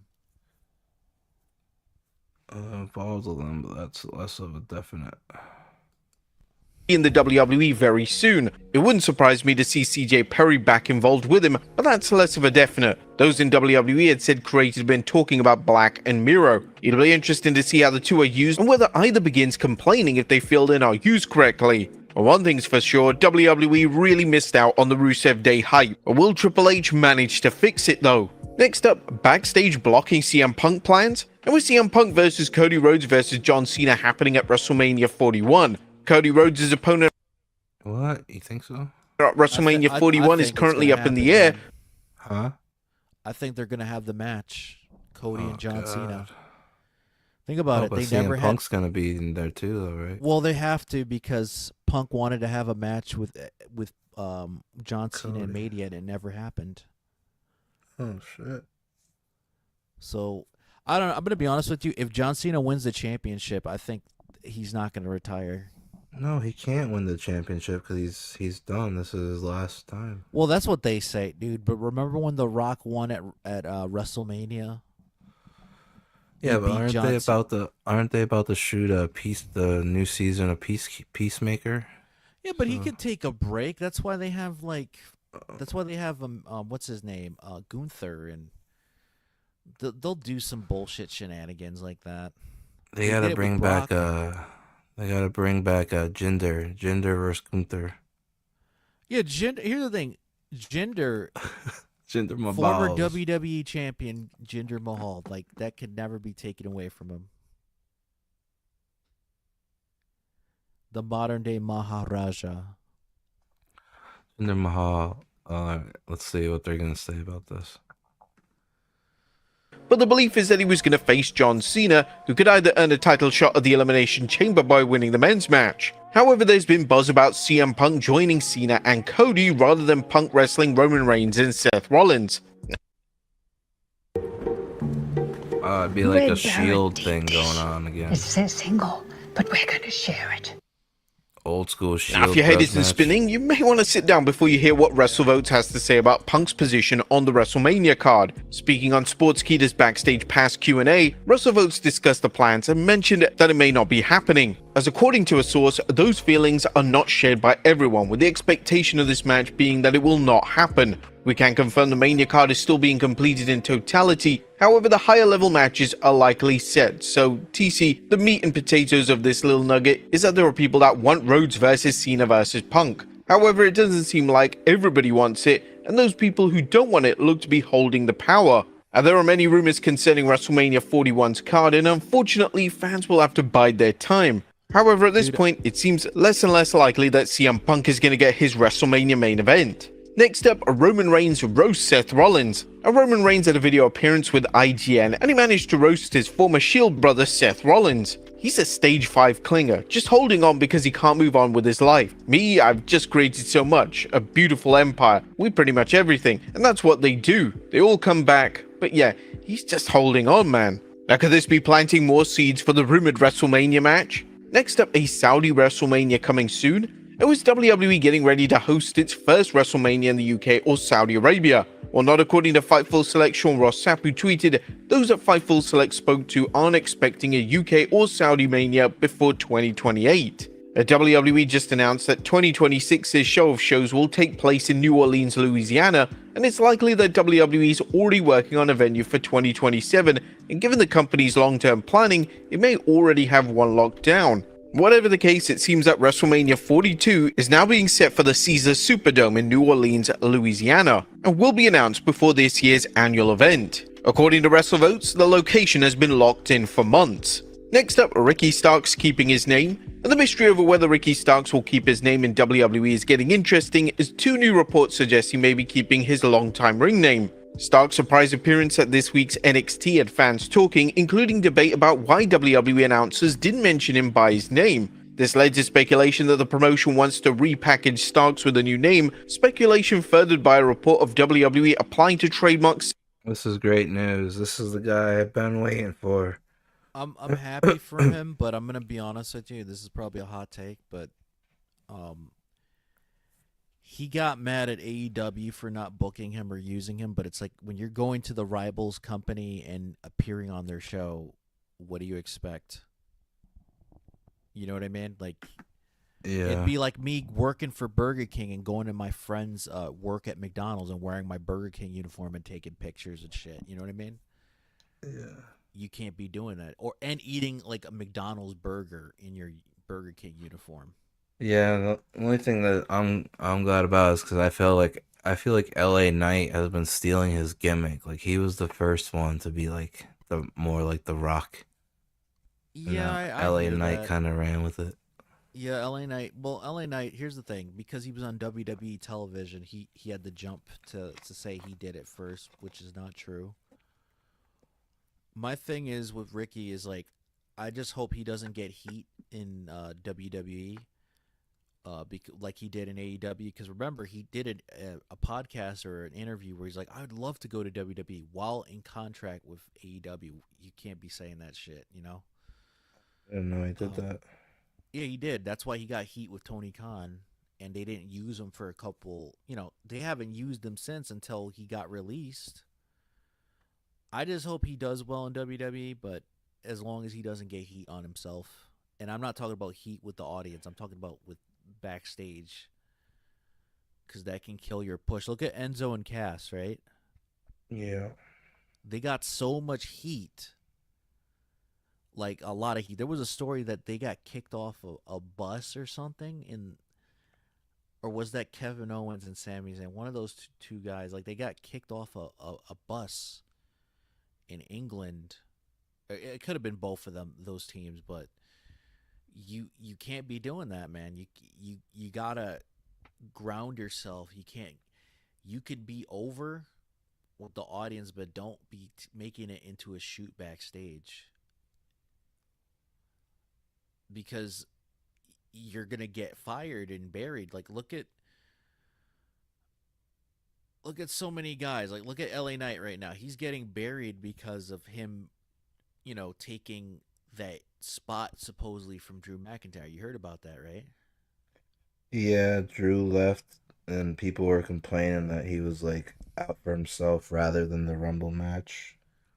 Yeah, and you know, even though LA Knight's older than Drew, McIntyre has more seniority in WWE than him, so it cancels that. Yeah. So it doesn't matter if he's older than him or not. So Drew, and there were some reports saying that it was a work, but it's like it's not a work. And supposedly they might do an angle with each other, but I don't know. Because he said that Damian Priest was beneath him, even though he was a former world champion, which is crazy, right? Yeah. That doesn't make any sense. Drew just seems frustrated, and he's pulling rank, to be honest. Well, he's frustrated because I rewatched it, and it didn't look bad. Yeah, the camera angle looked wrong. It looked bad. You could tell that LA Knight wasn't supposed to do that spot yet, but he did it anyways because the main camera angle was there. He knew what he was doing. Yeah. And I just hope that maybe they can work together in an angle and make money like Kofi and Randy Orton did after 10 years of him getting buried from that incident. They could do a storyline to generate money. But is WWE willing to do that? I would say I'm still holding out hope that we get a little bit closer to what the Attitude Era was, or at least the Ruthless Aggression Era. Now that we're on Netflix, now they got the blood and shit. I would love that too, but the sponsors, and this is the problem with WWE, they get too obsessed with the sponsorship deals. It's like, fuck that. You guys can get you can get a fucking Bud Light deal if you wanted to. You can get Dave and Buster's. You can get like Hooters. You can get a whole bunch of stuff. Why are you so placating towards like child/family products? You don't see UFC doing that. UFC gets any sponsor, right? Yeah, I wouldn't suggest Bud Light sponsorship right now. I think they're in the tank. I'm sorry, Coors Light or whatever company that didn't go SJW, but you know what I mean, like a big brand like that. That's what I meant. Why not do that? Instead, they're like, no, we want to advertise Snickers and Oreo cookies and Mint Mobile, not Mint Mobile. What's that phone company that they're? Yeah, Ryan Reynolds. That's what he does. Mint Mobile. Speaking of Ryan Reynolds, like him and his wife, they fucking they tried the Me Too a director, and I guess it backfired. Yeah, because they try to pull an Amber Heard and it failed miserably. Yeah, and so now he's done, but the last thing he did was he's using his allegedly, this is all allegedly, he's pulling strings behind the scenes to like block the creator of Deadpool, Rob Liefeld, from being at the premiere after party and not being credited properly until the end of the movie. Yeah, because Ryan wants to control everything. He's like The Rock, which is kind of funny. You know what's kind of funny though about that? It's like he hates The Rock, supposedly. Like this is all speculation, but supposedly he hates The Rock because he has a huge ego. It's like, is that the pot calling the kettle black, buddy? Yeah. It's like, you have a big ego too. You took over the Deadpool product from the director. That's why the director didn't come back for Deadpool 2 and 3. Yeah, and apparently that's what they're saying that he tried to do with this director that he Me Too'd was take over. Justin Baldoni, right? Yeah. Who's also an actor, and the author of the book that they made that movie out of told him in an email. She said, "Hey, I think you can play the male lead in the movie." Yeah. She said so that. he was the director and he was the lead. The lead. So Yeah, Ryan Reynolds had a problem with that, and they tried to take the movie from him. I didn't know all that shit, so I think that's what's going on. Supposedly Blake Lively had a crush on him too because it reminded her of her ex-boyfriend. Oh shit. Like, he looked like him too, slightly off, but he wears a man bun, a beard.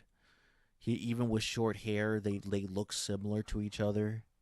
Yeah. They both have the same skin tone, like the light caramel brown color. Yeah, they look very similar. Even the eyebrows. So several new wrestler names. Ryan However, was Fightful. jealous. And he confronted Blake, and Blake lied to protect her ass. So that'd be interesting. Yeah, so he's gonna be done. Like, I don't know. I'm fuck, dude. I don't know. I'm kind of optimistic about all these other right wing movie studios that are popping up in Hollywood now. I hope things can turn around soon because they got all kinds of them showing up now. Mel Gibson and Sylvester Stallone, and I forgot the other guy. I think it's Angelina Jolie's dad. Oh, yeah. They're working with Trump to bring back Hollywood movies to California. Good luck with that, because all the fires and shit. And then Roseanne is doing something. Mark Wahlberg, Tyrese. Well, is it Mark Wahlberg? Is it Mark Wahlberg and Mel Gibson? Their companies are jointed together with, and I think. Roseanne maybe that's the involved thing. In that. Yeah. They're like co-joint. They co-did a movie / television studio, so because they got blackballed, so nobody wanted to work with them, so they have to make their own movies and shit. Yeah. And I believe Jim Caviezel, the guy who played Jesus in The Passion, right? Yeah. He supposedly works with Mel Gibson in that production company, that film company. Yeah, they just put out one that was really, really good. But it wasn't very big at all. And Mel Gibson's actually in it himself. Dude, I Fuck. saw a bad Mel Gibson movie on Netflix. Did you? Yeah, it was like you're on the line or you live or whatever.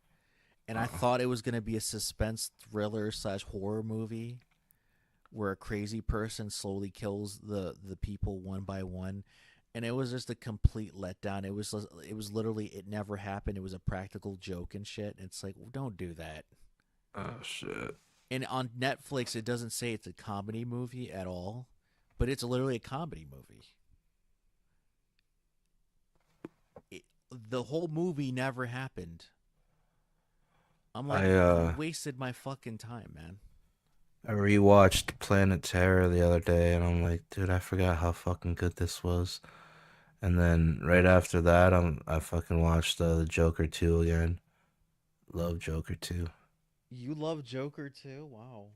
Yeah, it's fucking great. Wait, are you serious? Yeah.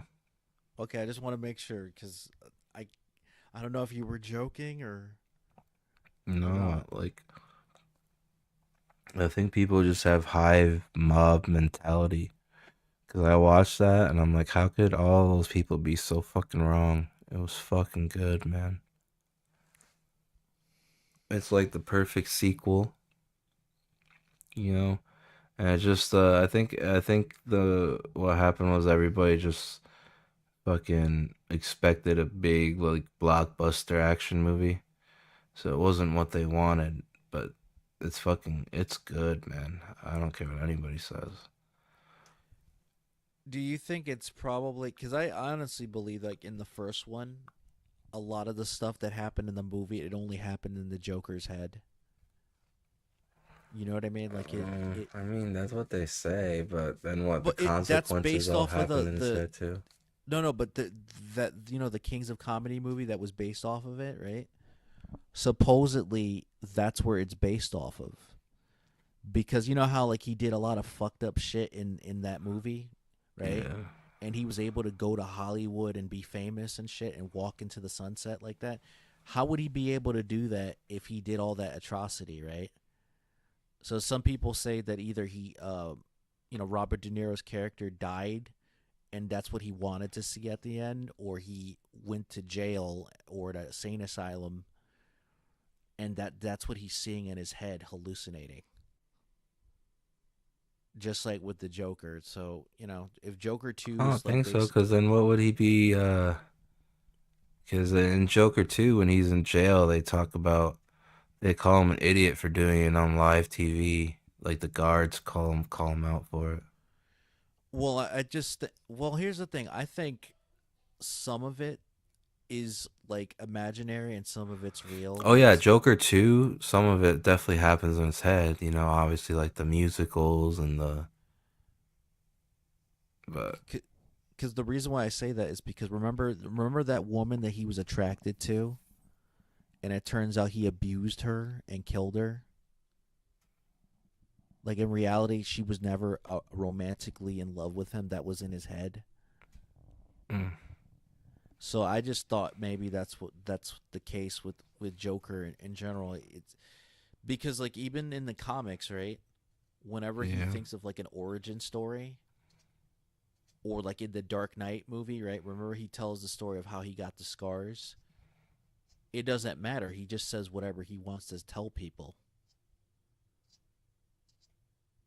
Because in his mind, it's like, don't let a lie get in the way of a good story, right?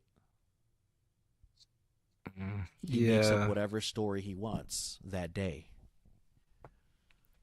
But I mean, I don't know, because then Joker 2 would all have been in his mind too. All the That's what I'm consequences. saying. Like everything, I don't including think so. Joker 1. He think probably Harley still in his Quinn's in his mother's mind, house, too. banging his head on the window or in his wall in his room. No, I don't think it goes that far, man. I'm just saying, like, this is the Joker we're talking about. Like, it's he's that crazy that he'll imagine this shit. Because remember the scene where he was like, the talk show host played by Robert De Niro. He invited him on stage, and he was acting like a dad to him and stuff like that. That was in his head. That never happened. He wanted him to be his father figure, but that never had happened. He was an asshole to him when he actually went on the show. Yeah, when he actually auditioned for it. And he originally was going to shoot himself in front of the audience. Yeah, they say that in Joker 2 too. The only reason why he didn't was because Robert De Niro insulted him so badly that he's like, fuck you, I'm going to shoot you instead. So that's why he did that. But because of that, the movie didn't do financially well. The director of Joker 2 and Joker 1, he's gonna go to director jail. You know that, right?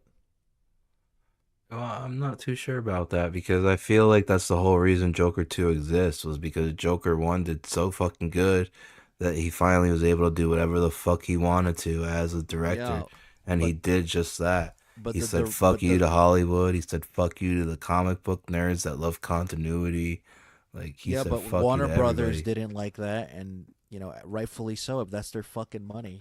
Yeah, but if that's your Swanton song, you fucking made a fucking masterpiece while saying fuck you to Hollywood, comic book nerds, society, the industry of cinema. Like, The reason why I say that, dude, is because you know Paul Feig, right? The guy who directed the 2016 Ghostbusters movie and Bridesmaids and all that, right?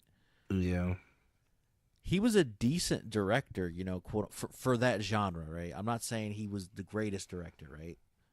yeah. But he made chick flick movies / comedy movies for women. I've seen some of them because I had to, unfortunately. I gotta impress my ex, right? Quote unquote. Gotta do that shit. But he did 2016 Ghostbusters, and it was so bad that he ended up in director's jail. That his recent movie that he did was what was it, The Lottery or what was it, Jackpot, right, with John Cena, and that I don't remember the name of that Asian actress, but you know what I'm talking about, right? It wasn't that bad. There were certain things that should have been changed in the movie, but it was literally like, dude, it's like something out of a video game or like a comic book or anime series. Like this guy or girl won the lottery, and now everybody's chasing to kill that person to become the official lottery person. It's like the WWE's concept of like the championship scramble match or the hardcore invitational, and you pin a whole bunch of people to become the hardcore champion, and by the time runs out, you're the official winner. Dude, that's a cool concept for a storyline. For anything, really. Whether it's like a lottery ticket or like becoming a holder to like this ancient artifact or whatever, like that's like crazy shit that more people should think of when they come up with stories. bro, you just made a good point. You still got a little bit more time right now? Yeah, dude, why? All right, let me run something by you. Because if not, like, we could do it later on at night, unless you're super busy. But that's your choice, buddy. Hold on, let me see. Nope, this isn't the one either.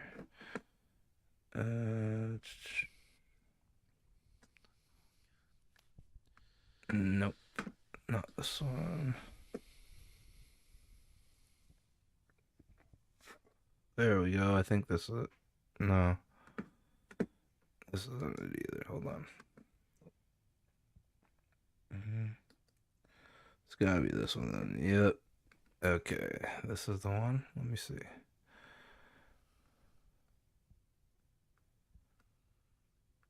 Yeah, okay. We'll be back to the wrestling in a sec. Let me see this. This is some of my script. See what you think about it. Entire screen? Yeah.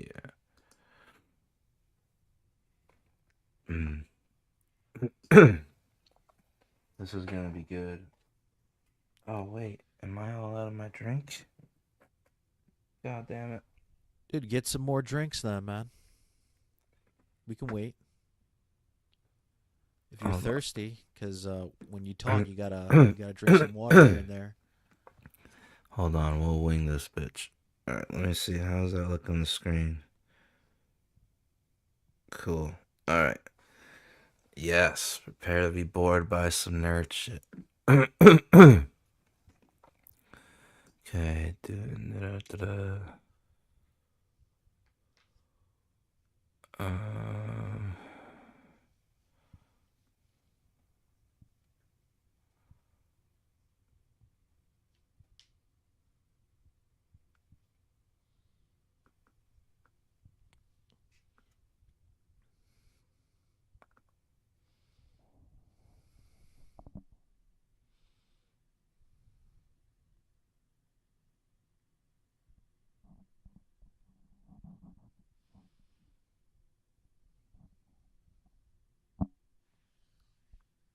yeah, I don't know. Maybe I'm not gonna read any of this.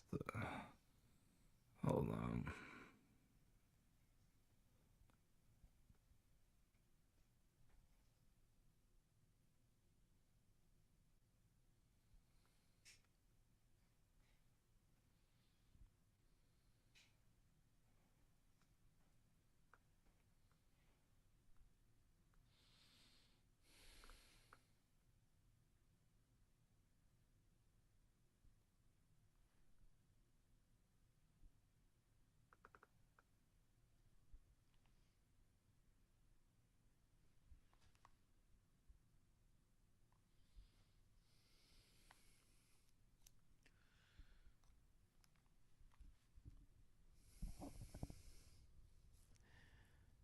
Dude, did you see a picture of Vince McMahon at the Super Bowl recently?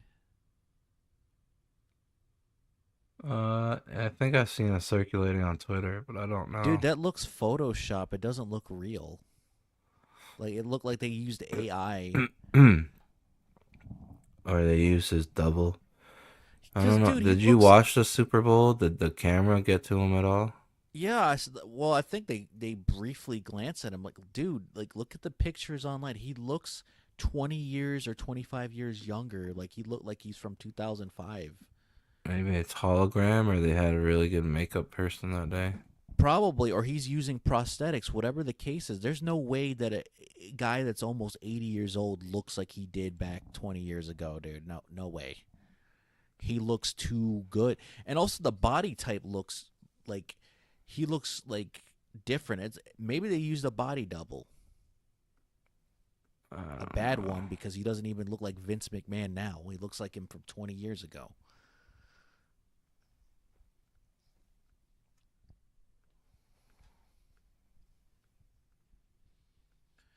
Because I get it, you could do a lot of plastic surgery, but like, look at Joan Rivers, the comedian, right?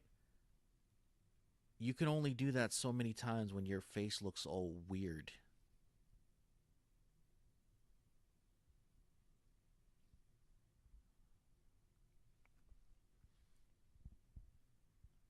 I'm so excited about almost getting SLED HEADZ done, man. We're getting so much good. closer. This is some of my best shit ever written. Well, that's good that you're doing it independently, because if you would have done it by like like a major comic book studio like IDW or Dark Horse, they would have told you to change shit. Yeah, but not only that, I'd have to make the cut first, you know what I'm saying? Or like what is it? Like manga companies or manhwa, or whatever the name of the Chinese version of that, Manha or whatever. I'd get turned down, but I don't know because I think I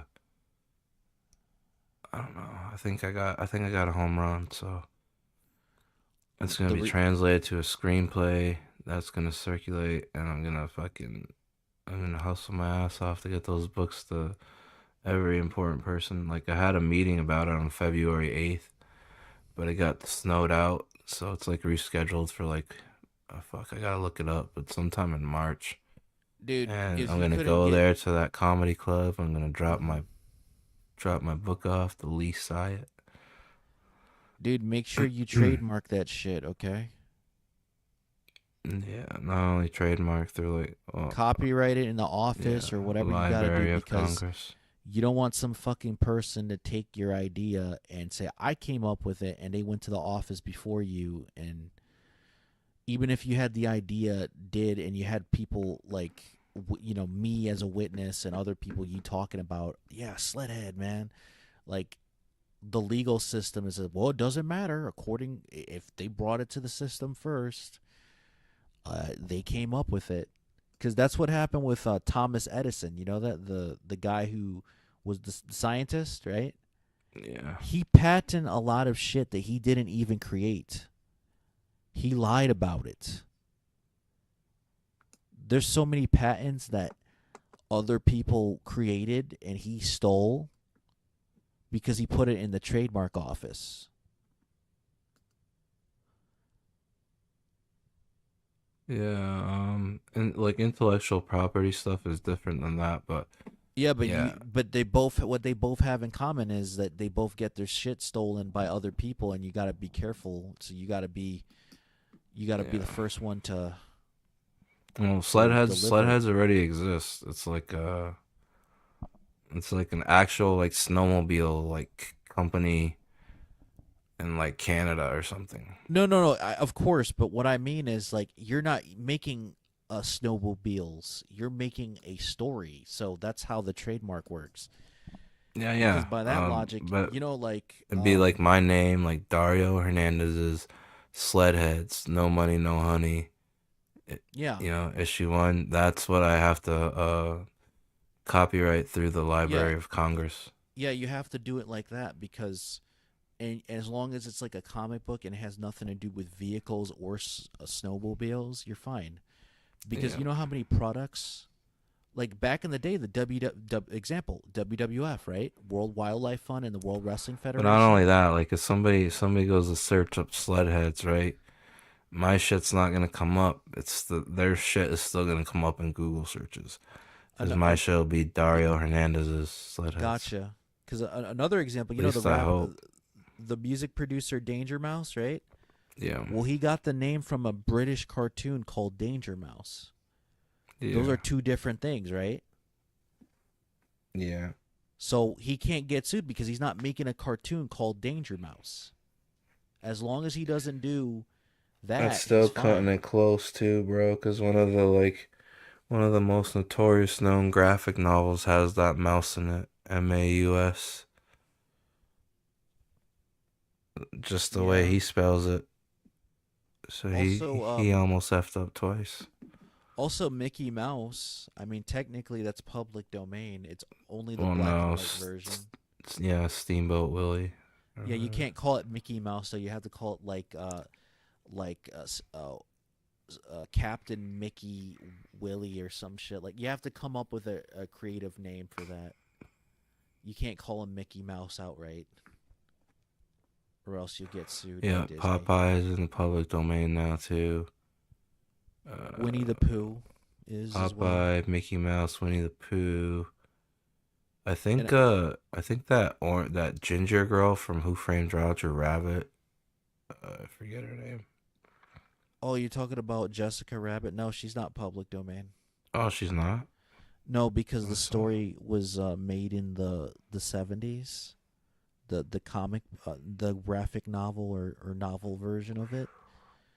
And the guy who created it, he's still alive. And even if he sold it to Disney, how copyright works is like you have to wait like 70 years after the creator dies or some shit like that, or 90. Or maybe it's not Jessica Rabbit. Maybe it's somebody that looks like her.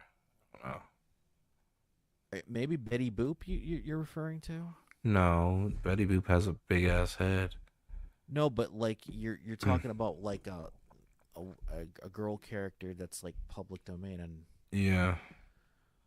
the only person that I can think is like Betty Boop or Olive Oil from Popeye, because I can't think of any. I gotta look it up. It's like it looks like some harlot, like some like lady of the night, you know. Oh, I get you.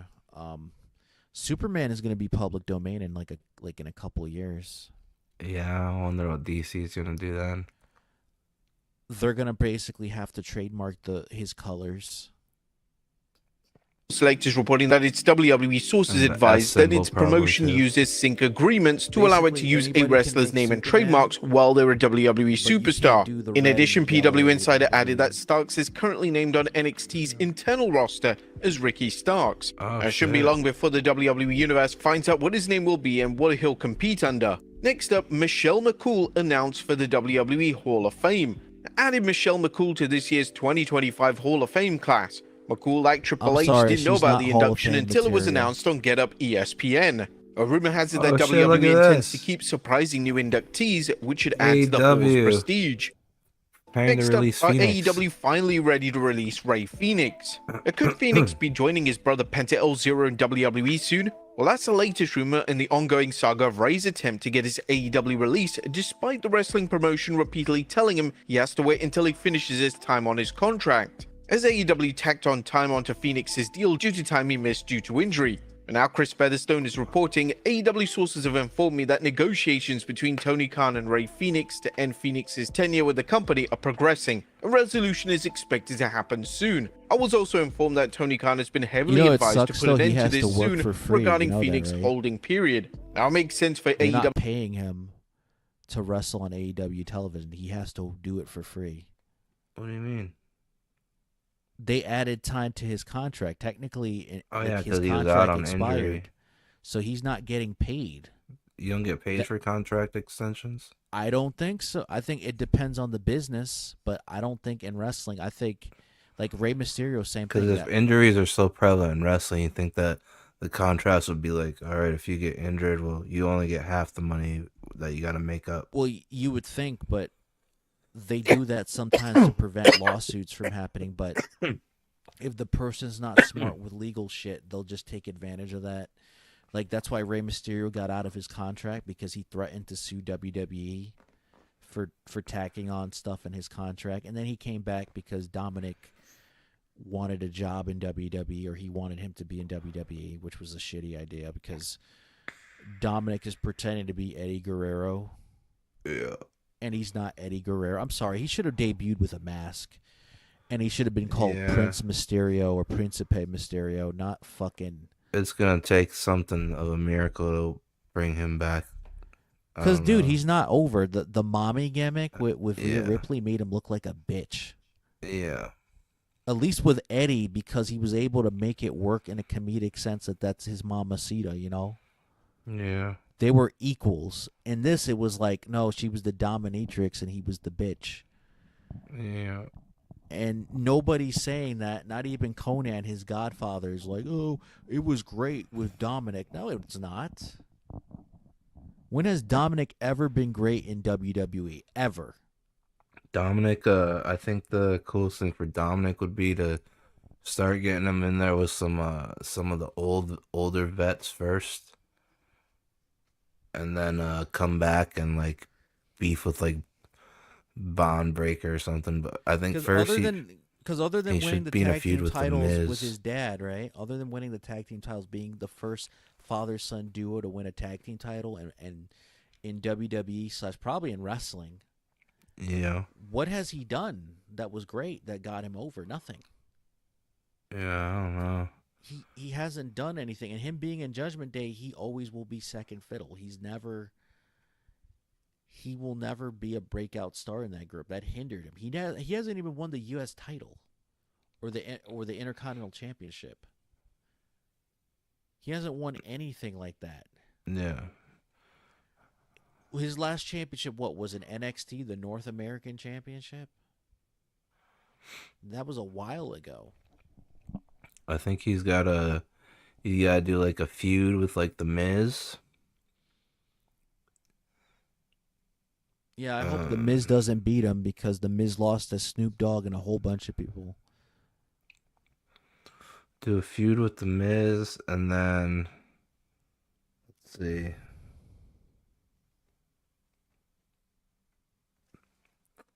This is gonna sound bad, and it even looks horrible already in my head. Like visually, it'll look displeasing. Yeah, But him and Logan Paul.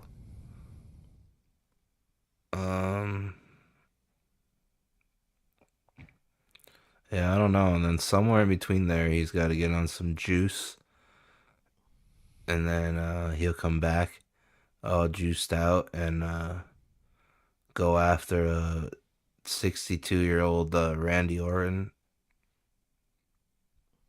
62. I don't know. Randy Orton's in the senior citizen home, man.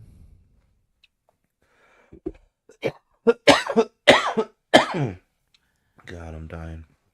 I don't know why Randy Orton's still on the roster. I think like he should have a retirement tour just like John Cena. He needs to go. Maybe his last match will be against Shawn Michaels. Yeah, Shawn Michaels coming back for that Saudi money. Like Dude, they're starting a federation or something. I can't find the article again, but I seen it a couple days ago. You talking about Like, Evolve? I don't know. Saudis finally convinced somebody. They fucking threw enough money down. They're starting their own wrestling federation. Good for them, man. Good for them. Like New Japan and stuff. Saudi's supposed to. That's what they hope to become, like another hotspot for wrestling. Well, sign me up. I gotta start working a wrestling match somehow, right? I don't know what it's gonna be called. I'd go there, but I'd have to like study all the laws first. And I have to learn how to speak Arabic. For a couple months, I learn all the laws. Yeah, because you don't want to go there and get in trouble, like looking Yeah, at like because you can't look at women over there. You know that, right? And you can't eat cheeseburgers or something. Nope. You have to eat like chicken or turkey burgers and. Goddamn.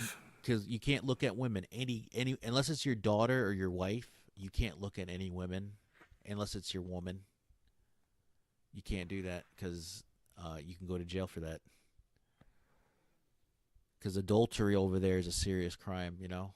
Yeah, that sucks. Because what if there's some, like, random dude walking his wife to the market, and they walk by you. It's like, oh, now I'm in trouble. I mean, you can look, but you can't, stare, you know what I mean? Like, of course you're walking by, but you can't be, like, nothing longer than 4 or 5 seconds. You have to turn away.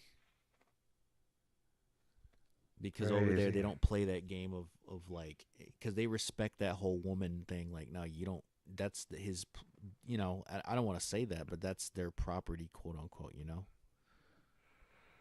They take that shit very serious over there.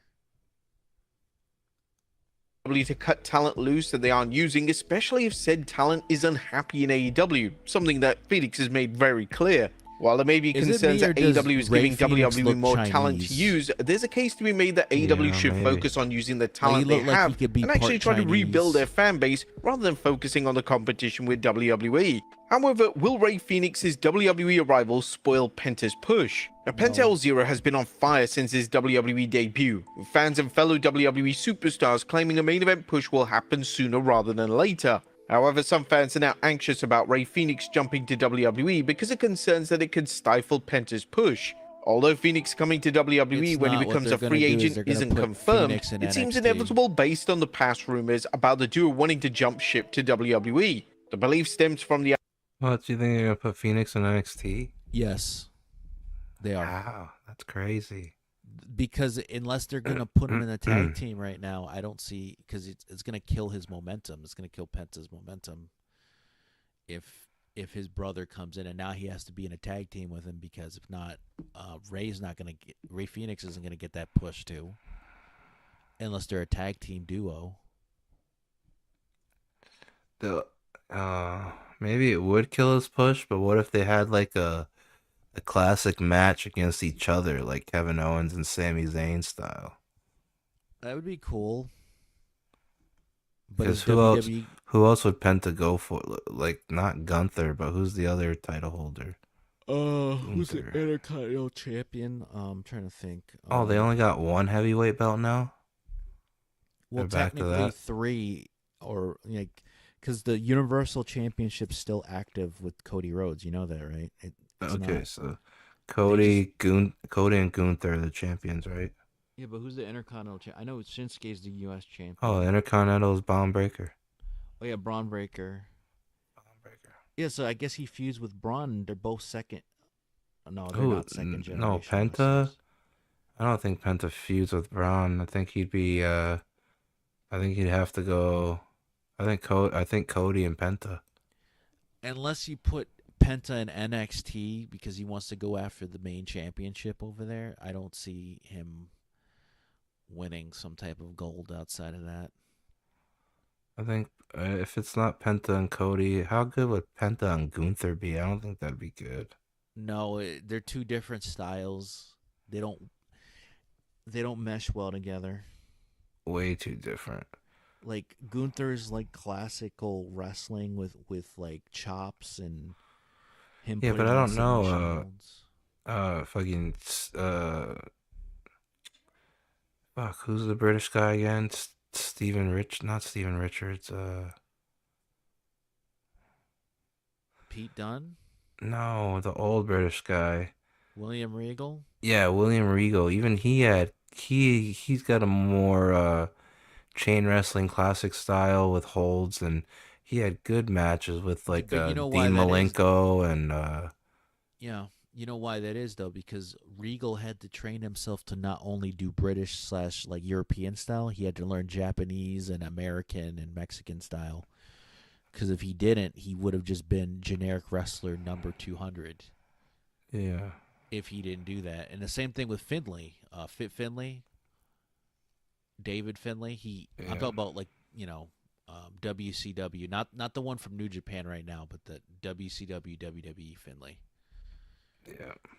Oh, the father. The reason why he was able to do good was, again, he mixed his styles. If he didn't do that, he would have not gelled with other wrestlers. I don't know. I still haven't watched Gunther at all. I see him come out every week on Raw, talk some shit. But I gotta go watch a match, I guess.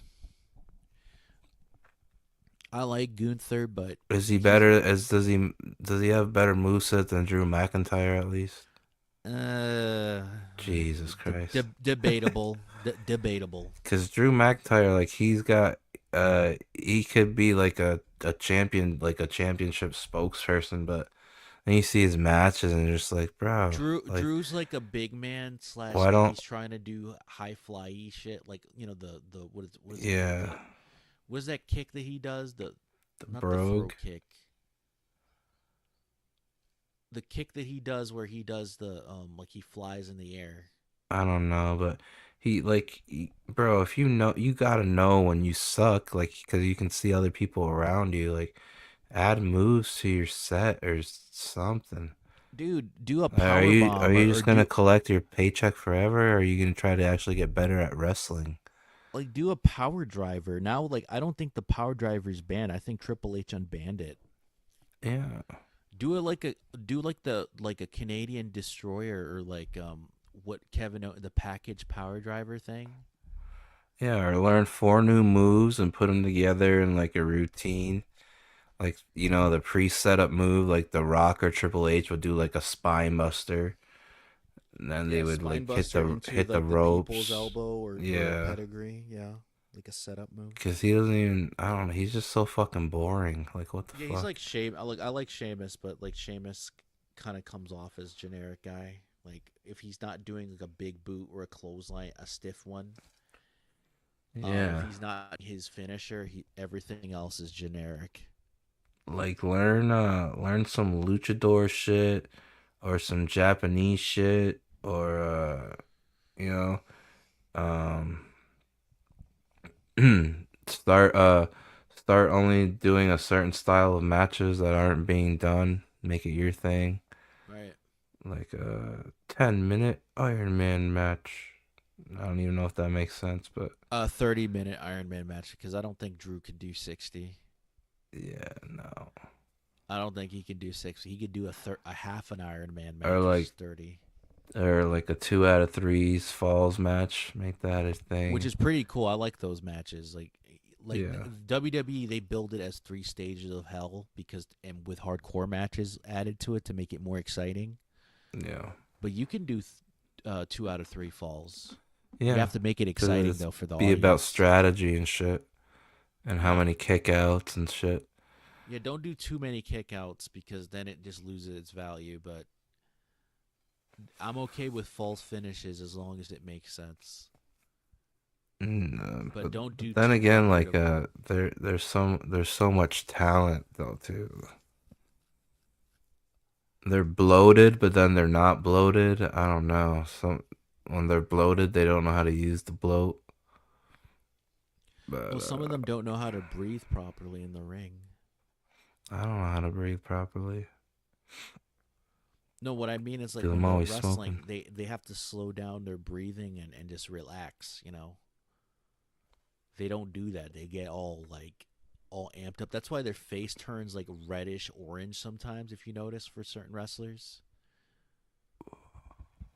When they're about to basically get gassed out of being exhausted, they get like red face or orangey red face. Yeah, my kid gets red faced every time he runs, but he's got asthma. Yeah, it's like even the Ultimate Warrior had that problem. But I see gingers. That happens to gingers a lot though too. Like you ever see like a ginger play football or basketball? Yeah, it's I can't think of a ginger basketball player or football player right now, but I'm pretty sure they have them. Oh yeah, well yeah. If you played sports growing up and stuff, you've seen them. I mean, look, one of the most famous gingers in sports, The Undertaker. He dyes his hair. Blake Griffin. Also, Camacho in boxing. Canelo. Or was it Canelo? My bad. Yeah, you know that Canelo. guy that looks like Sami Zayn if he was jacked, but he's from Mexico. Yeah. There's not too many ginger athletic people, are there? Yeah, only Undertaker and Canelo I can think of. This seems to be a problem. I mean, unless Chuck Liddell dyes his hair brown to avoid being a ginger, I can't think of any. Isaac Yankem. Conor McGregor. Oh, yeah, Conor McGregor, he's Irish, yeah. Conor might be the only one. I'm trying to think like another red-haired guy.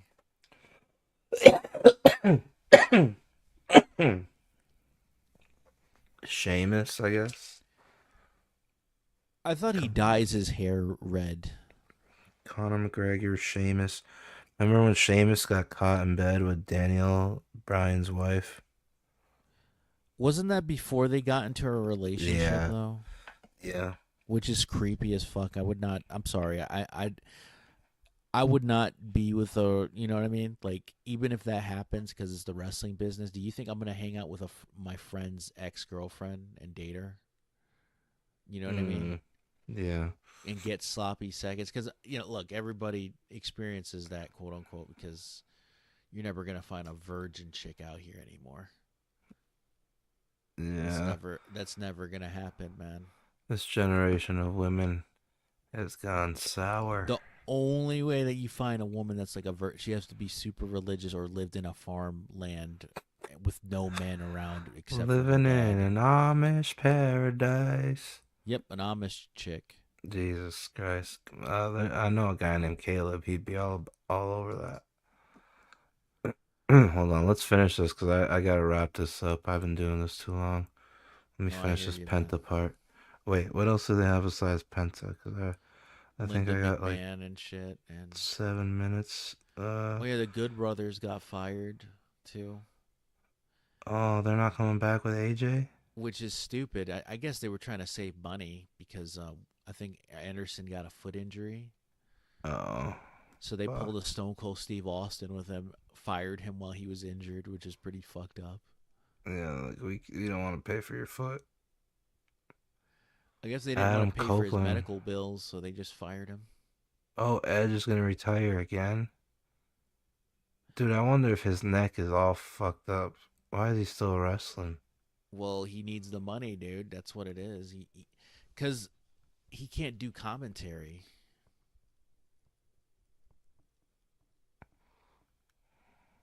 What? Sexy Red. WWE offers Sexy Red full-time deal. No way. No, she's not having a match. Get the fuck out That'd of be here. hilarious. What is she gonna do? Twerking and rapping in the ring every fucking 10 minutes? What is she gonna do, right?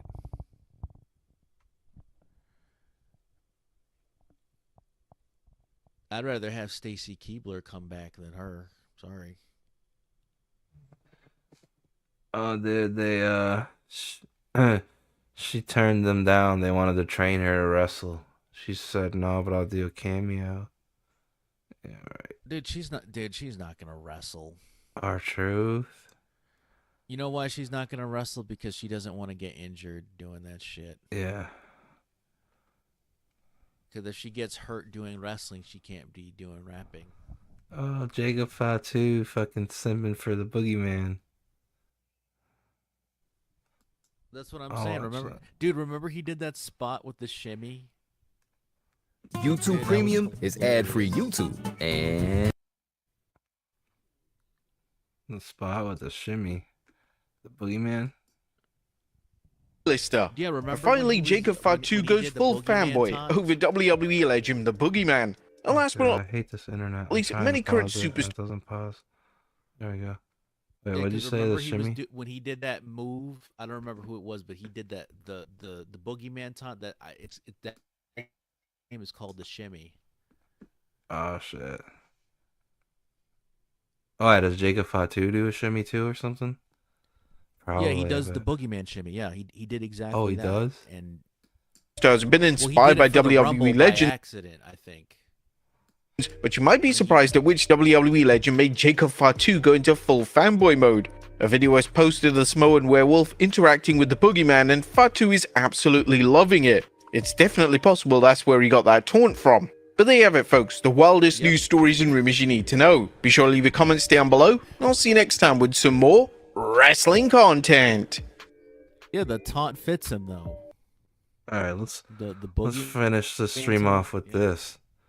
12 unwritten rules in WWE. No, they broke the rules. The unwritten rules. You can't just come out whenever you want. What are you, a psycho? 12 unwritten WWE rules. Be sure to subscribe and hit that notification bell for daily wrestling videos, and follow us on Facebook for exclusive lists. Number 1. Never headbutt a Samoan. Now, whenever a wrestler with Samoan heritage is wrestling, it's common knowledge that they are virtually immune to headbutts. This has been seen time and time again in major matches, and although the rule is slowly fizzling out, some wrestlers decide to stick with the I think that's cornball. unwritten rule. Notably, in late 2024, Drew McIntyre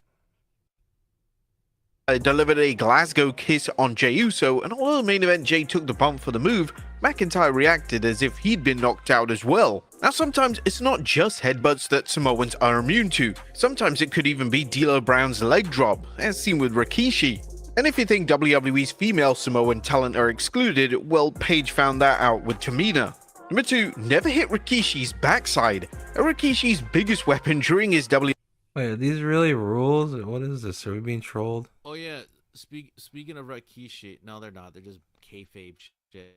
You know, speaking of which, you know, Kurt Angle told the story that Rikishi didn't wipe his ass, Really? and he gave him the stinky face for real. Oh shit.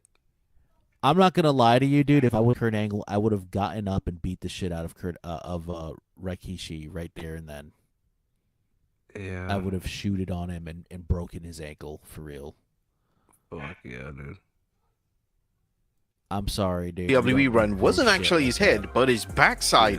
Rikishi was prone to using his backside for various moves, most infamously the stink face, and he used it as a defense mechanism from time to time. But one time during a match with John Cena, the future face of WWE attempted to deliver a punch right to Rikishi's rear end, and Cena acted as if it was made of steel. Cena then proceeded to act like he had just had his hand broken. This was a genius spot, and Cena sold it incredibly well, despite it being utterly ridiculous.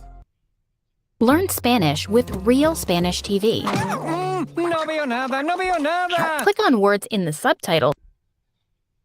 For 3, the Spanish announce table goes first. Now, whenever an announce table is set to That's break bullshit. in WWE, it's common practice that the Spanish or the international announce table is always first to break. It's like a magnet, as WWE Spanish play-by-play commentator Carlos Cabrera would describe the announce table in 2012, and this perfectly summed up how wrestlers view the table. The spot and the rule has become so well known that WWE announcers and wrestlers like to make passing jokes about it on WWE television. WWE have attempted to move away from this trope in recent years, but it's still extremely common for any international announce table to be completely destroyed before the main commentary table. Now, in relation to why this is, from a practical perspective, and sometimes Yeah. They want to but I save mean, money on the tables. They don't want to keep replacing the table every show. Yeah. That's why, like, sometimes when a wrestler would do a spot, and sometimes they forgot to switch it out with the gimmick table. Yeah. That's why when they give them a slam, the table doesn't break. Yeah. All You the table notice that? spots are kind of lame now. They just bounce off the table and bounce back on the mat or bounce on the other side of it. Well, anybody does a table spot. That's why it's not unique. That's why you have like a 2-hour highlight reel of people giving people the announce table spot. Yeah. Because it's not special anymore. It's literally like a reoccurring gag, like the Samoan headbutt thing, which is cornball. Like, seriously, they don't get headbutt.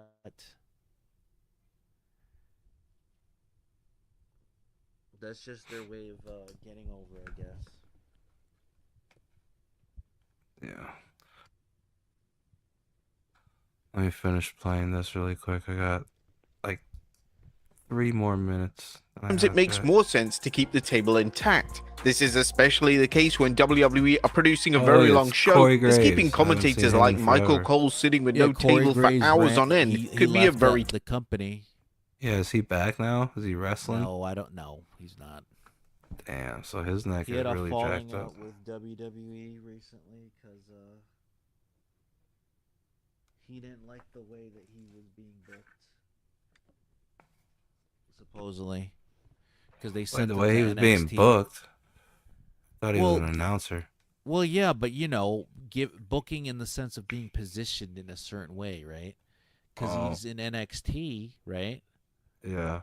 And NXT is seen by less people, and the pay is less money, right? Yeah. So he wasn't happy about that. So he walked out of the company.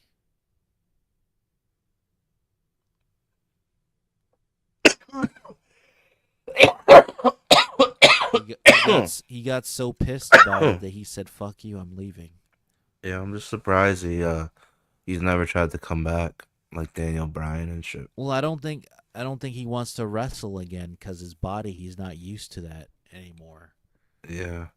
The only way that he'll get back probably would be for like $1 million, and WWE isn't going to pay him that money. And what's going on with Baron Bohr and Baron Corbin? I've seen he got videos of him fired like and- training, right? Yeah, he got fired from the company because he was Vince's boy, right? Yeah. And Triple H was like, "Well, you're not my boy. Get the fuck out of here." Yeah, but Triple H started with him in NXT. Yeah, but things He was change. the one that always pushed for Baron Corbin. Things change. But yeah, I think Baron Corbin was like, I think he was training with Ryback.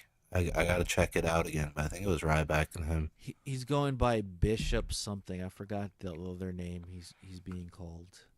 Oh, Baron Corbin is now. Yeah, it's Bishop. I forgot the last name, but it was Bishop something. Hmm. He's not Baron Corbin anymore because he's not allowed legally to call himself that.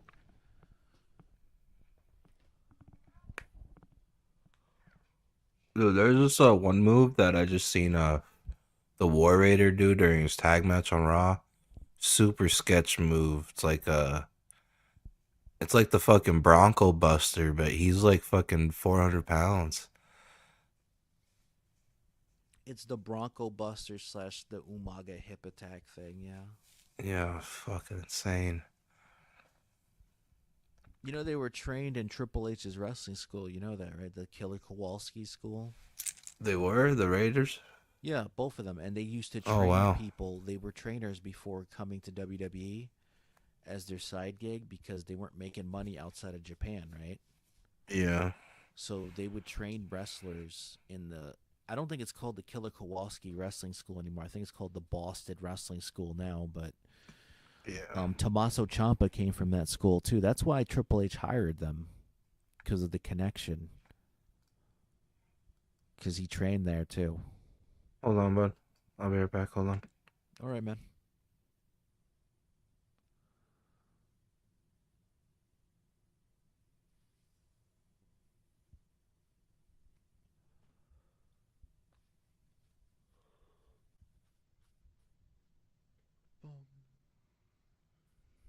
There's Michael Cole and CM Punk,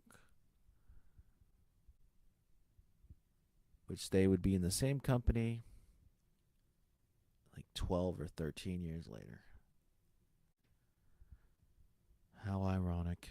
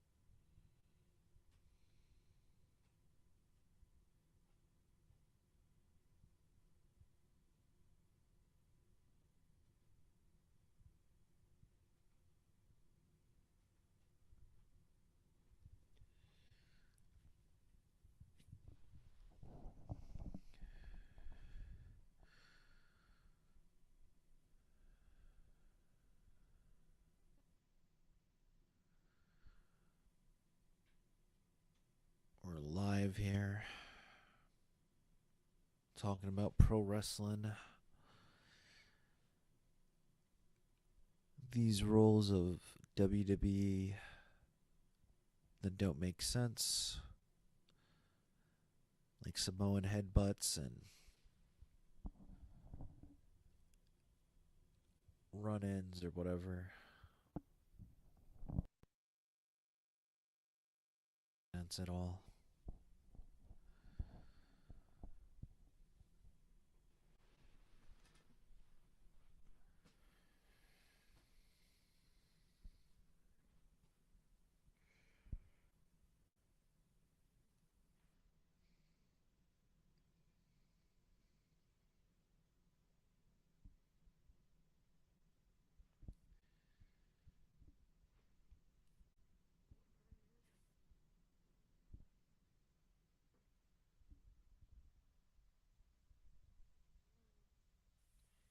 Holy shit. What's going on? I just broke a wheel on my chair. Oh, you did? Shit. Not good. I'm gonna need a new chair, I guess. Yeah, or else it's gonna collapse at some point. Because I saw a video of a guy, like, I think it was a gamer chair or something, and he fell off the chair because it collapsed. Probably the alpha male. Let's see. Oh no, that's not repairable at all. That wheel is crizacked. I mean, is the chair good? Kind of, I guess. I'm still sitting in it. Okay, so, I mean, you could always replace the bottom part of the wheel part of the chair, like. I mean, maybe that could be a little expensive, but. Because they do sell, like, office chairs at Walmart or whatever stores like that. It's like for 20, 30, 40, 50 bucks, something like that. All you have to do is actually set it up yourself. Unless you want to go to, like, Office Depot and just buy the chair outright in physical. The only problem is that it'd be hard to put that in your car or something. You'd have to get, like, a U-Haul truck or whatever to bring it in. It's a truck, probably. Yeah, because unless it's already assembled, right? That's good. But you need like a U-Haul truck or something, because it's not going to fit in your trunk or the side of your car. Because if you move it a certain way, it can break the wheels again. So you don't want that. Tough task. And when WWE began to implement announce table spots into matches, they quickly realized that they were going to have to change how the table was positioned. When Diesel and Bret Hart used the Spanish announce table for a huge spot in the 1995 Survivor Series showdown, Carlos Guerrero would be trapped as the barrier was just too close to him and he unfortunately hurt his knee. Luckily, WWE changed this and they ensured that any international broadcasters were going to be kept safe. Coincidentally, did you see all Was those that Paul spots? Bear? That was a Paul Bear spot, I think. Oh, look at Mr. Perfect. Jim Ross. No, I think that was Hugo Savinovich, the fat announce table. They call him like the Spanish. this Jim and they Ross. ensured that any international Oh, right there. Yeah. Yeah, that's Hugo Savinovich. He works. broadcasters were going to be kept safe. Also, the He the just spot. fell. He fell for no reason. What the Yeah, fuck was he doing? He slipped. Also, Luckily, WWE changed this and they remember when Mick Foley fell off the Hell in the Cell, right? Yeah. Well, he got ensured that any stuck international in broad that table because it was the Spanish announce table. Oh, fuck. He got him and his partner, Carlos Cabrera. They got stuck until the paramedics came for Mick Foley. So they broadcasters were going to be kept safe. Coincidentally, He hit his this was head also the too? first Oh, time poor the guy. Spanish announce table was broken in WWE. Number 4, you set it up, you go through it. Now, have you ever noticed that if a wrestler sets Oh, up a no. table, then 9 times out of 10, they will go crashing through it? The reason Yeah. for this is that the wrestler will want to take responsibility for the safety of the table, and if the table malfunctions, they can't blame their opponent, as they were the one that set it up. This has been an established rule in all major companies for decades. You know about that rule? No, I didn't know about that. Great. It is It is crazy crazy. when you think about it, because usually it is true. I just thought Makes a about. ton of sense, and it But avoids it makes sense because Sabu was the one who created the table spots, right? Yeah. Well, I'm talking about like wooden table. I don't know about the announce table spot, but like the wooden table spot where a wrestler goes through it. supposedly Sabu came up with it, and notice how he always got through. He always went through the table, even with a leg drop or whatever. That kind of makes sense. And the tag team that made it popular was Public Enemy. It wasn't the Dudleys. The Dudleys did it after Public Enemy. Yeah. Public Enemy did it like in 97, 98, 99. The Dudleys didn't start doing it until like 99, 2000, 2001.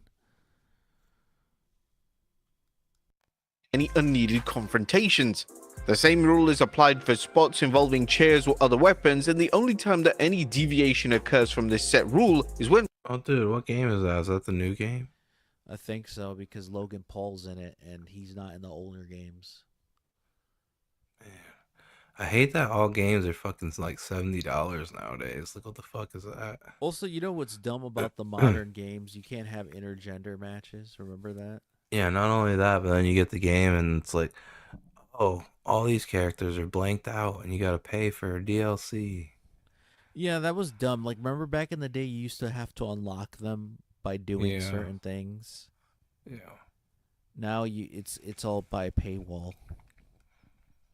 Sometimes you just want to pick the Legion of Doom and beat the shit out of all the newbies, you know what I'm saying? Yeah, including the divas and all that. Yeah, I hear you.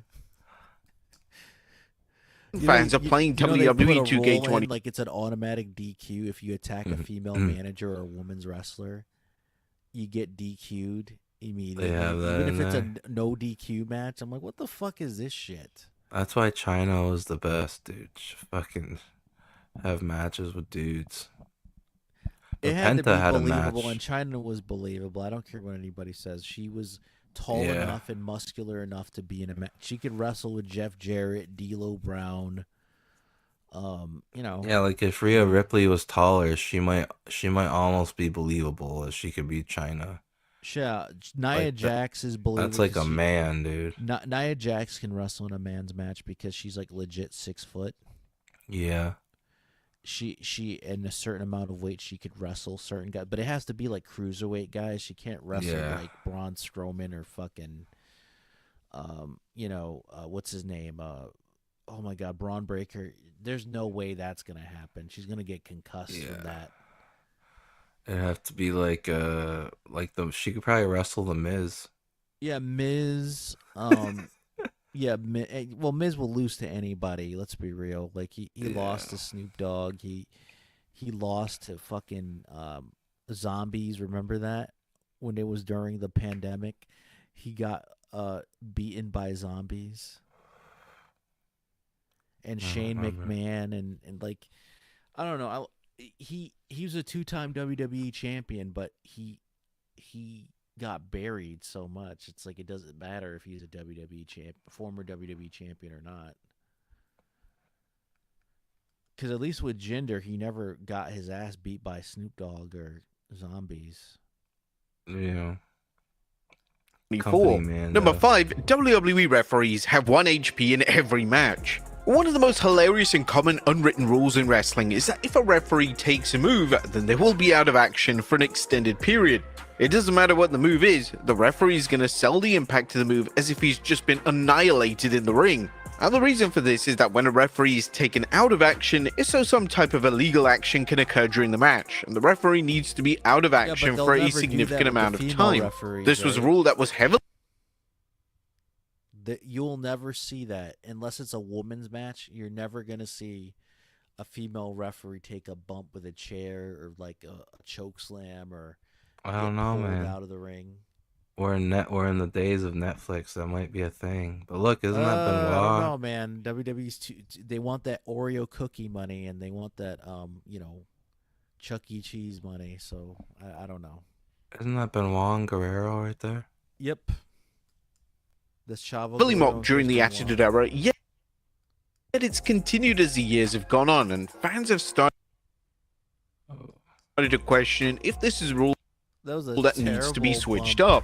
Criticism comes from the fact that a lot of referees, particularly those in WWE, are shredded and are actually in peak physical condition. Therefore, AKA they used to be wrestlers or they trained to be wrestlers but never became wrestlers. Yeah, just like managers.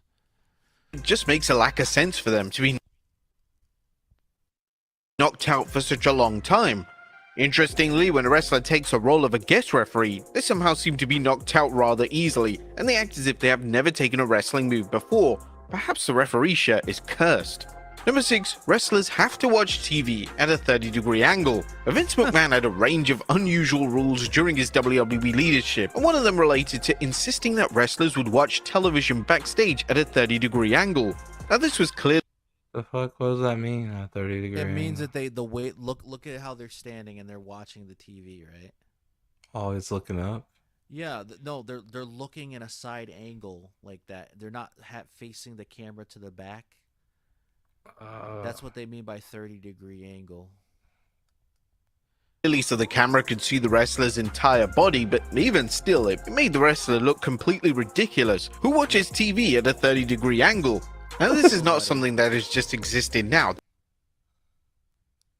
This goes all the way back to the New Generation era as seen by Bret Hart, even into the Attitude Era as seen by The Rock, but now it's definitely become more prevalent in this era. But one of the complaints for fans was that this greatly exposed that WWE was a TV show, as nobody was ever going to watch TV in this manner, and it was a rule that needed to die out. Former WWE talent Renee Young, who conducted interviews backstage in WWE for years, spoke about this rule during an interview with Sportskeeda, and Young quite rightly labeled the rule as weird and odd. Couldn't tell you, I have no idea. It's so weird. It's like... Yeah, it is weird now that I think about it. Yeah, and they did it throughout, like they said, the New Generation era to now. They still do that.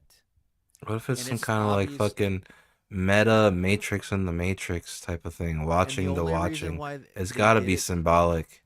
It probably is, but the only reason why they do that, unless you're at a Super Bowl party or something, or like a WrestleMania, and there's not Yeah. enough room to be like sitting down. Or They were trying to show that they're not a TV show. Yeah, it's weird. Also, another stupid rule is like the wrestlers pretending that the cameraman doesn't exist. Yeah, you can't Remember look that? Like Yeah. instead of like, say, cameraman, come over here. I want you to come to this locker room. I'm gonna beat Sheamus's ass or whatever, right?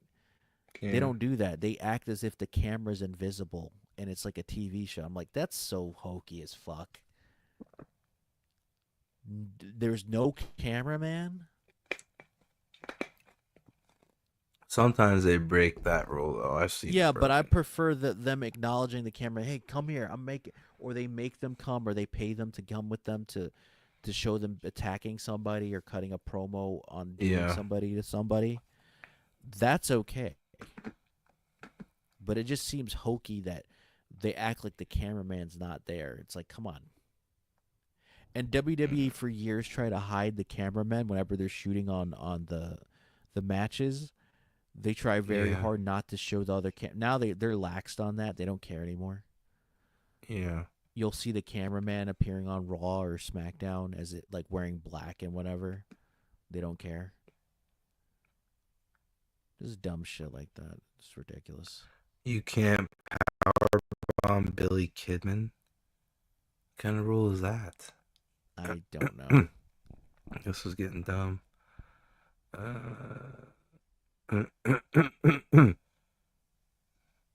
Looks like something with a stunner. Oh yeah, Stone Cold. You know, like most of the time when Stone Cold would kick somebody in the gut to give them a stunner, he would kick them in the balls. You know that The He- music hits stop exactly what you are doing. He kicked Byron Saxton in the balls, and he would kick Vince McMahon every time in the balls whenever he would stun him. And he That's was so supposed to funny. do the gut, but because Stone Cold would wear those Daisy Duke shorts with the knee braces, he had a Yeah. hard time lifting up his leg to kick in the gut, so he would kick them Oh, in the yeah. balls instead. That makes sense. Isn't that crazy though? Only Stone Cold Steve Austin can get away with wearing Daisy Duke shorts. Does Well, anybody yeah, notice yeah, that? Like, Raven. yeah, but did Raven really wear Daisy Duke shorts? He wore a little bit longer pants. Brian Pillman. Like I remember the Blue Meanie wearing Daisy Duke shorts or Stevie Richards, and everybody made fun of them for that. Even like Raven. Yeah, it's like that looks so trashy, and then Stone Cold pulls it off. Yeah, Stone Cold's the only. Well, they look gay wearing it, Yeah. But when Stone Cold wears it, nobody says anything. Probably because it's like everybody's like, well, obviously he has to wear Daisy Duke shorts because he's wearing those knee braces. He can't wear regular shorts because it would look ridiculous, right?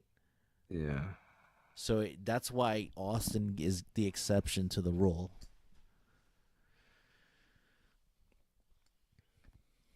And he was so over, like probably the most over ever. Yeah, people debated. They say Hulk Hogan, like older wrestling fans will say, no, Hulk Hogan was more over than Steve Austin. Yeah, but it was like at a time when wrestling and kayfabe hadn't really been exposed yet. Like, Yeah, yep. And also, not only that, but merch-wise, and I'm like, that's debatable. Like, you know, the Solomonster from Solomonster Sounds Off, he says that Hulk Hogan was more over than Steve Austin. I'm like, I don't know about that, buddy. I don't know, Because man. if you're merging the Hollywood Hogan shit with yellow and red Hulk Hogan, then that's Because bullshit. listen, Hulk Hogan was like at a time when it was like the golden era. Yeah. Like when Stone Cold got over, we were almost dead to WCW. They were winning, man. They had the cooler fucking show. Like all the vets were over there. Hogan, Macho. Yeah, Mr. Perfect, Rick Rude. Everybody was over there. We were dying, and then somehow Stone Cold gets over. Like that's got to count for something, because Hogan wasn't up against anything like that. No, he wasn't. Dude, Hogan was on the winning team every Yeah. time. Like he was responsible for the AWA going out of business. So he was on the winning team so when it was WWF in the 80s and WCW in the 90s, he was always on the winning team. Steve Austin was the underdog. It doesn't matter what anybody says. Like he was the champion among champions. Yeah, the middle finger just got over somehow. Yeah, and he was the only dude. This is the crazy thing about Stone Cold. Back in the day, right? He got the middle finger over. Back in the day, kids would do that and they would get in trouble for that, right? Yeah. But it was so over that it was commonplace. And not only that, but Stone Cold was the reason why, you know, the bald head look, the shaved head look. That's why regular people were besides Michael Jordan, of course, and what was it? Who was the other basketball player that was bald? Not Karl Shaq. Malone. Shaq. No. He was on the Bulls too. He would be on TNT. Dennis Rodman. No, not Dennis Rodman. Oh my God, Charles Barkley. So outside of basketball, right, with Shaq and Jordan and Charles Barkley and. You know, in wrestling, we had Stone Cold and Goldberg, right? Yeah. Those were white dudes with the bald head look. Because remember, the skinhead thing was a thing, right? Yep. That was a big controversy back then. Like, that's why most white dudes didn't have the shaved head look, because they didn't want people to think they were skinheads. But because Stone Cold and Goldberg had the bald head look, they were like, oh, we can rock this without being an issue. Yeah. We'll just say it was because of Steve Austin and Goldberg. Yeah, and then Jordan even tried to get the Hitler mustache over, but he couldn't. He never pulled it off. Are you serious? Yeah, he took it. That's how competitive he was. He took it as a challenge to try to make the Hitler mustache become back as fashionable. AKA the Chaplin mustache too. Go back and look at pictures of Jordan back then and oh my God, footage, man. It's all he had the fucking Hitler stash. When he tried it, that's the one challenge he didn't win. Well, he wasn't that great at baseball either. And I was gonna say, and playing baseball, he wasn't. He wanted, you know, the sad thing is he wanted to be a baseball player, not a basketball player. But like, dude, you were a better basketball player than a baseball player.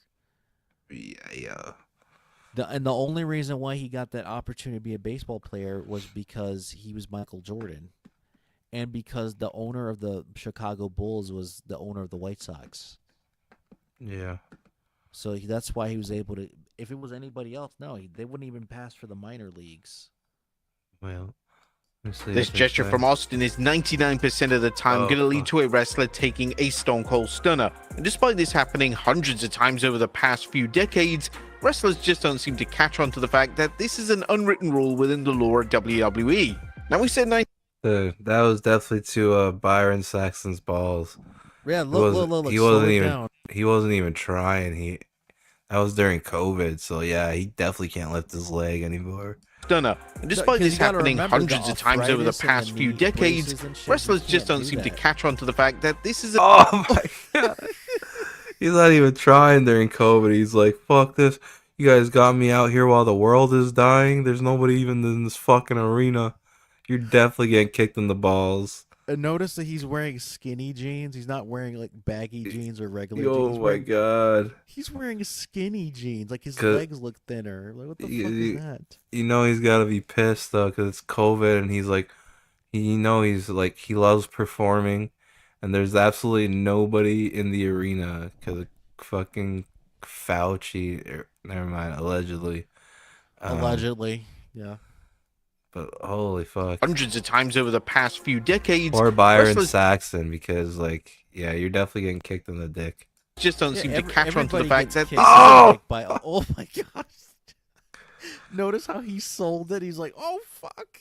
hundreds of times over the past few decades, wrestlers just don't seem to catch on Look at that. to the fact that this is an unwritten rule within the lore of I WWE. can't get it. My And we internet said sucks, but Jesus Dude, that's Christ. fucking terrible. You could tell when you slow it down a bit. 99% of the time, as there are certain names that have escaped Shit. There. You could tell he was like, oh fuck my this fate, however, this is usually baby God, dude, faces. fuck this fucking internet, dude. Jesus Christ. Most notably, Becky Lynch on Raw in 2020 escaped Oh yeah, without dude. Where's Becky? Is she fucking still injured? I don't know. You know what was stupid? Didn't they have Becky Lynch stunner Steve Austin? That was so dumb. Oh, did they? Yes, they did. No. I don't know if it was for being hit with a Steve stunner. Austin This was show. likely due to Who the fuck's that? Linda McMahon? No, that's Stephanie. Right there? Yeah. What? Why is her hair like that? WWE's policy on Because she dyed her hair blonde. Oh, that is Steph, huh? Yeah, she dyed. I don't know why she did that. She And got wrestling. Nice, This- hooters though, but No, that's Linda right there. yeah, that's Linda. same didn't apply That's for Linda. Stacy Keibler. She would take it. Look at that. Stacy couldn't even take it. It looked like a diamond What cutter the in fuck is she air. doing? Steve Austin was like, "What the hell was that, son?" Due to WWE's policy on intergender wrestling. The same didn't apply for Stacy Keibler or Linda McMahon, though. Number 10, never climb a ladder quickly. Never The ladder climb a matches ladder have become quickly. so formulaic in modern wrestling as every single ladder match features the wrestler refusing to just rush up the ladder and take what's above the ring. If a wrestler makes any attempt to speedrun the ladder climb, then they will usually stop halfway through, or they will only rush up to meet their opponent at the top for the planned spot. It's practically an unwritten rule in ladder matches that you can only win if you climb as slowly as a sloth. Now, it's worth noting that ladder matches, particularly those with numerous wrestlers, are extremely hard to produce. And if every wrestler was booked to rush up the ladder, then it would be hard to execute key spots, and could even lead to a surge of botches and injuries. Number 11, referees are legally deaf. And why is it that referees such as those in WWE have very limited hearing? Whenever the referee is distracted, they somehow lose their hearing altogether and are unable to hear things such as chair shots. Referees are often labeled as the most incompetent individuals within a match, and it's easy to see why, as companies... How did they not hear chair shots or like Bro, I'm not- trash can lid shots? Yeah, I'm not gonna lie, I like it though. It's like these are unwritten carny rules. Like you're putting on a show at a carny, and these are like their unwritten rules of performance. It's I pretty want to cool. believe that the referees are wearing earplugs because it's too fucking loud in the arena.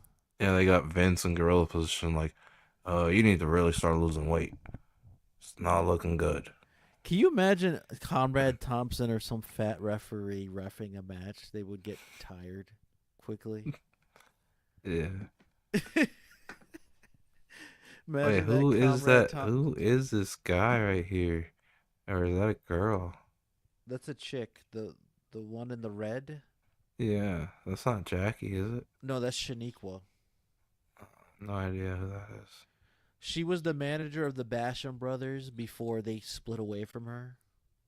Oh, Shaniqua don't live here no more. Oh, you heard about Booker T wanting to come back for one last match? I guess that. He's gonna keep having a whole bunch of last matches if it pays right. He wants, yeah, but he hasn't had one. How come he never comes back? I want to see him in action. I want to see if he's still got it. The only action he's gonna have is with Charmel in the bedroom, man. No, who did he say he wanted his last match to be against? It's like one of the new guys.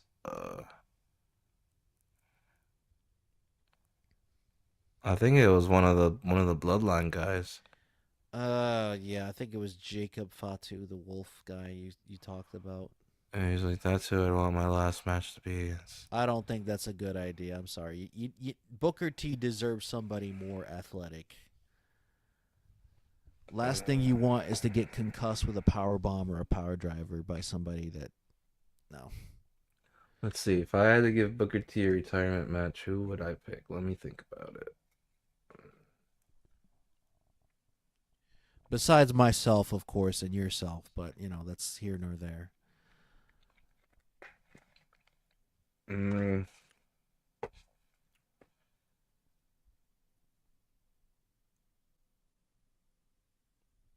I honestly would. It depends if it's for like a world champion or whatever. So, like, say Cody Rhodes is the world champion, and Booker T wants to get a main event at WrestleMania, then by default it's like Cody Rhodes or Gunther. But if not, I would say what's his name, Braun Breaker.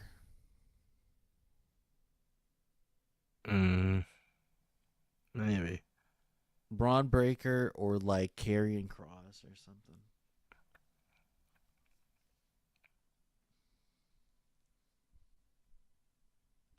Because you're not going to have Jey Uso wrestling Booker T for his last match. Get out of here with that. Right? So Booker T could be saying that shucky ducky quack quack shit.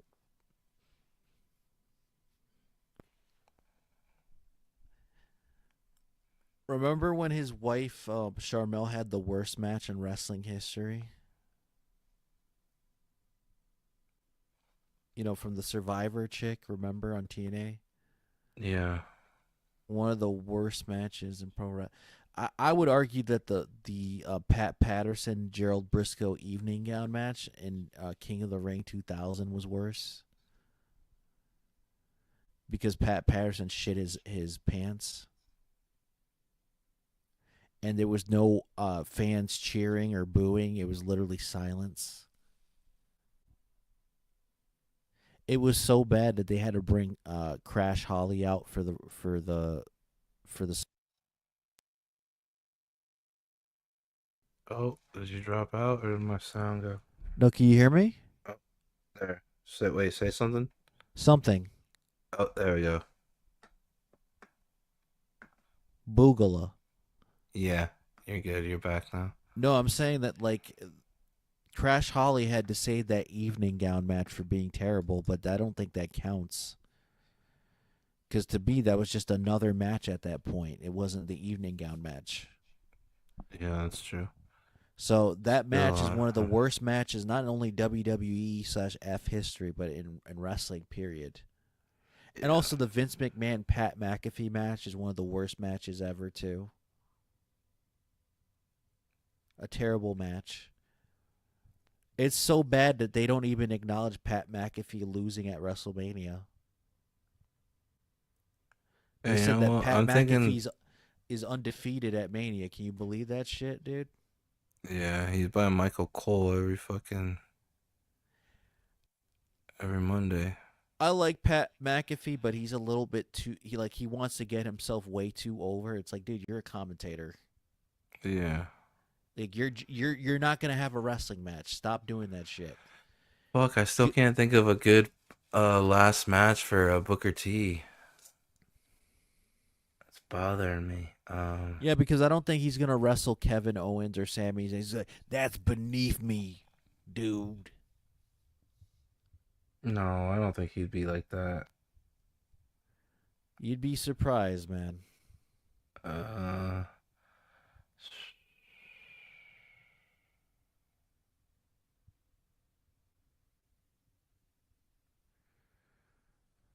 Damn. I thought I had a million matches lined up for Booker T. But they might have all been like fantasy dream matches and not like Probably. reality. I mean, Ricky Starks would be a good one, but I don't think WWE would book it because it's not marquee value. Yeah, I think it'd probably have to be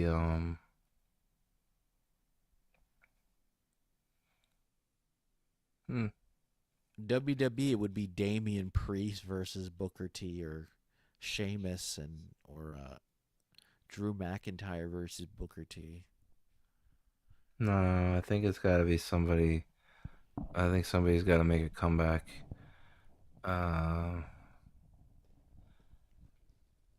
Booker T. Oh, you know who? Who? JBL. Oh my God. Bradshaw. JBL ends the career of Booker T with the clothesline from hell. Yeah, I think Bradshaw's perfect. But if they couldn't, it sucks that their AEW is around. But the first thought a couple minutes ago was Billy Gunn and Booker T. Billy Gunn would be a good match.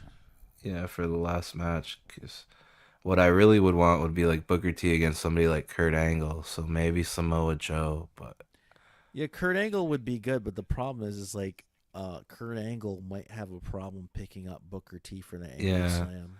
that's what I'm saying. But then Booker T would also have a problem picking up Samoa Joe. So yeah, I think it'd have to go with fucking like Daniel Bryan or something. Samoa Joe eats a lot of sloppy joes, so he's not gonna be able to pick him up. Yeah, so have to be somebody like Daniel Bryan or who's the guy I just said? CM Punk would also be because he's not too heavy. Yeah, that'd be okay. So that way Booker T can pick him up for the bookend and not look like he's gassed out doing And it actually would make sense promo wise too, because CM Punk is like serious ass kicking like Stone Cold, and Booker T could do his whole like play a little dumber than he usually is. Or play and then he's like, thuggish. and then you have like a cameo from Goldust. Oh no, Goldust would have been a good one. Oh yeah, Goldust could be a good last match because Goldust be doing crazy shit. Yeah, because crazy moves and stuff. Yeah, you're right. Goldust or maybe RVD. I don't know if RVD's still in good graces with people. No, RVD's perfect. He's in the best shape of his life, man. He doesn't have any serious injuries.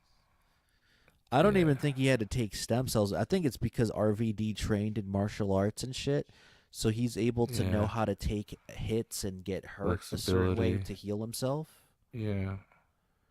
So he never had to take the stem cells or do the worst rehab because he always been doing that.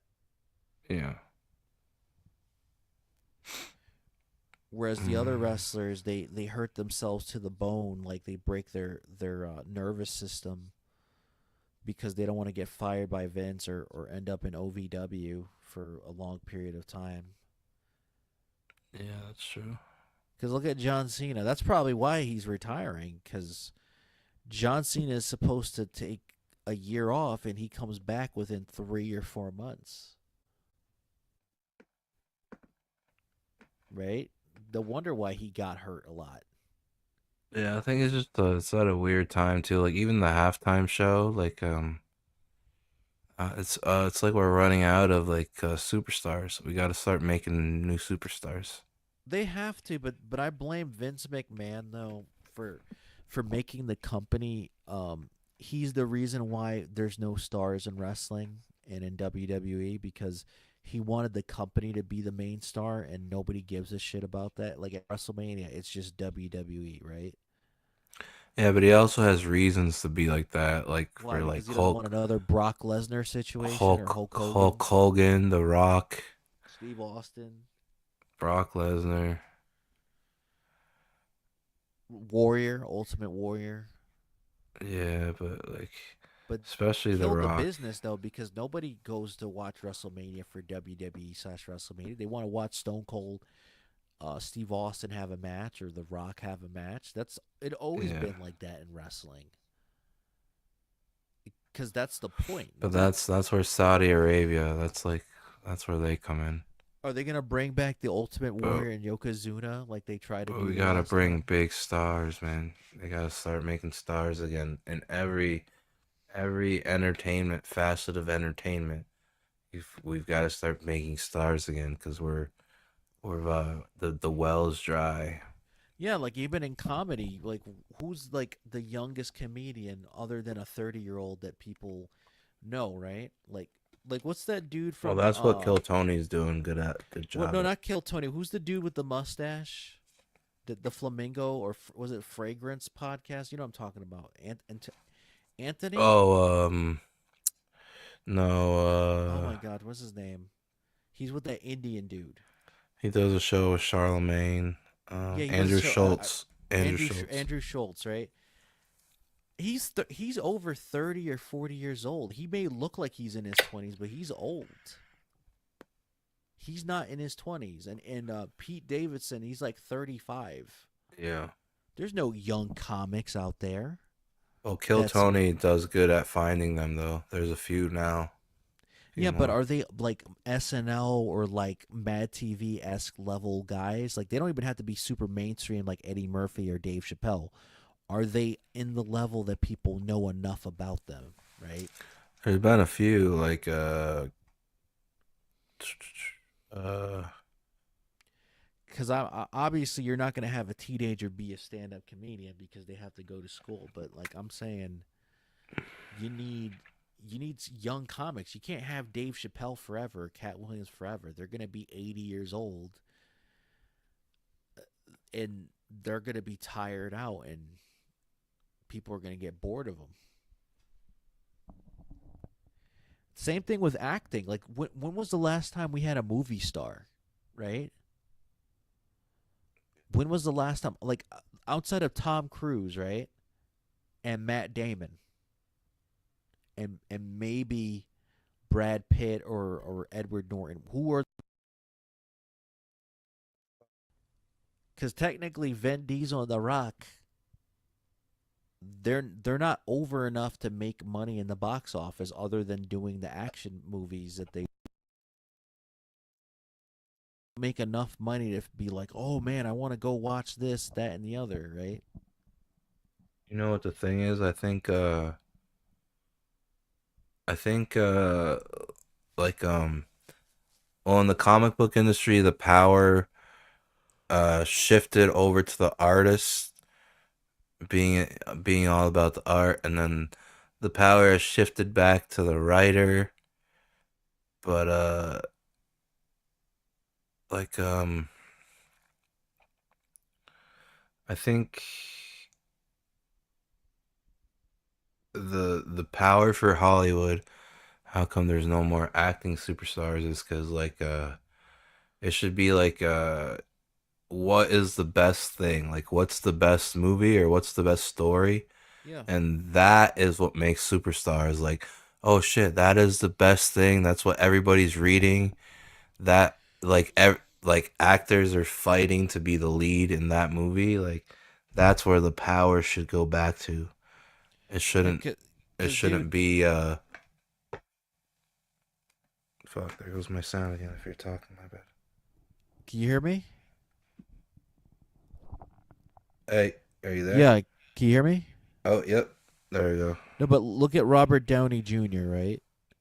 Yeah. Robert Downey Jr., people say he's an A-list celeb or whatever, but he's not really, unfortunately. I like Robert Downey Jr., but he hasn't done anything outside of Iron Man other than indie movies or like, you know, certain,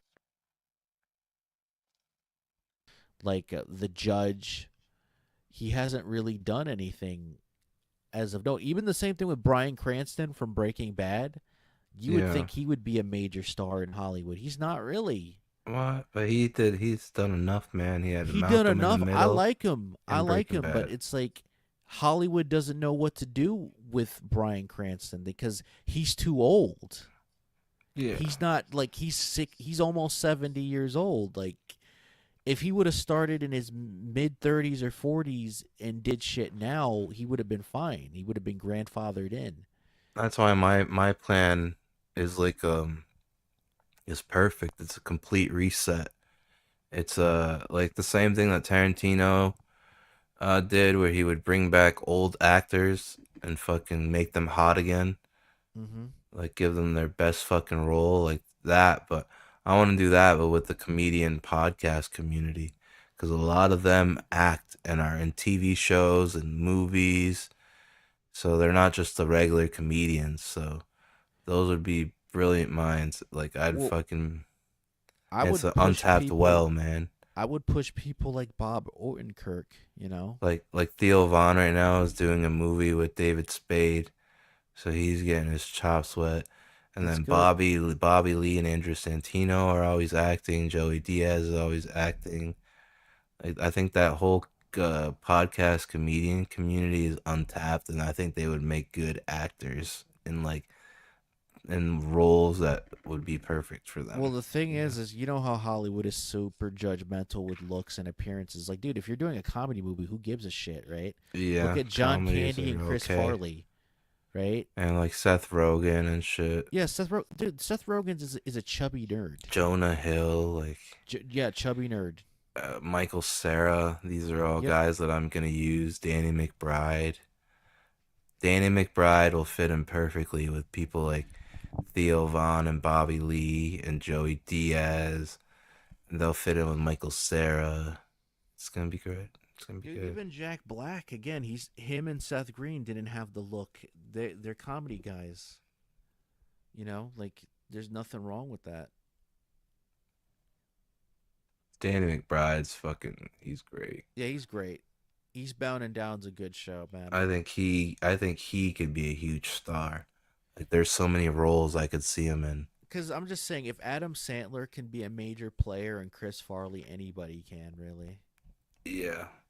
If you think about it, you just gotta have a great fucking story. Because the problem with Adam Sandler is, like, for his first couple of years, he was good because the stories weren't that similar to each other. But then after, like, the late 90s, early 2000s, after Punch Drunk Love and Spanglish, Yeah, he and was that in a movie rut about for a him while. being homeless after 9/11, right? Yeah. All his movies were the same plot, Yeah. excluding Click. Click was his last good movie. I stand by that, all right? Besides Uncut Gems, his last good movie was Click. No, there's that one on Netflix. Uncut Gems, that was recent, No, though. the Halloween one. Huey or something or Because what all was his it called? movies after Click was terrible. Look at Jack and Jill and what was it, Stepson? What about Big Daddy? That was in the 90s, Before, dude. that was before Click. Yeah, it was before. Yeah. Because Oh, Spanglish and Punch Drunk Love and the the 9/11 movie where he was homeless, those were good Yeah. movies. Trying to think after that if there was anything good. And even like the movie 50 First Dates, even though that was like kind of a chick flick movie, Oh, that was good though. it was funny because Adam Sandler made it funny. But yeah, I'd say that's about the time I probably started getting into his friends. That like they made Grandma's Boy. What was the other one they made? Deuce Bigelow. Yeah, Deuce Rob Bigelow's a good Schneider was movie. hilarious, dude. I don't care what anybody said. Rob Schneider is underrated. Yeah, he's okay. He may not be as funny as Adam Sandler, but how can you be as funny as Adam Sandler, man, right? Easily. Think about that. Adam Sandler is way funnier than Rob Schneider. Yeah. Like, how can you stand out when you're dealing with Adam Sandler? He's fucking hilarious. I'm glad to see David Spade working with Theo Von though. That's dope. I like David Spade, but he always had this issue. Like he was funny, but like not super fun. You get what I'm saying? Yeah, Like he was like dry comedy. he's funny. Like you could laugh at his shit. I'm not saying he's a terrible comedian. I'm just saying it's like it depends on the project that he's doing, and it depends on the joke that he tells to people. And because, dude, outside of the Chris Farley shit, I can't think of like any of his movies that were great and funny if it doesn't have Adam Sandler in it. Right? Can you think of any movie that David Spade, other than The Emperor's New Groove, right? What, the David Spade? That's funny. Yeah, like outside of The Emperor's New Groove, which was an animated movie Disney did. Can you think of any movie of recent times? Yeah. Where that's not an Adam Sandler movie. Yeah. Is he in the movie Waiting? Or no, maybe. I'm trying to think. I don't know. I can't really. The movie Waiting, and then there's another one.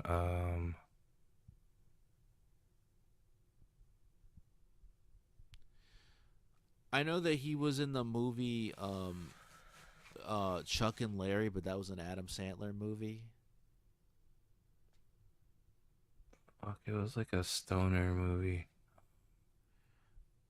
It was more than just a stoner movie. It was literally Kevin James frauding the government to get benefits by gay marriage. Yeah, so maybe David Spade could be part of my SLED HEADZ plan. He could be the Tarantino guy I bring back. He could get his John Travolta moment. Yeah, I mean, I would say dye his hair jet black, so that way nobody recognizes him, and then you put in the credits the guys. I was like, really? That was David Spade? Trying to think, has he been in anything? Of recent, other than the Adam Sandler comedy movies, no. I mean, I listened to his podcast with what's his name? Oh my God, Dana Carvey. Yeah. That movie, that the Master of Disguise, I wanted to like that movie so bad, but it was terrible. What, Master of Disguise? It Is could have that the been one where he better. like gets trained and like he has a turtle That shell? movie was supposed to be rated R. Isn't it the same guy who did Corky Romano? No, he did the Wayne's World with Mike Myers. The blonde-haired dude with the glasses, that's Dana Carvey. Who's that? Who's the actor in Corky Romano? I don't know. I'm being honest, I have no idea who would be in that movie. Corky Romano, I don't know. Man, you really didn't like Masters of Disguise? I wanted to. There were certain things that It's were like good. so bad that it's good. But look, there were certain elements that were good. Like I like the idea, like that could be a comic book character. Like you could make a cartoon or a live action series with that if retooled properly. But it just, they tried to go like basically super annoying SpongeBob level comedy, and it's like you can't do that with a project like that. It wasn't entertaining enough. It's like originally that movie was supposed to be a raunchy spy comedy, basically like like Austin Powers, right? Yeah. Like a parody of the spy movies. Except for its American take on it, and they actually switch costumes and shit. And that scene in the beginning with the chick with the braids and shit. Well, supposedly there was supposed to be a sex scene in that. Oh. Yeah, like the hot chick with the braids, but it would have turned out that chick was a dude. Unfortunately, they would have he would have had a perfect skin tight suit that looked like a woman and all that, and then it'd be revealed to be Dana Carvey's grandfather, who was that guy that pretended to be her. I don't remember the woman's name, but she's based off a real person. that had like a white girl that had with blonde hair that had braids in the 60s/70s. I don't remember, but that movie had like the idea of Master of Disguise. It could work if redone.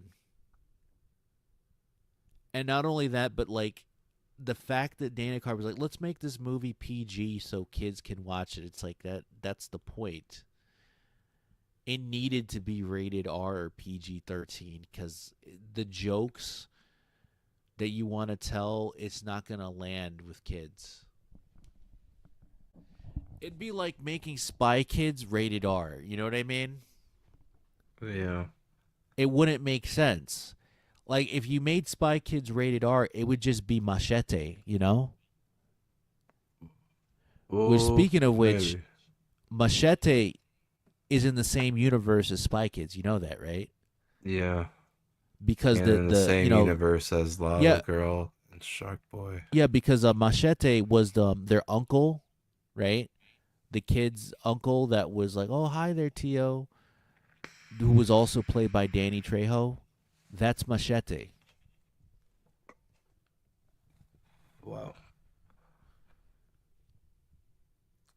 Yeah. Believe it or not.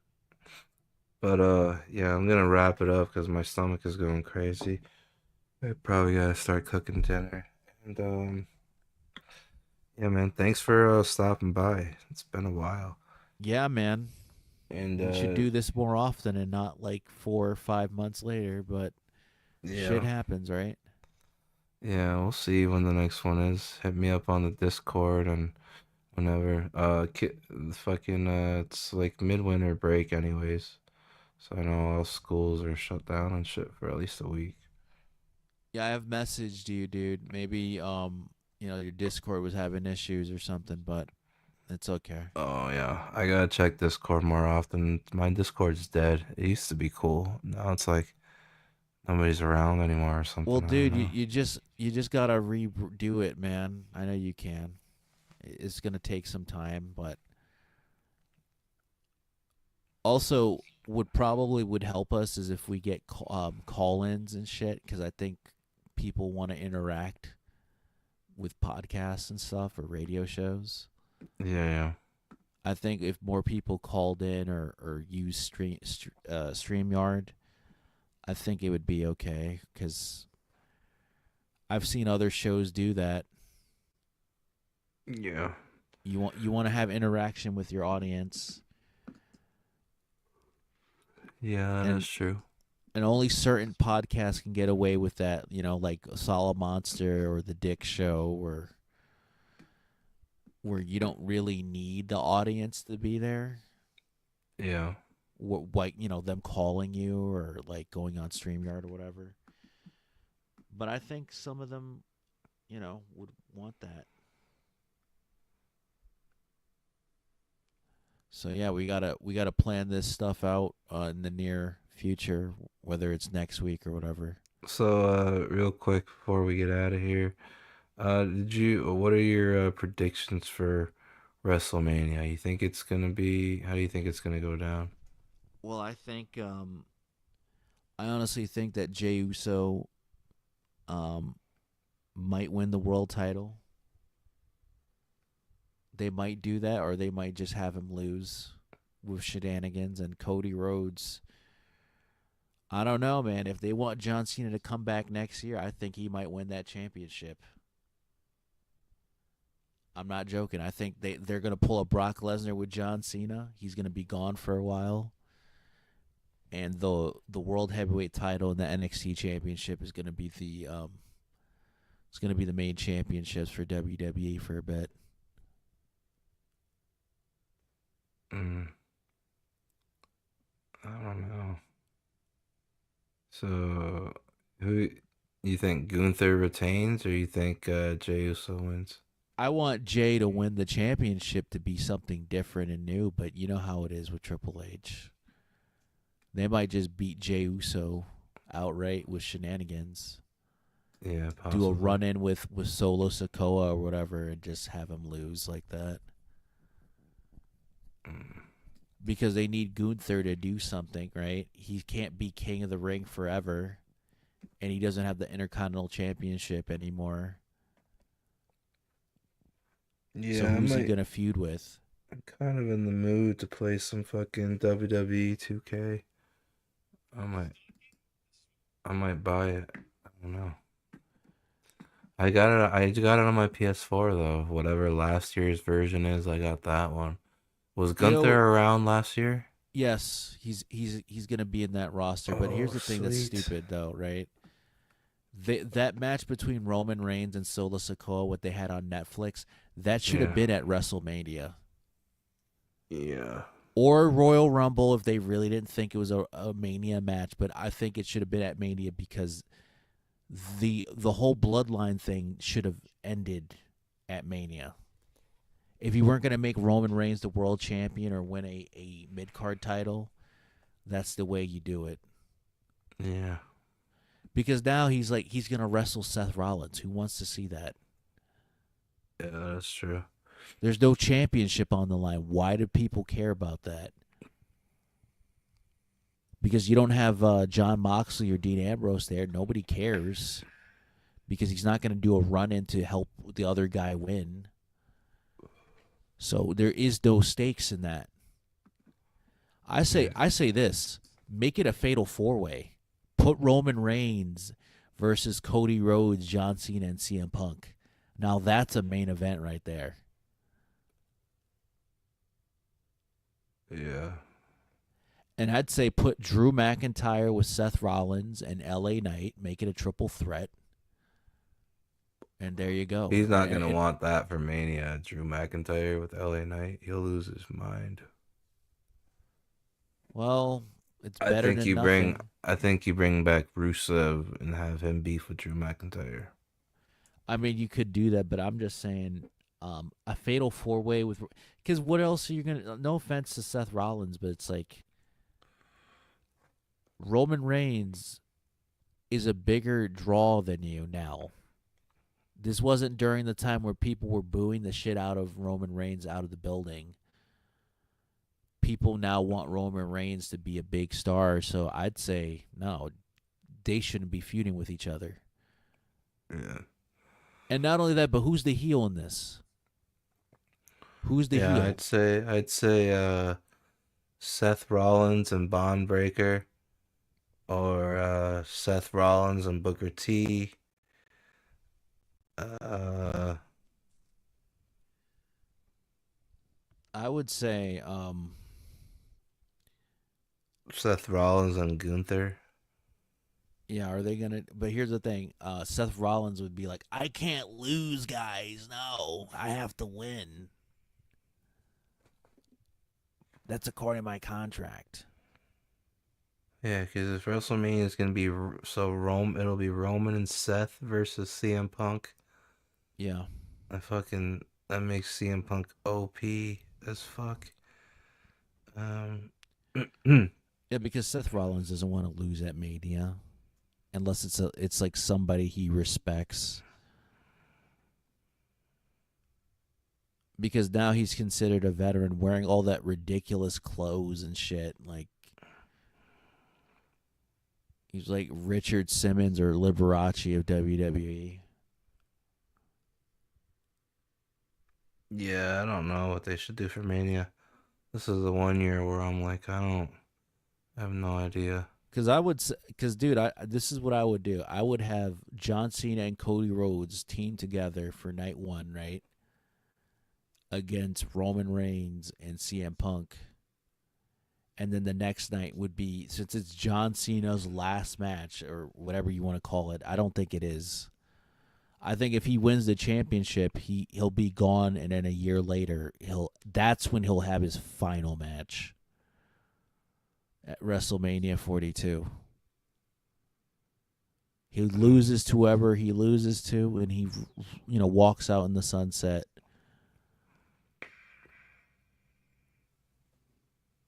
Because I could see Triple H doing that. Let's John Cena be like losing the WWE Championship in his final match. Plus, we're forgetting about Money in the Bank too. I don't know, man. Like, I think the triple threat might be a good thing. But then I'm trying to figure out what to do with, maybe fucking say fuck it, Seth Rollins and Penta at Mania. Yeah, do it, Matt. Loser, like Penta's mask is on the line. Von And Breaker and Roman Reigns. Dude, think about this. If Seth Rollins loses, he gets his head shaved. Yeah. I'd say shave Seth Rollins' head. They're not going to do that because Seth's so insecure about his head. So, yeah, maybe Roman should spend the rest of the year making the Intercontinental title like important again, yeah. Yeah, help Von Breaker do that. And then yeah, I think that's what I would do.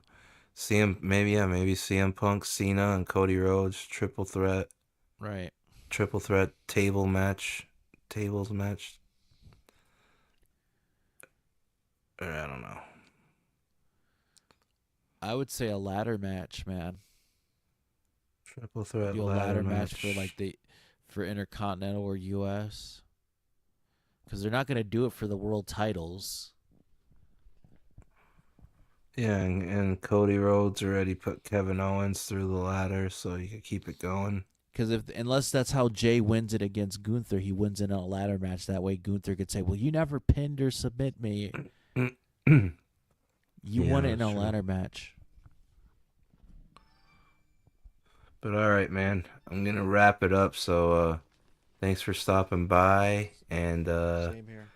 Thanks to all the viewers for on ice. And yeah, we'll do this again soon. And guys, keep in mind, SLED HEADZ is coming out.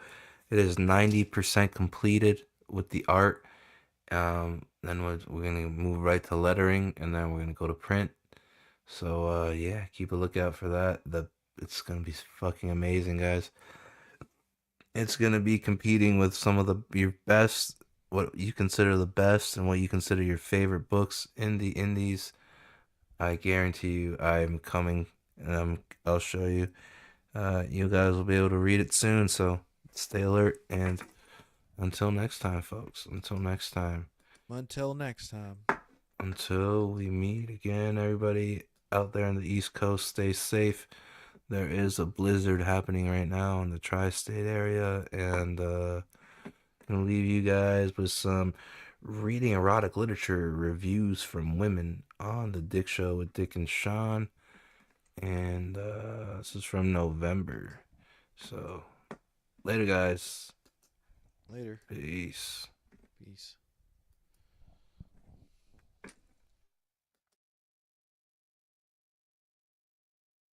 What women are reading about: stalking, dub con, and non-con, aka rape.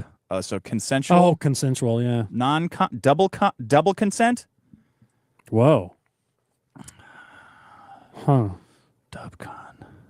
Kidnapping, psychological trauma. Trust me, the least of all the traumas. Blood play. Damn. Fucking the FMC with the barrel of a gun and the handle of a knife. Wow, women are reading about this? Damn. And their manhoods? This is dark. Murder. What's a female main character? Is that what that is? Murder. You know these like sexual proclivities groups? Have we ever talked? They always have these abbreviations that they use, like, you know, throw around. Like we all know them? Yeah. Yeah. Like you go right, on I Rub know. Maps and read the reviews. It's like, oh, she gave me a DJ on my whistle wand, and yeah. then there was some tongue action. Like, what the You're fuck like, are you fuck, describing? I wish Are I you knew- describing a blowjob? Yeah. Murder and the gifting the gift of severed limbs. Whoa, really? What?